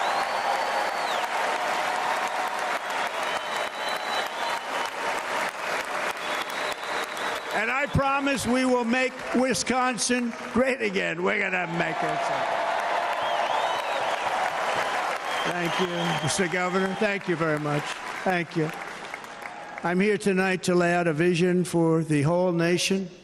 To every citizen, whether you're a young or old man or woman, Democrat, Republican, or independent, black or white, Asian or Hispanic, I extend to you a hand of loyalty and of friendship. Together we will lead America to new heights of greatness like the world has never seen before. We were right there in the first term. We got hit with COVID. We did a great job. Nobody knew what it was, but nobody's ever seen an economy pre-COVID. And then we handed over a stock market that was substantially higher than just prior to COVID. Coming in, did a great job. Never got credit for that. We got credit for the war and defeating ISIS and so many things, the great economy, the biggest tax cuts ever, the biggest regulation cuts ever, the creation of Space Force, the rebuilding of our military. We did so much. We did so much. Right to try. Right to try is a big deal. We got right to try. They were trying to get that for 52 years. Somebody's terminally ill. And hopefully there's nobody in this audience, but it does happen a lot. They're terminally ill and they can't use our new space-age drugs and other things that we are way ahead. We have the greatest doctors in the world, the greatest laboratories in the world, and you can't do it. They've been trying to get that approved for 52 years. Wasn't that easy? The insurance companies didn't want to do it. They didn't want the risk. The labs didn't want to do it because if it didn't work, people are pretty far down the line toward death. They didn't want to do it. The doctors didn't want to have it on their records, so I got everybody into an office. 52 years they tried. Sounds simple, but it's not. And I got them to agree that somebody that needs it will, instead of going to Asia or Europe or someplace, or if you have no money going home and dying, just die. We got them to sign an agreement, agree to it, where they're not going to sue anybody. They're going to get all of this stuff. They're going to get it really fast. And what's happened is we're saving thousands and thousands of lives. It's incredible. Right to try. It's a great feeling. Under our leadership, the United States will be respected again. No nation will question our power. No enemy will doubt our might. Our borders will be totally secure. Our economy will soar. We will return law and order to our streets, patriotism to our schools, and importantly, we will restore peace, stability, and harmony all throughout the world. But to achieve this future, we must first rescue our nation from failed and even incompetent leadership. We have totally incompetent leadership. This will be the most important election in the history of our country. Under the current administration, we are indeed a nation in decline. We have an inflation crisis that is making life unaffordable, ravaging the incomes of working and low-income families, and crushing, just simply crushing our people like never before. They've never seen anything like it. We also have an illegal immigration crisis, and it's taking place right now as we sit here in this beautiful arena. It's a massive invasion at our southern border that has spread misery, crime, poverty, disease, and destruction to communities all across our land. Nobody's ever seen anything like it. Then there's an international crisis, the likes of which the world has seldom been part of. Nobody can believe what's happening. War is now raging in Europe and the Middle East. A growing specter of conflict hangs over Taiwan, Korea, the Philippines, and all of Asia. And our planet is teetering on the edge of World War III. And this will be a war like no other war because of weaponry. The weapons are no longer army tanks going back and forth shooting at each other. These weapons are obliteration. It's time for a change. This administration can't come close to solving the problems. We're dealing with very tough, very fierce people. They're fierce people. And we don't have fierce people. We have people that are a lot less than fierce, except when it comes to cheating on elections and a couple of other things. Then they're fierce. Then they're fierce. So tonight, I make this pledge to the great people of America. I will end the devastating inflation crisis immediately, bring down interest rates, and lower the cost of energy. We will drill, baby, drill.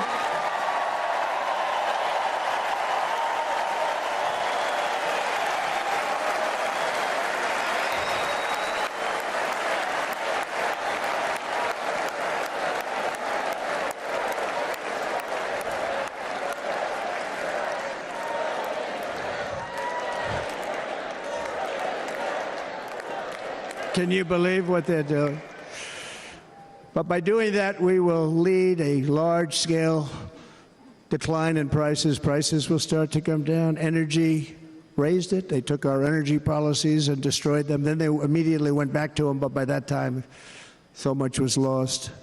But we will do it at levels that nobody's ever seen before, and we'll end lots of different things. We'll start paying off debt and start lowering taxes even further. We gave you the largest tax cut. We'll do it more.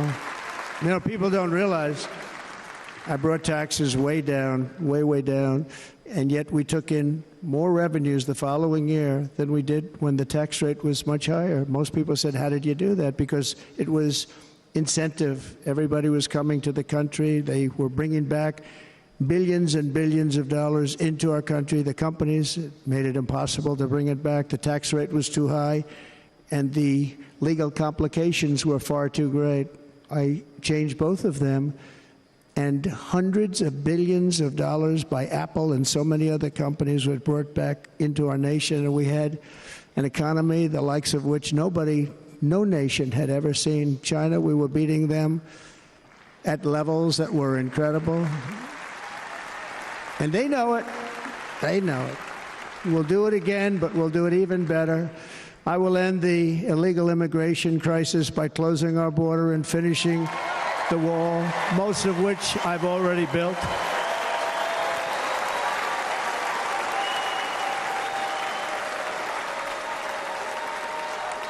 On the wall, we were dealing with a very difficult Congress. And I said, oh, that's okay. We won't go to Congress. I call it an invasion. We gave our military almost $800 billion. I said, I'm going to take a little of that money because this is an invasion. And we built, most of the wall is already built. And we built it through using the funds because what's better than that? We have to stop the invasion into our country that's killing hundreds of thousands of people a year. We're not going to let that happen. I will end every single international crisis that the current administration has created, including the horrible war with Russia and Ukraine, which would have never happened if I was president, and the war caused by the attack on Israel, which would have never happened if I was president. Iran was broke. Iran had no money. Now Iran has $250 billion. They made it all over the last 2.5 years. They were broke. I watched the other day on a show called Deface the Nation. Has anyone seen it? And they had a congressman who was a Democrat say, well, whether you like him or not, Iran was broke dealing with Trump. I told China and other countries, if you buy from Iran, we will not let you do any business in this country, and we will put tariffs on every product you do send in of 100% or more. And they said to me, well, I think that's about it. They weren't going to buy any oil. And they were ready to make a deal. Iran was going to make a deal with us. And then we had that horrible, horrible result that we'll never let happen again. The election result, we're never going to let that happen again. They used COVID to cheat. We're never going to let it happen again. And they took off all the sanctions, and they did everything possible for Iran. And now Iran is very close to having a nuclear weapon, which would have never happened. This is a shame what this administration, the damage that this administration has done. And I say it often, if you took the 10 worst presidents in the history of the United States, think of it, the 10 worst, added them up, they will not have done the damage that Biden has done. Only going to use the term once. Biden, I'm not going to use the name anymore, just one time. The damage that he's done to this country is unthinkable. It's unthinkable. Together we will restore vision, strength, competence, and we're going to have a thing called common sense making most of our decisions, actually. It's all common sense. Just a few short years ago, under my presidency, we had the most secure border and best economy in the history of our country, in the history of the world. We had the greatest economy in the history of the world. We had never done anything like it. We were beating every country, including China, by leaps and bounds. Nobody had seen anything like it. We had no inflation. Soaring incomes were going. Nobody can believe it. You can't believe what happened 4 years ago is happening now in reverse. And the world was at peace. Inflation has been a killer for our country. No matter what you make it doesn't matter, because inflation is eating you alive. People that were putting away money, they were making great wages, the highest they've ever made, but they were putting away a lot of money. Now they are just being destroyed. They're not putting away anything. They're barely living. They're going into savings accounts. They're taking out their money to live because of inflation. Inflation, remember, it's called a country buster. You can go back to Germany from 100 years ago. You can go back to any country that suffered great inflation. We've suffered the worst inflation we've ever had. But go back and see what's happened to those countries. We've had the worst inflation we've ever had under this person. But in less than 4 years, our opponents have turned incredible success into unparalleled tragedy and failure. It's been a tremendous failure. Today, our cities are flooded with illegal aliens. Americans are being squeezed out of the labor force, and their jobs are taken. And by the way, you know who's taking the jobs that are created? 107% of those jobs are taken by illegal aliens. And you know who's being hurt the most by millions of people pouring into our country? The black population and the Hispanic population, because they're taking the jobs from our black population, our Hispanic population, and they're also taking them from unions. The unions are suffering because of it. Thank you. Thank you. I like you too. Thank you very much. Inflation has wiped out the life savings of our citizens and forced the middle class into a state of depression and despair. That's what it is. It's despair and depression. We cannot and will not let this continue. Less than 4 years ago, we were a great nation, and we will soon be a great nation again. We're going to be a great nation again.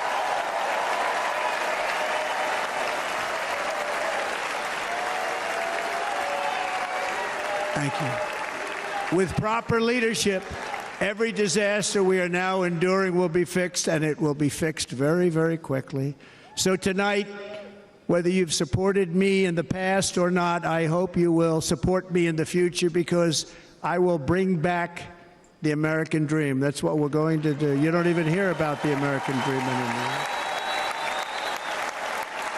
With great humility, I am asking you to be excited about the future of our country. Be excited. Be excited.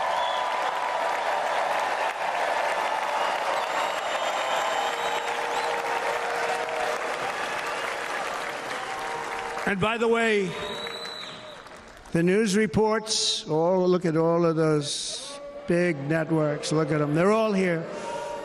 But every one of them has said this could be the most organized, best run, and most enthusiastic convention of either party that they've ever seen. Every single one.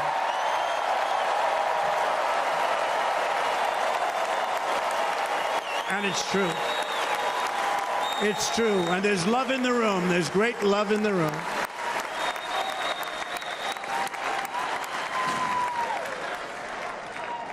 So I better finish strong. Otherwise, we'll blow it, and we can't let that happen. Now, this was great. All of the great people that spoke, and everybody hit a home run. I mean, there's not one that I can think of where I said, oh, gee, that wasn't great. Every single person. I refuse to be the only one. Don't do that to me. They're already getting ready. See, I gave them an idea. No, this was a great convention. This was, I think we're actually going to go home and miss it. You know, usually with a first of all, look at these crowds. You'd never have this at a convention. Look at these crowds.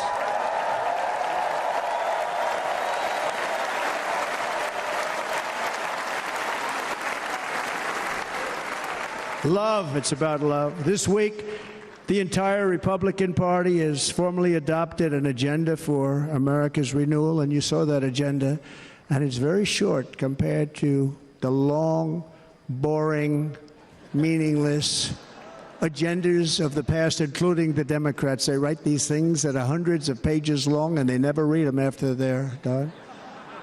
In their case, fortunately, they don't read them because they're pretty bad. It's a series of bold promises that we will swiftly implement when you give us a Republican House. And Mr. Speaker, thank you very much. We have our great Speaker of the House with us tonight. Mr. Speaker, thank you very much. Thank you. A Republican Senate, we have many senators here. And send me back to our beautiful White House just a few short months from now. We're talking about just months. It can't come fast enough. We have to get it done. First, we must get economic relief to our citizens. Starting on day one, we will drive down prices and make America affordable again. We have to make it affordable. It's not affordable. People can't live like this. Under this administration, our current administration, groceries are up 57%, gasoline is up 60% and 70%, mortgage rates have quadrupled. And the fact is, it doesn't matter what they are because you can't get the money anyway. You can't buy houses. Young people can't get any financing to buy a house. The total household costs have increased an average of $28,000 per family under this administration. Republicans have a plan to bring down prices and bring them down very, very rapidly. By slashing energy costs, we will in turn reduce the cost of transportation, manufacturing, and all household goods. So much starts with energy. And remember, we have more liquid gold under our feet than any other country by far. We are a nation that has the opportunity to make an absolute fortune with its energy. We have it, and China doesn't. Under the Trump administration, just 3.5 years ago, we were energy independent. But soon, we will actually be better than that. We will be energy dominant and supply not only ourselves, but we will supply the rest of the world with numbers that nobody has ever seen, and we will reduce our debt, $36 trillion. We will start reducing that, and we will also reduce your taxes still further. Next, and by the way, they want to raise your taxes 4 times, think of it. And all my life I grew up watching politicians. I always loved politics. I guess I was on the other side. I'd watch and they were always talking about, we will give you a tax cut. We will give you a tax cut. My whole life I was watching, I will give you a tax cut, right, Mr. Congressman? That's all they talked about. This is the only administration that said, we're going to raise your taxes by 4 times what you're paying now, and people are supposed to vote for them? I've never heard it. You're paying too much. We're going to reduce your taxes still further. We gave you the biggest one, as I said. We're going to give you more, and it's going to lead to tremendous growth. We want growth in our country. That's what's going to pay off our debt. And next, we will end the ridiculous and actually incredible waste of taxpayer dollars that is fueling the inflation crisis. They spent trillions of dollars on things having to do with the Green New Scam. It's a scam. And that's caused tremendous inflationary pressures in addition to the cost of energy. And all of the trillions of dollars that are sitting there not yet spent, we will redirect that money for important projects like roads, bridges, dams, and we will not allow it to be spent on meaningless Green New Scam ideas.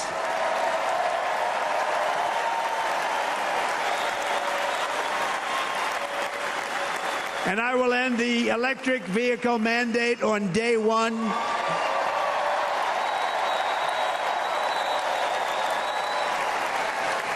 thereby saving the U.S. auto industry from complete obliteration, which is happening right now, and saving U.S. customers thousands and thousands of dollars per car.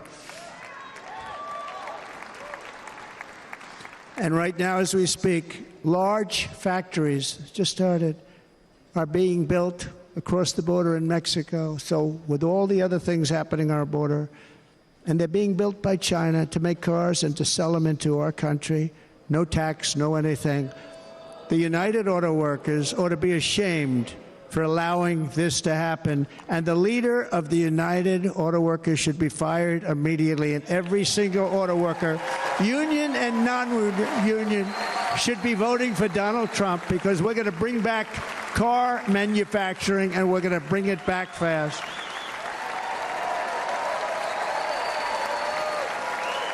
They're building some of the largest auto plants anywhere in the world. Think of it, in the world. We're going to bring it back. We're going to make them. We don't mind that happening, but those plants are going to be built in the United States, and our people are going to man those plants.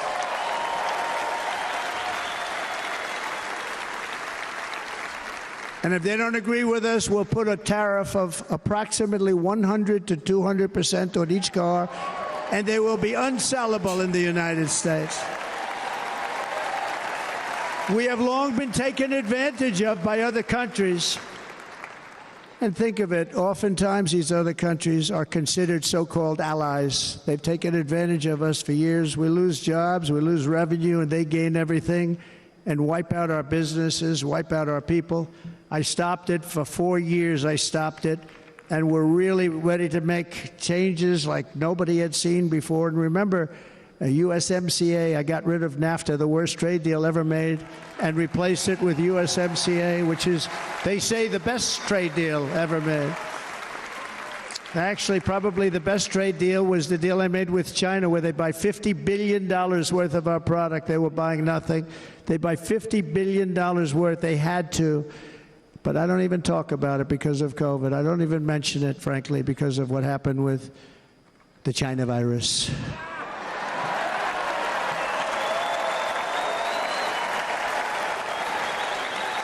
We will not let countries come in, take our jobs, and plunder our nation. They come and do that. They plunder our nation. The way they will sell their product in America is to build it in America. Very simple. Build it in America and only in America.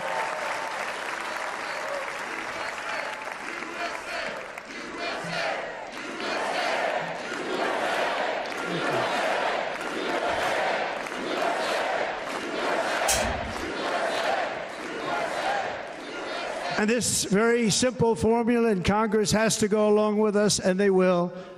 This very simple formula will create massive numbers of jobs. We will take over the auto industry again, and many, many hundreds of thousands of jobs. We lost so many jobs over the years.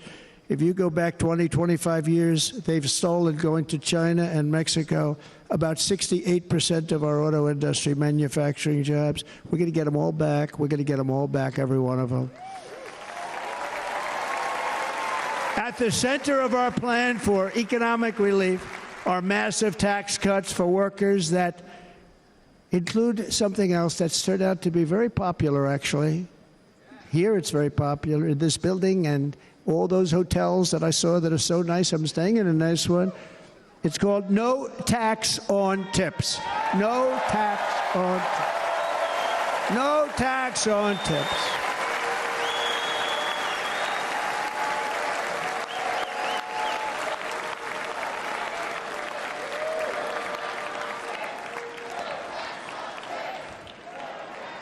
I got that by having dinner recently in Nevada, where we're leading by about 14 points. Hello. I'll see you there very soon, everybody. And we're having dinner at a beautiful restaurant in the Trump building on the Strip, and it's a great building, and the waitress comes over. How's everything going? A really nice person. How's everything? Oh, sir, it's so tough. The government's after me all the time on tips, tips, tips. I said, well, they give you cash. Would they be able to find him? She said, actually, and I didn't know this, she said, very little cash is given. It's all put right on the check. and they come in and they take so much of our money, it's just ridiculous, and they don't believe anything we say, and they've just hired, as you know, 88,000 agents to go after them even more.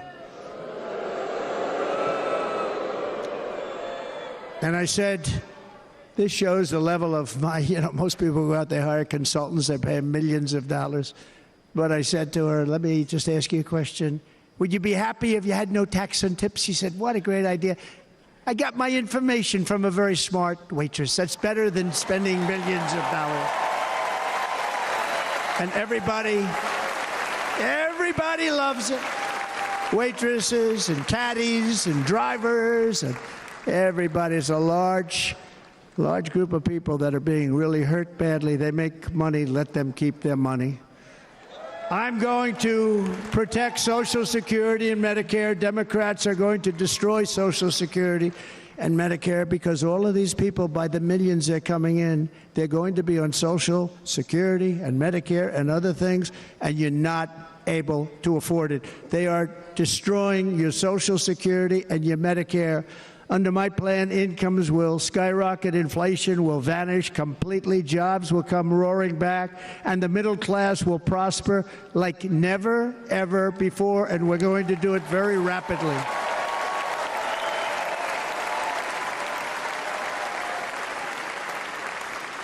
But no hope or dream we have for America can succeed unless we stop the illegal immigrant invasion, the worst that's ever been seen anywhere in the world. There's never been an invasion like this anywhere. Third world countries would fight with sticks and stones not to let this happen.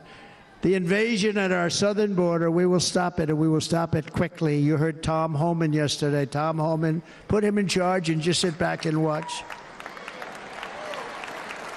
Brandon Judd, the Border Patrol, he's incredible. These guys, they really, their job is a lot easier if they don't have to do anything, but they want to. They're patriots. Brandon Judd, Border Patrol, ICE. ICE goes out. You have to see what ICE does with MS-13. You have these are probably the worst gang, and ICE goes in there. And I know a lot of people in these rows here, and they're very tough people, but they don't want to do this job. They'll go into a pack of MS-13 killers. They're the worst, probably the worst gangs in the world. We have thousands of them. I moved thousands and thousands out in my 4 years. We moved them out, and it was a pleasure. But ICE would go right into a pack of these killers, and you see fists flying, you see everything flying, and then they take them. They put them in a paddy wagon. They take them back, and they get them out of our country. And the other countries weren't accepting them back, and I called up, and I said, tell them that we're not giving them economic aid anymore. And the next day, I got calls from all of these countries that were terminated. Billions of dollars we spend on economic aid to countries that does us, frankly, no good. And the next day, I was called by everybody. I couldn't take all the calls. Sir, what's the problem? I said, you won't take your killers back that you sent in caravans into America. You won't take them back. Well, sir, if you'd like us to, we would give very serious consideration to doing that.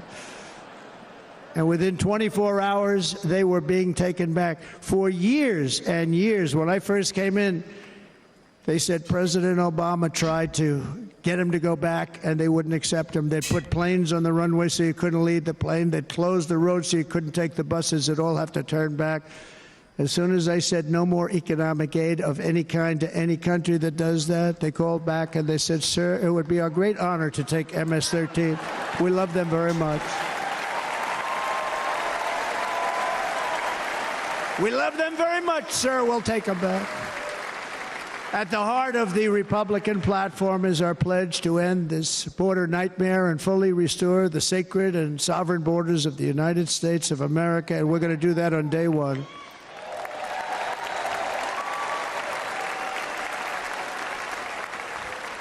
That means two things on day one, right? Drill, baby, drill, and close our borders.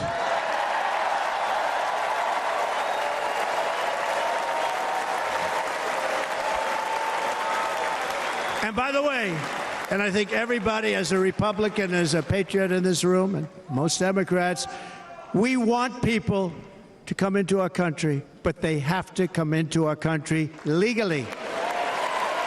Legally. Less than 4 years ago, I handed this administration the strongest border in American history. But you can see on the chart that saved my life, that was the chart that saved my life. I said, look it, I'm so proud of it. I think it's one of the greatest.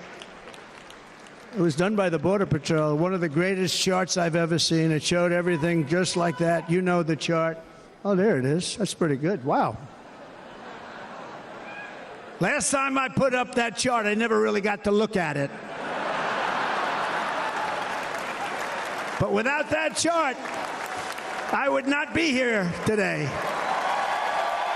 They took the collar off of Lola. You see that? Never got to look at it.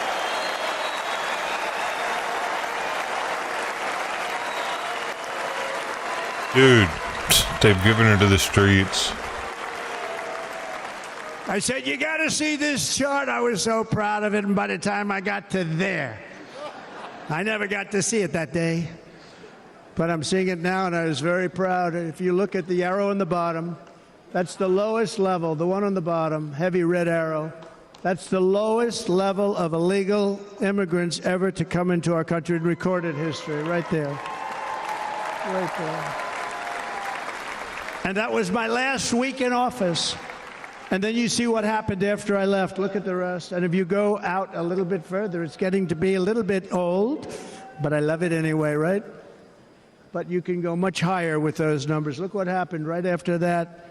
The invasion began. We had the opposite. We stopped the invasion. But the invasion that we stopped was peanuts by comparison to what happened after I left. Look at what happened after I left.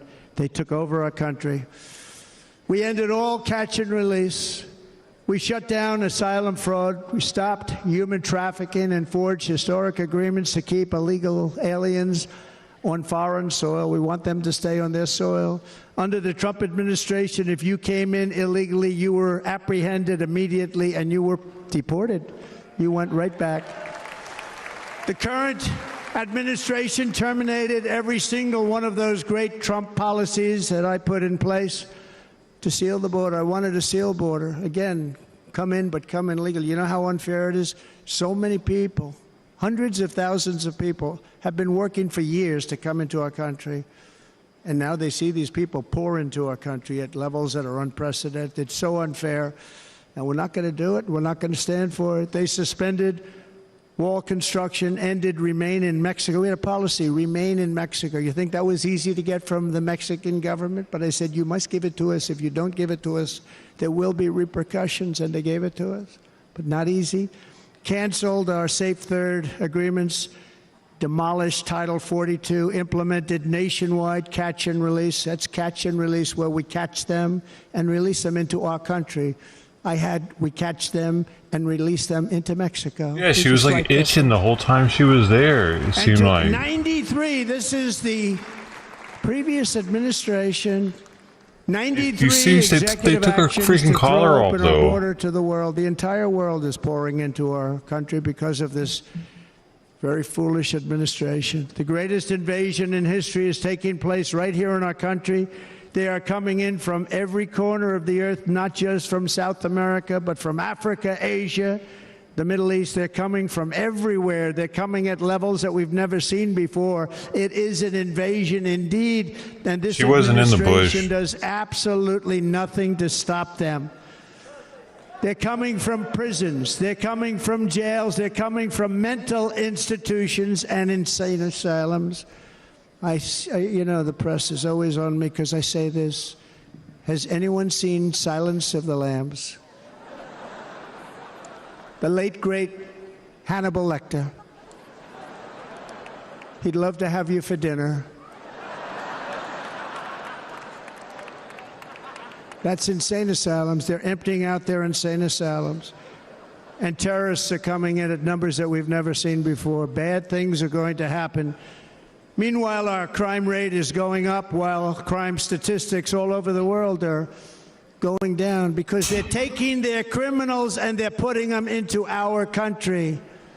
A certain country, and I happen to like the president of that country very much, but he's been getting great publicity because he's a wonderful shepherd of the country. He says how well the country's doing because their crime rate is down. And he said he's training all of these rough people. They're rough. He's training them. And I've been reading about this for 2 years. I think, oh, that's wonderful. Let's take a look at it. But then I realized he's not training them. He's sending all of his criminals, his drug dealers, his people that are in jails, he's sending them all to the United States. And he's different in that he doesn't say that. He's trying to convince everybody what a wonderful job he does in running the country. Well, he doesn't do a wonderful job. And by the way, if I ran one of the countries, many countries, many countries from all over, I would be worse than any of them. I would have had the place totally emptied out already.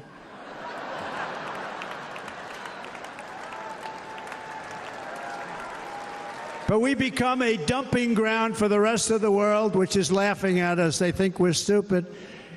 And they can't believe that they're getting away with what they're getting away with, but they're not going to be getting away with it for long. That's what I can tell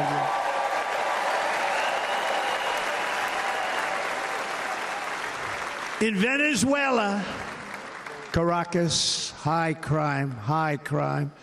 Caracas, Venezuela, really a dangerous place, but not anymore. Because in Venezuela, crime is down 72%. In fact, if they would ever win this election, I hate to even say that, we will have our next Republican convention in Venezuela because it will be safe. Our cities will be so unsafe, we will not be able to have it there. In El Salvador, murders are down by 70%. Why are they down? Now, he would have you convinced that because he's trained murderers to be wonderful people. No. They're down because they're sending their murderers to the United States of America. This is going to be very bad. And bad things are going to happen, and you're seeing it happen all the time. That's why, to keep our families safe, the Republican platform promises to launch the largest deportation operation in the history of our country. Even larger than that of President Dwight D. Eisenhower from many years ago. You know, he was a moderate, but he believed very strongly in borders. He had the largest deportation operation we've ever had. Just recently, I spoke to the grieving mother of Jocelyn Nungary, a wonderful woman, a precious 12-year-old girl from Houston who last month was tied up, assaulted, and strangled to death after walking to the convenience store just a block away from her house. Her body was dumped near the side of the road in a shallow creek, found by some onlookers who couldn't believe what they had witnessed. Charged with Jocelyn's heinous murder are 2 illegal aliens from Venezuela who came across our border, were in custody, and were then released into the country by this horrible, horrible administration that we have right now. I also met recently with the heartbroken mother and sister of Rachel Morin. Rachel was a 37-year-old mom of 5 beautiful children who was brutally raped and murdered while out on a run. She wanted to keep herself in good shape. It was very important to her. She was murdered. The monster responsible first killed another woman in El Salvador before he was led into America by the White House. This White House let them in. He then attacked a 9-year-old girl and her mother in a home invasion in Los Angeles before murdering Rachel in Maryland. Traveled all throughout the country, doing tremendous damage. Rachel's mother will never be the same. I spent time with her. She will never be the same. I've also met with the wonderful family of Laken Riley, the brilliant 22-year-old nursing student. She was so proud of being first in her class, who was out for a jog on the campus of the University of Georgia when she was assaulted, beaten, and horrifically killed. Yet another American life was stolen by a criminal alien set free by this administration. And these were incredible people we're talking about. These were incredible people who died. Tonight, America, this is my vow. I will not let these killers and criminals into our country.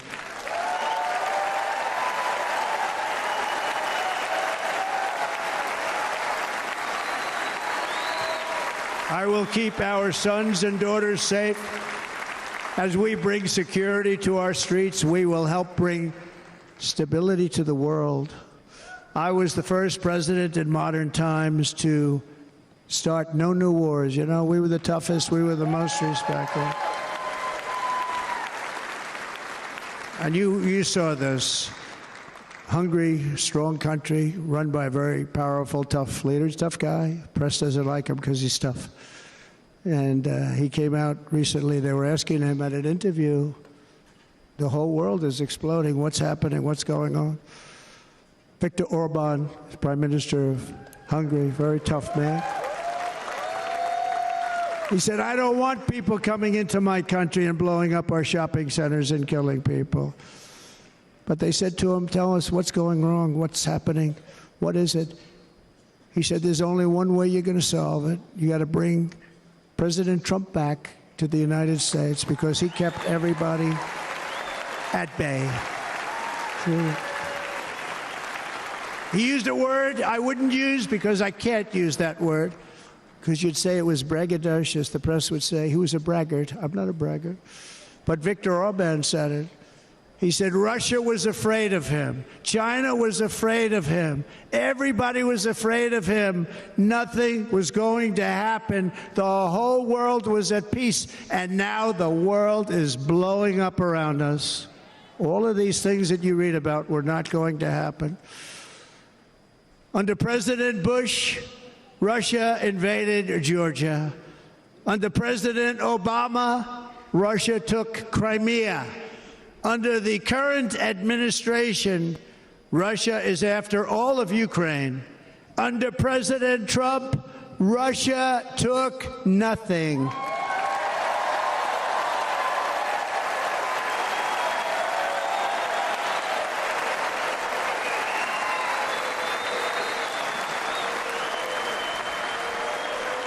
We defeated 100% of ISIS in Syria and Iraq. Something that was said to take 5 years, sir. It'll take 5 years, sir. We did it in a matter of a couple of months. We have a great military. Our military is not woke. It's just some of the fools on top that are woke.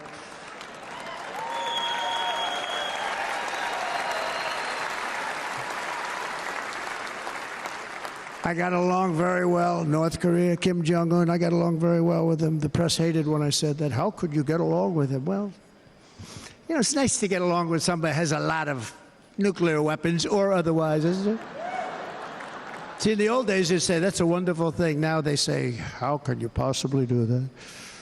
But no, I got along with him, and we stopped the missile launches from North Korea. Now North Korea is acting up again, but when we get back, I get along with him. He'd like to see me back, too. I think he misses me, if you want to know the truth. Our opponents inherited a world at peace and turned it into a planet of war. We're in a planet of war. Look at that attack on Israel. Look at what's happening with Ukraine. The cities are just bombed out. How can people live like that where buildings, massive buildings, are falling to the ground? It began to unravel with the disastrous withdrawal from Afghanistan, the worst humiliation in the history of our country. We have never had a humiliation like that.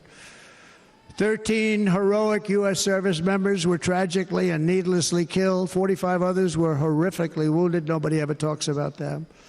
No arms, no legs, face explosions, horrifically wounded. And by the way, we have a man in this room who's running for the U.S. Senate from a great state, Nevada, named Sam Brown, who paid the ultimate price. Thank you, Sam. Thank you, Sam. Thank you. He paid the biggest price probably ever paid by anybody that is running for office, and I think he's going to do great. He's running against a person that is not good, not respected, a total lightweight.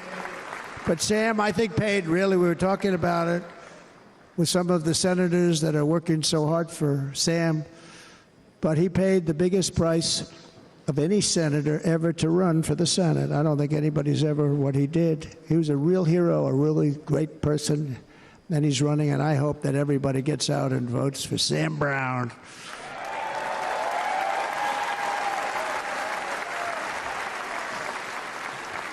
And we also left behind $85 billion worth of military equipment, along with many American citizens were left behind. Many, many American citizens, emboldened by that disaster, Russia invaded Ukraine. They saw this group of people that were incompetent. We took the soldiers out first. No, we're going to take the soldiers out second. If they would have followed my plan, we had a great plan. But the plan only kicked in if they did everything perfectly, and they weren't doing things perfectly, so we said it doesn't kick in. You know, 18 months in Afghanistan, we didn't have one, so they were killing them left and right, snipers. And I spoke to the head of the Taliban. You've heard this story. Abdul, still there, still the head of the Taliban. The press got on me, why would you speak to him? I said, because that's where the killing is. I don't have to speak to somebody that has nothing to do with it. And I told him, don't ever do that. Don't ever do that again. Don't ever, ever do that again. You've got to stop. Because during the Obama administration, many great people and soldiers, but a lot of soldiers were being killed from long distance. I said, if you keep doing that, you're going to be hit harder than anybody's ever been hit by a country before.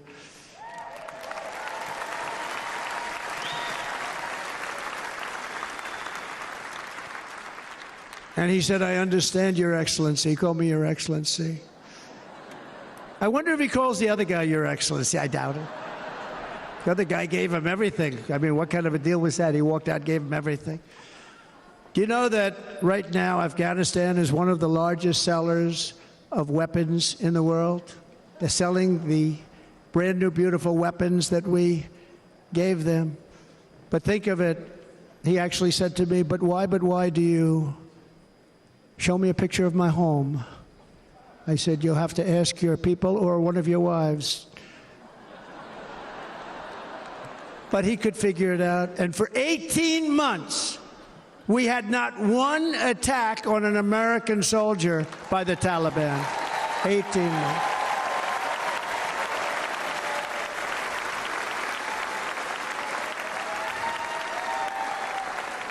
And then we had that horrible day where soldiers were killed. I was not there because of a ridiculous election. But we had that horrible attack. And they also gave up Bagram, one of the biggest bases anywhere in the world, air bases anywhere in the world, the longest runways, most powerful, hardened, thickened runways. We gave it up. And I liked it not because of Afghanistan. I liked it because of China. It's 1 hour away from where China makes their nuclear weapons. And you know who has it now? China has it now. We were keeping that. And now China is likewise circling Taiwan, and Russian warships and nuclear submarines are operating 60 miles off the coast in Cuba. Do you know that? No, the press refuses to write about it. If that were me running this country and we had nuclear submarines in Cuba, I will tell you that the headlines every day would be, what's wrong with our president? You don't even hear this. You're not hearing about this. Russia has nuclear submarines and warships 60 miles away, Mr. Congressman, from Miami, by the way, happens to be here. Correct? In Cuba. And that would not be stood for if it were somebody else. They don't want to mention it, but now maybe they will. And the entire world, I tell you this, we want our hostages back, and they better be back before I assume office, or you will be paying a very big price.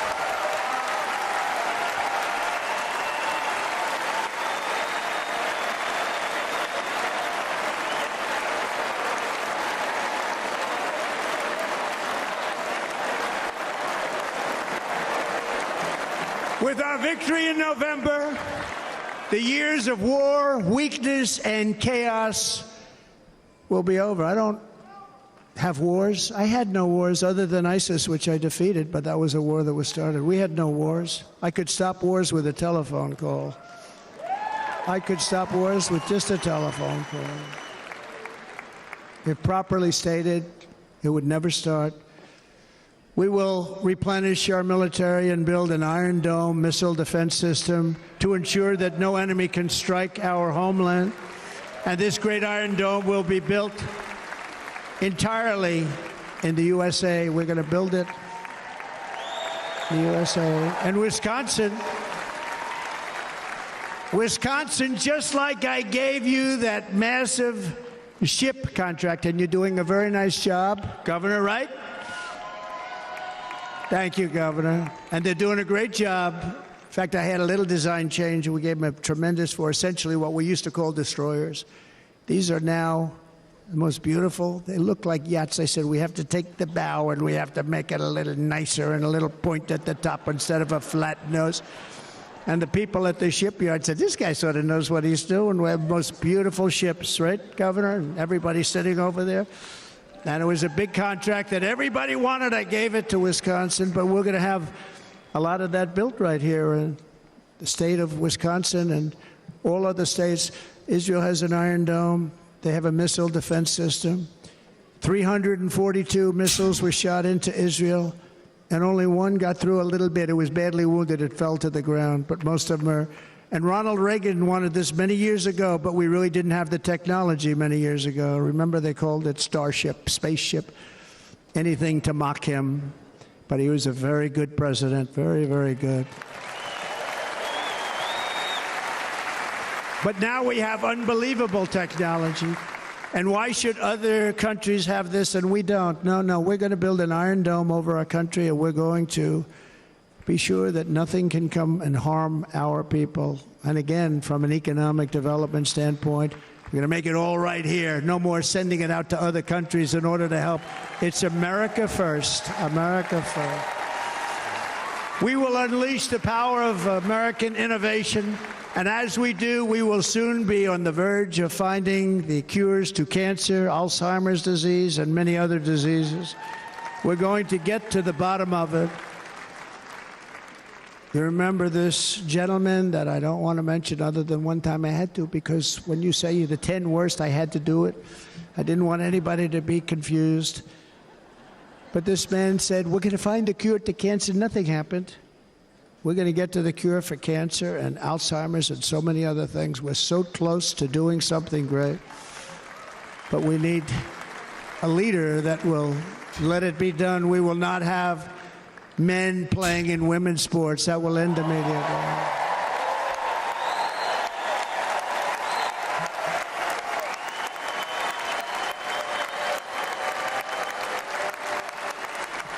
And we will restore and renovate our nation's once great cities, making them safe, clean, and beautiful again. And that includes our nation's capital, which is a horrible killing field. So many things. They leave from Wisconsin, they go to look at the Washington Monument, they end up getting stabbed, killed, or shot. We will be very soon very proud of our capital, again, Washington, D.C.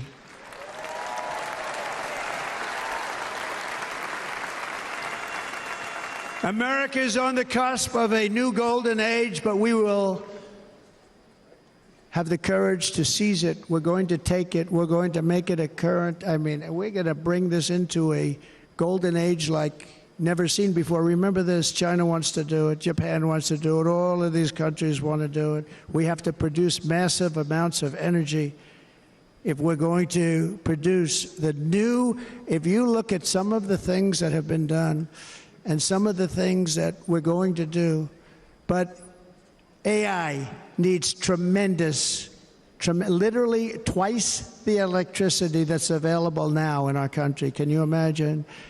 But instead, we're spending places where they recharge electric cars. They built 8 chargers at a certain location toward the Midwest. 8 chargers for $9 billion. Think of them as a tank for filling up your gas. Think of it. They spent $9 billion on 8 chargers, 3 of which didn't work. And if you were going to do this all over our country, this crazy electric mandate, if you're going to do this all, and by the way, I'm all for electric. They have their application. But if somebody wants to buy a gas-powered car, gasoline-powered car, or a hybrid, they're going to be able to do it. And we're going to make that change on day one.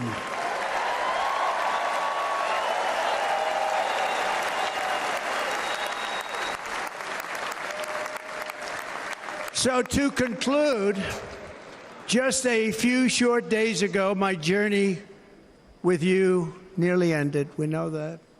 And yet, here we are tonight, all gathered together, talking about the future, promise, and a total renewal of a thing we love very much. It's called America. We live in a world of miracles. None of us knows God's plan or where life's adventure will take us. I want to thank Franklin Graham for being here tonight. He's an outstanding man. He wrote me a note recently. I have a lot of respect for him. Sir, I love your storytelling. I think it's great in front of these big rallies. But, sir, please do me one favor. It won't make any difference. Please don't use any foul language. I was a little embarrassed. I said, he said, it won't make any difference. Actually, it does. The story's not quite as good, but I've been very good. The story is not quite as good, to be honest. I've got to have a little talk with Franklin, but he was great. He's a great gentleman. His father was so incredible, Billy Graham. My father used to love taking me to see Billy Graham. My father would take me to see Billy Graham at Yankee Stadium. He had the biggest rallies you've ever seen. He was a good rally guy, too. But he'd get up, and he was a fantastic guy. My father loved Billy Graham. But I love Franklin Graham. I think Franklin's been fantastic, and I'm working so hard to adhere to his note to me. I'm working hard on it, Franklin.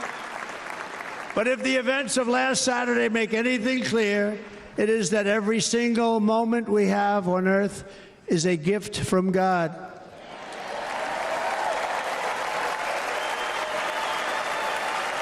We have to make the most of every day for the people and for the country that we love. The attacker in Pennsylvania wanted to stop our movement, but the truth is the movement has never been about me. It has always been about you. It's your movement. It's the biggest movement in the history of our country by far. Can't be stopped. It can't be stopped. It has always been about the hardworking, patriotic citizens of America. For too long, our nation has settled for too little. We settled for too little. We've given everything to other nations, to other people. You have been told to lower your expectations and to accept less for your families. I am here tonight with the opposite message. Your expectations are not big enough. They're not big enough. It is time to start expecting and demanding the best leadership in the world, leadership that is bold, dynamic, relentless, and fearless. We can do that. We are Americans. Ambition is our heritage. Greatness is our birthright. But as long as our energies are spent fighting each other, our destiny will remain out of reach, and that's not acceptable. We must instead take that energy and use it to realize our country's true potential and write our own thrilling chapter of the American story. We can do it together. We will unite. We are going to come together, and success will bring us together.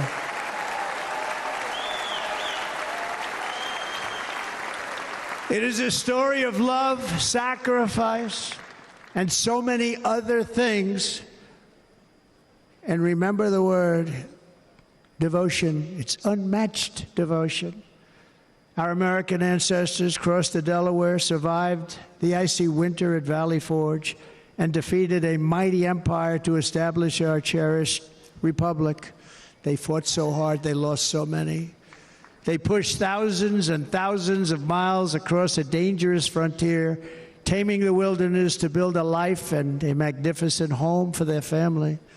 They packed their families into covered wagons, trekked across hazardous trails, scaled towering mountains, and braved rivers and rapids to stake their claim on the wide-open, new, and very beautiful frontier. When our way of life was threatened, American patriots marched onto the battlefield, raced into enemy strongholds, and stared down death and stared down those enemies. to keep alive the flame of freedom. At Yorktown, Gettysburg, and Midway, they joined the roll call of immortal heroes. So many heroes, so many great, great people. And we have to cherish those people. We can't forget those people. We have to cherish those people.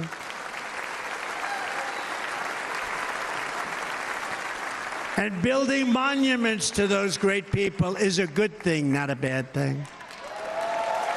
They saved our country. No challenge was too much. No hardship was too great. No enemy was too fierce. Together these patriots soldiered on and endured, and they prevailed because they had faith in each other, faith in their country, and above all, they had faith in their God.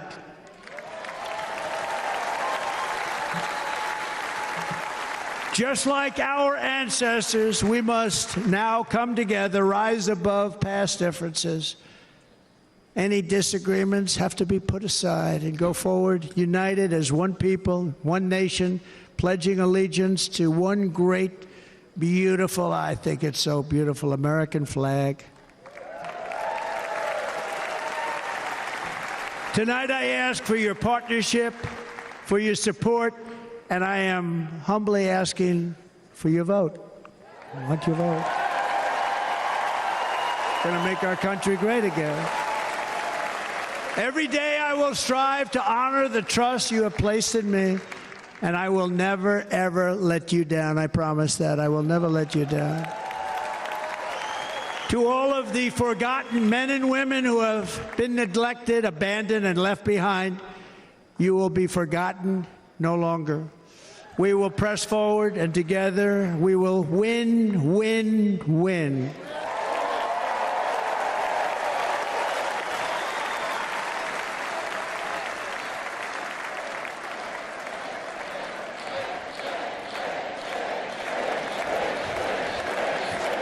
Win, win, win, win, win, win.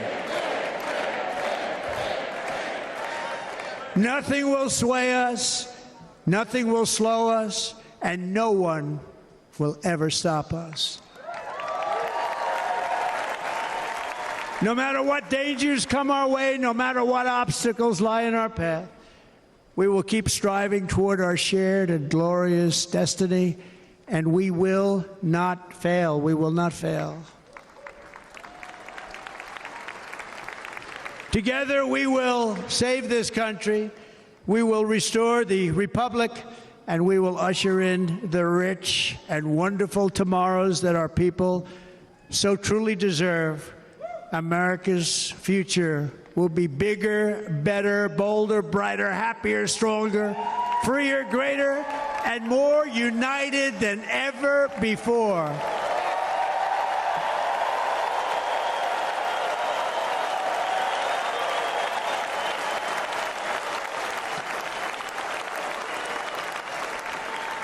And quite simply put, we will very quickly make America great again. Thank you very much. Thank you very much, Wisconsin. God bless you. God bless you, Wisconsin, and God bless the United States of America, our great country. Thank you very much, everybody. Thank you.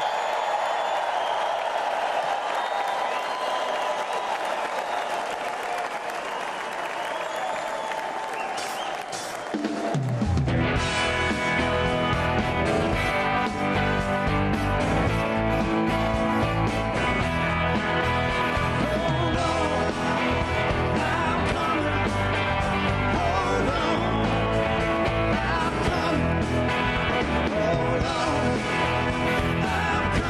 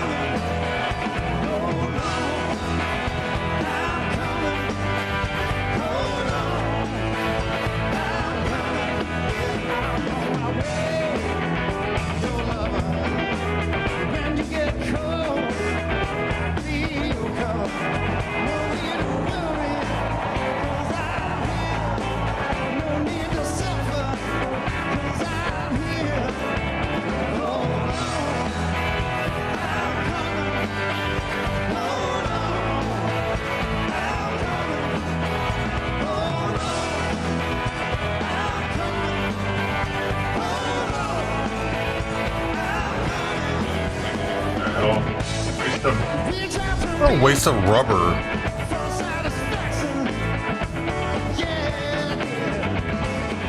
Do adults really need a bunch of balloons falling?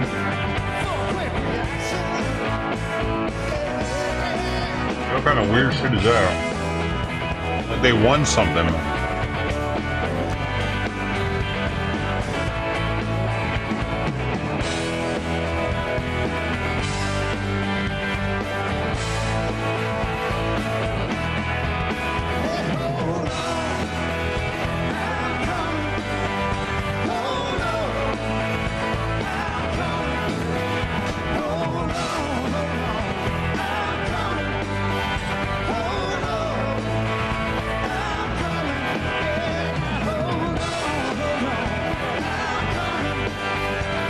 Weird.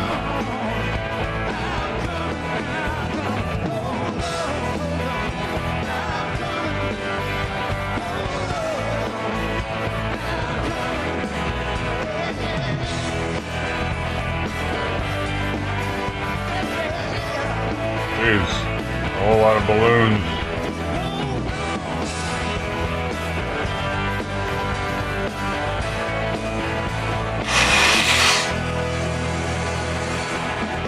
Still coming.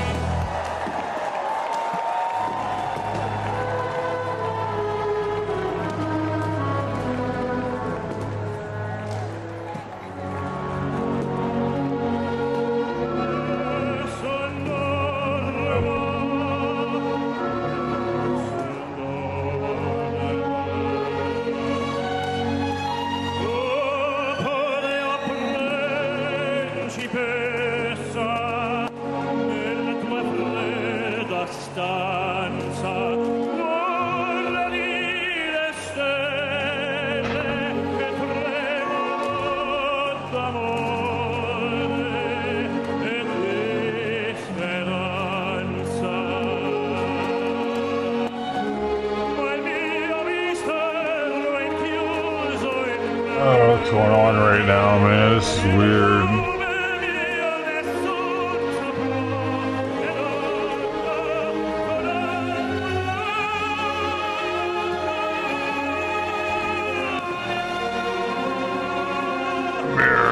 Crazy kitty.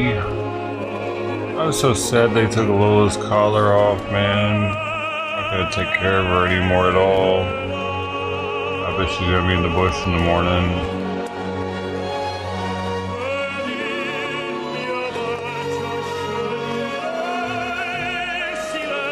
Jabba Jabba you. What are you doing? What are you doing, yeah?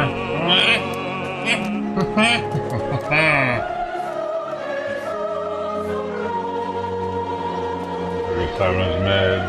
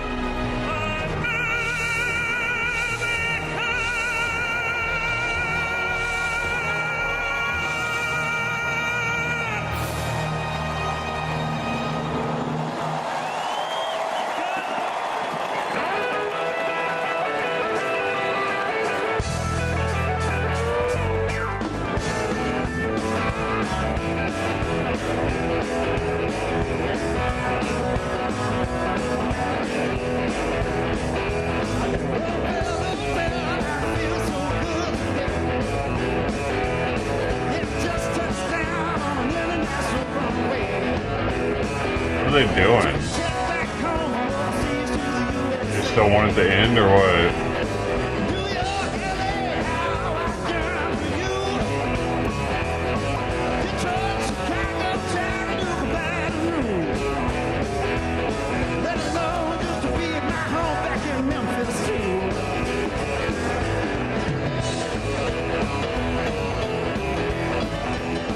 I know, where is this sheet? I've been here the whole time. It's been here. Thanks. Yeah.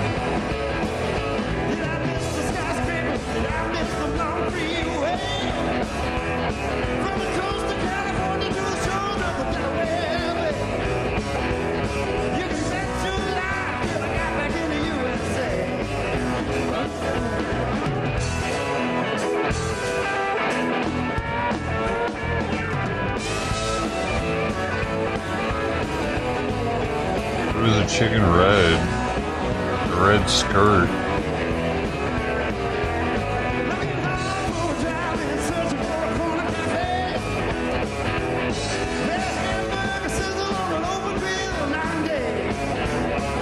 Oh, he went right over to her too.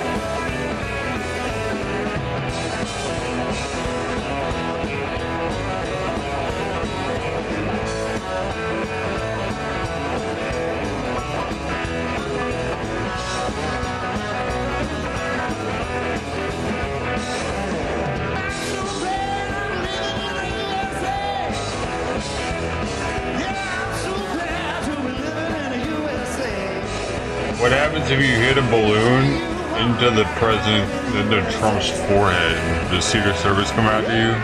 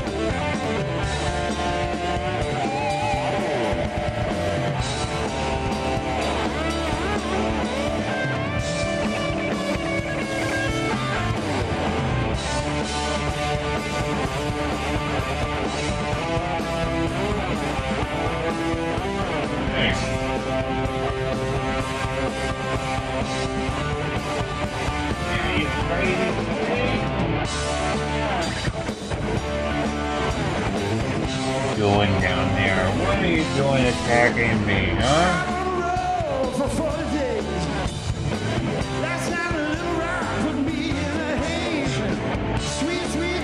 Oy.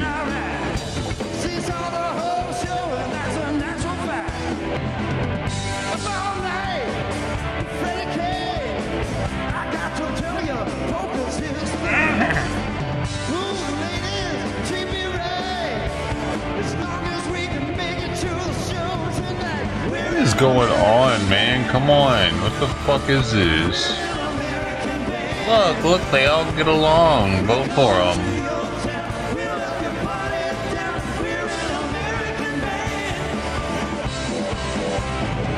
Hey, stop. You're trying to piss me off.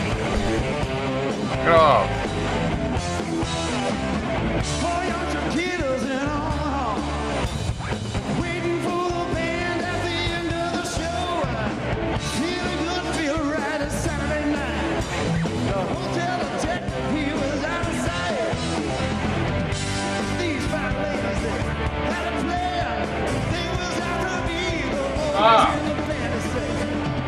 Dude, I gotta get out of here soon, because this is what happens when I stay in here too late. Ash starts going crazy. Hoping that I'll like take her with me when I leave. She's not used to me being here this late.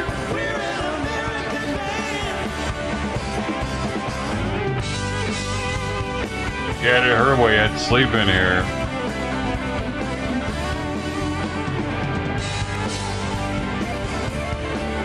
Either that or she'd have free reign of the whole house. Can't do it, Captain.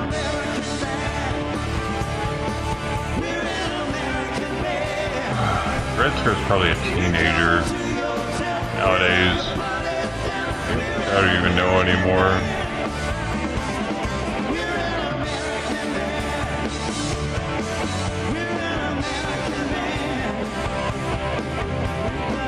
Stop fucking clawing the chair, bitch.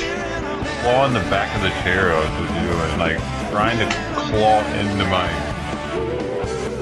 shirt. Stop it though.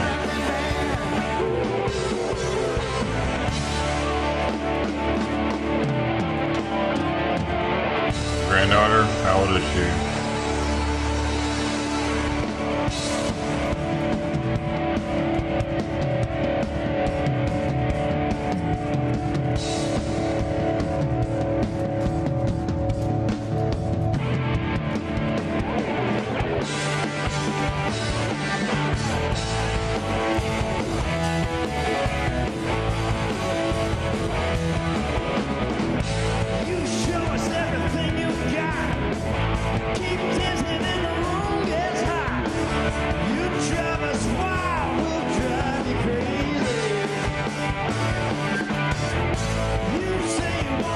This is so fucking weird, dude. What they went through like 5 songs of just standing up there on the stage.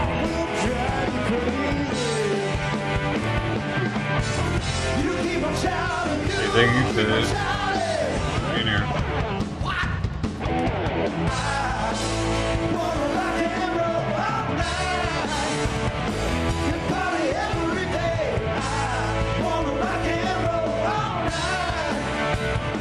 This is the old vice president wife over thinking it's time to go home, I think, right? Or what?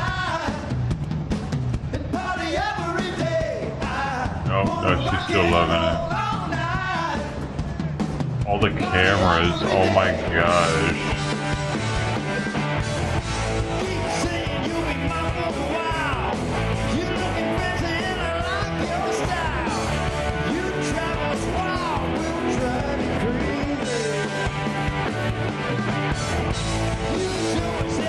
Yeah, dude, the overlapping bullshit is kind of annoying too. The whole pointing and yeah, hey, you're awesome, you're the man. Hey, fucking, I don't buy his political smile, fuckhead Vance. Fuck you. I don't like you already. He's trying to be too much like Trump. Weird. The fucking ties. Yeah, mini fucking Trump or something.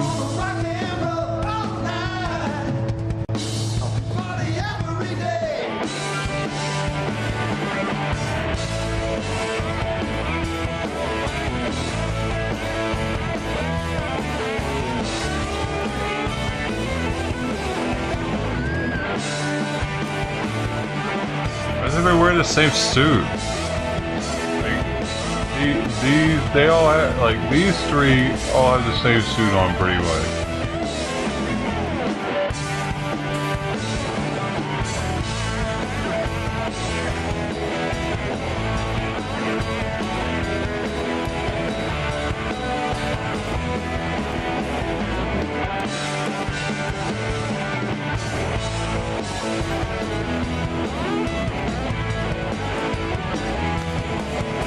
She's probably next level spoiled, right?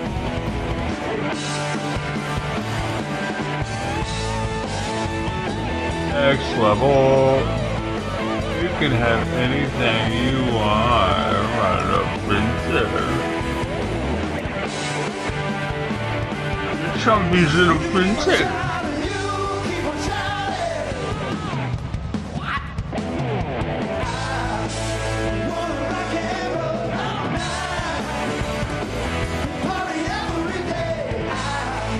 Maybe she'll be the press secretary.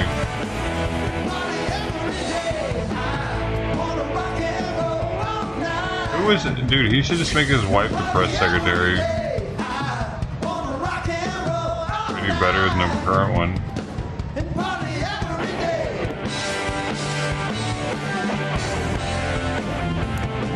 Hey, bitch! Get off me! Look, I should be scratching my leg, and she starts biting the shit out of my hand. Wait, can they end this motherfucker already so I can get out of this room? Shit.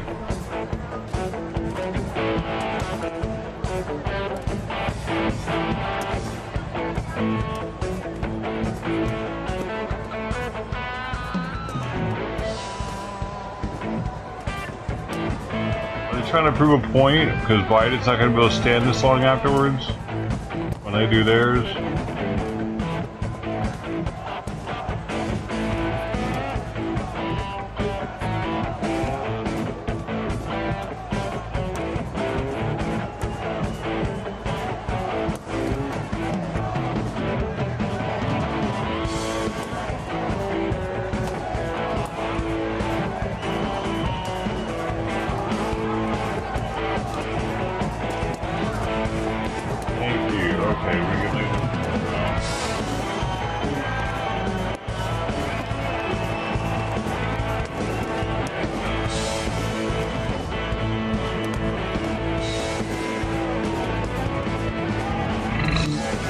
Come on, keep it pushing. We can do it.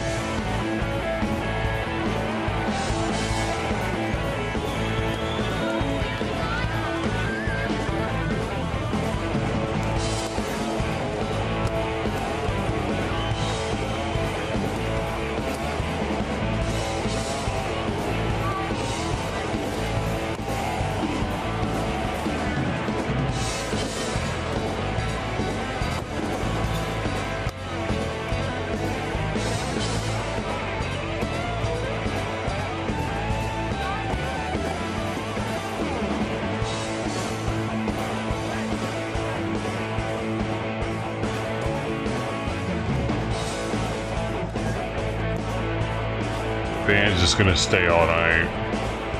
It's like the Titanic. They're gonna go down with the ship.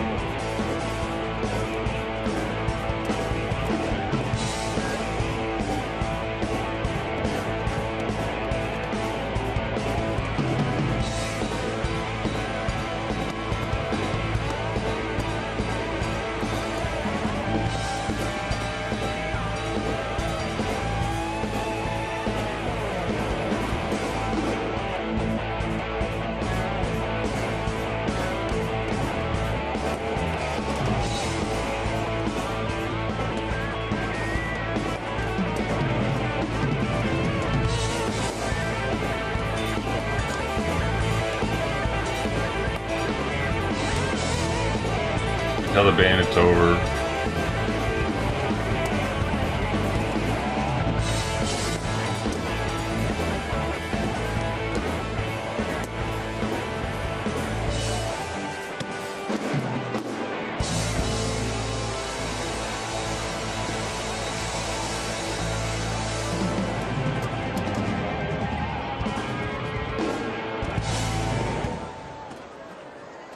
And now, ladies and gentlemen, please welcome back the chairman of the Republican National Committee, Michael. What does he need to tell us? Carolina. Thank you for coming.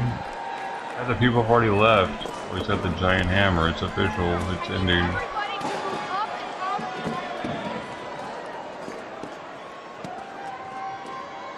Everyone move up and out of the aisles.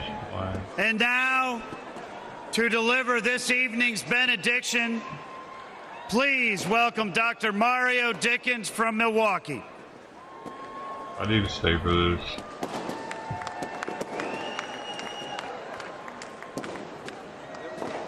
Thank you. Thank you, Mr. Chairman. We're popping balloons. I want to thank God for being here and granting me this opportunity to address the Republican National Convention 2024. We're popping balloons while you're supposed to be praying. I'm staying on script, but I got to say one thing. Just 4 hours ago, my granddaughter was born.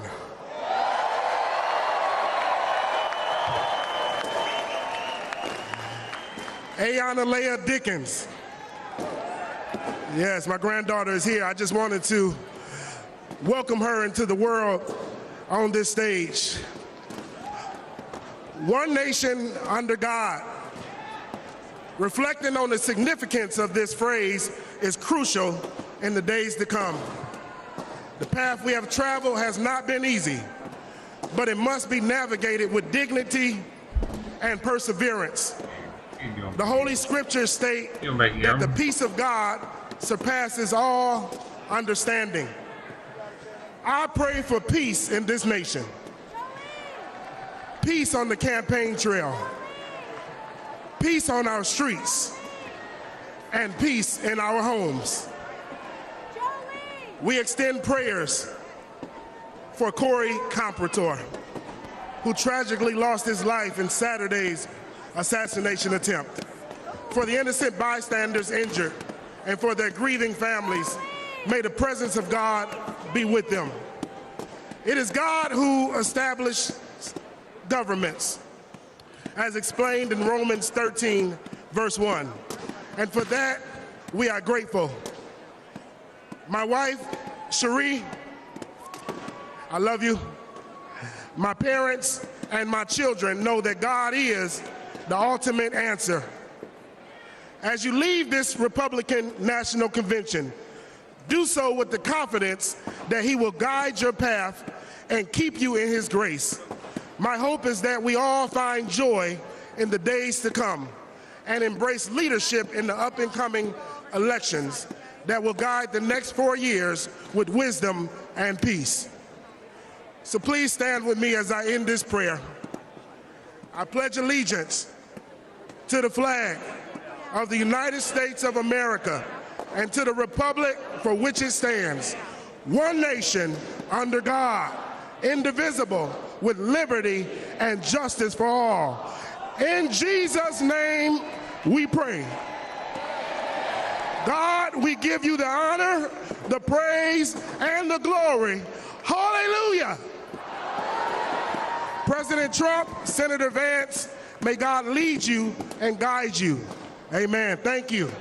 Thank you. Great job. Great job. Thank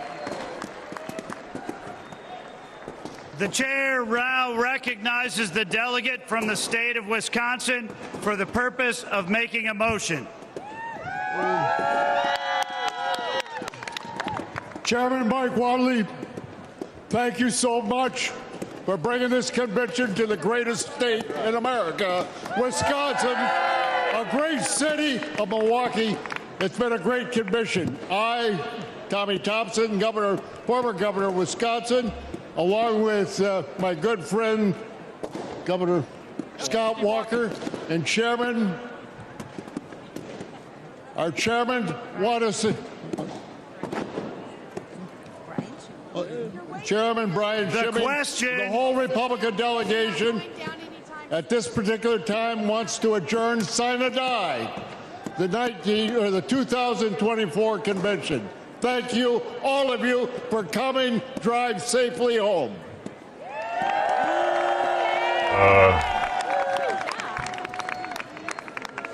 The question now occurs on the motion to adjourn the greatest Republican convention in history.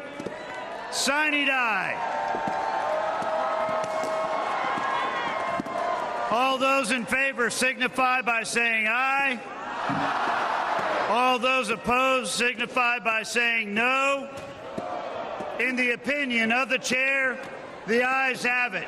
Accordingly, the 2024 Republican National Convention stands adjourned sine die.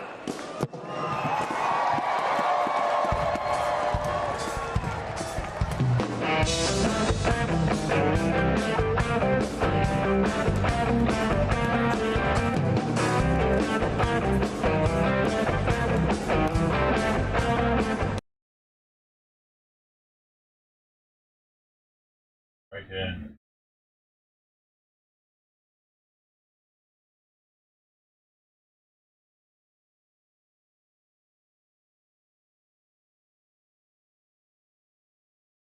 What's this here? What was the time? Thanks everybody for hanging out. Time for me to go now. Go on through tomorrow morning on Kitty Cam. Be feeding the kitties. And maybe watching some news stuff. Maybe a little bit of Royce Miller. Who knows what's going to happen on Kitty Cam? Hope to see you there tomorrow. We'll be feeding the cat.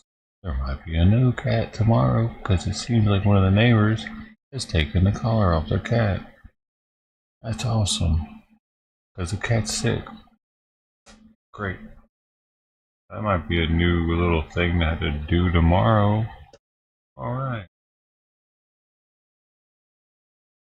Miss Fungal, Brody, Moments in Time, Ted Thomas, Sister T, anybody else? Everybody, thanks for hanging out. Hey. He really doesn't want me to leave.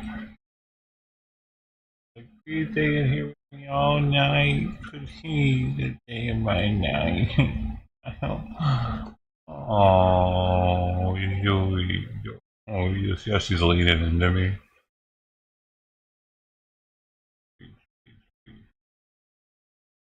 Nice.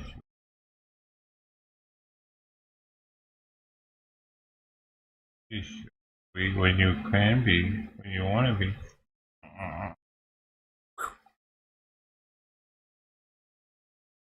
Ow. Oh, ow. Damn, I hit my finger and it hurt, I guess. Oh. Weird. No.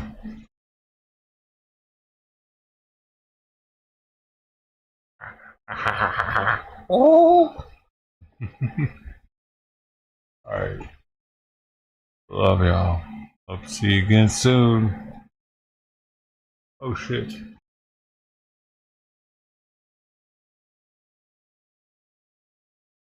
You too, Sister T.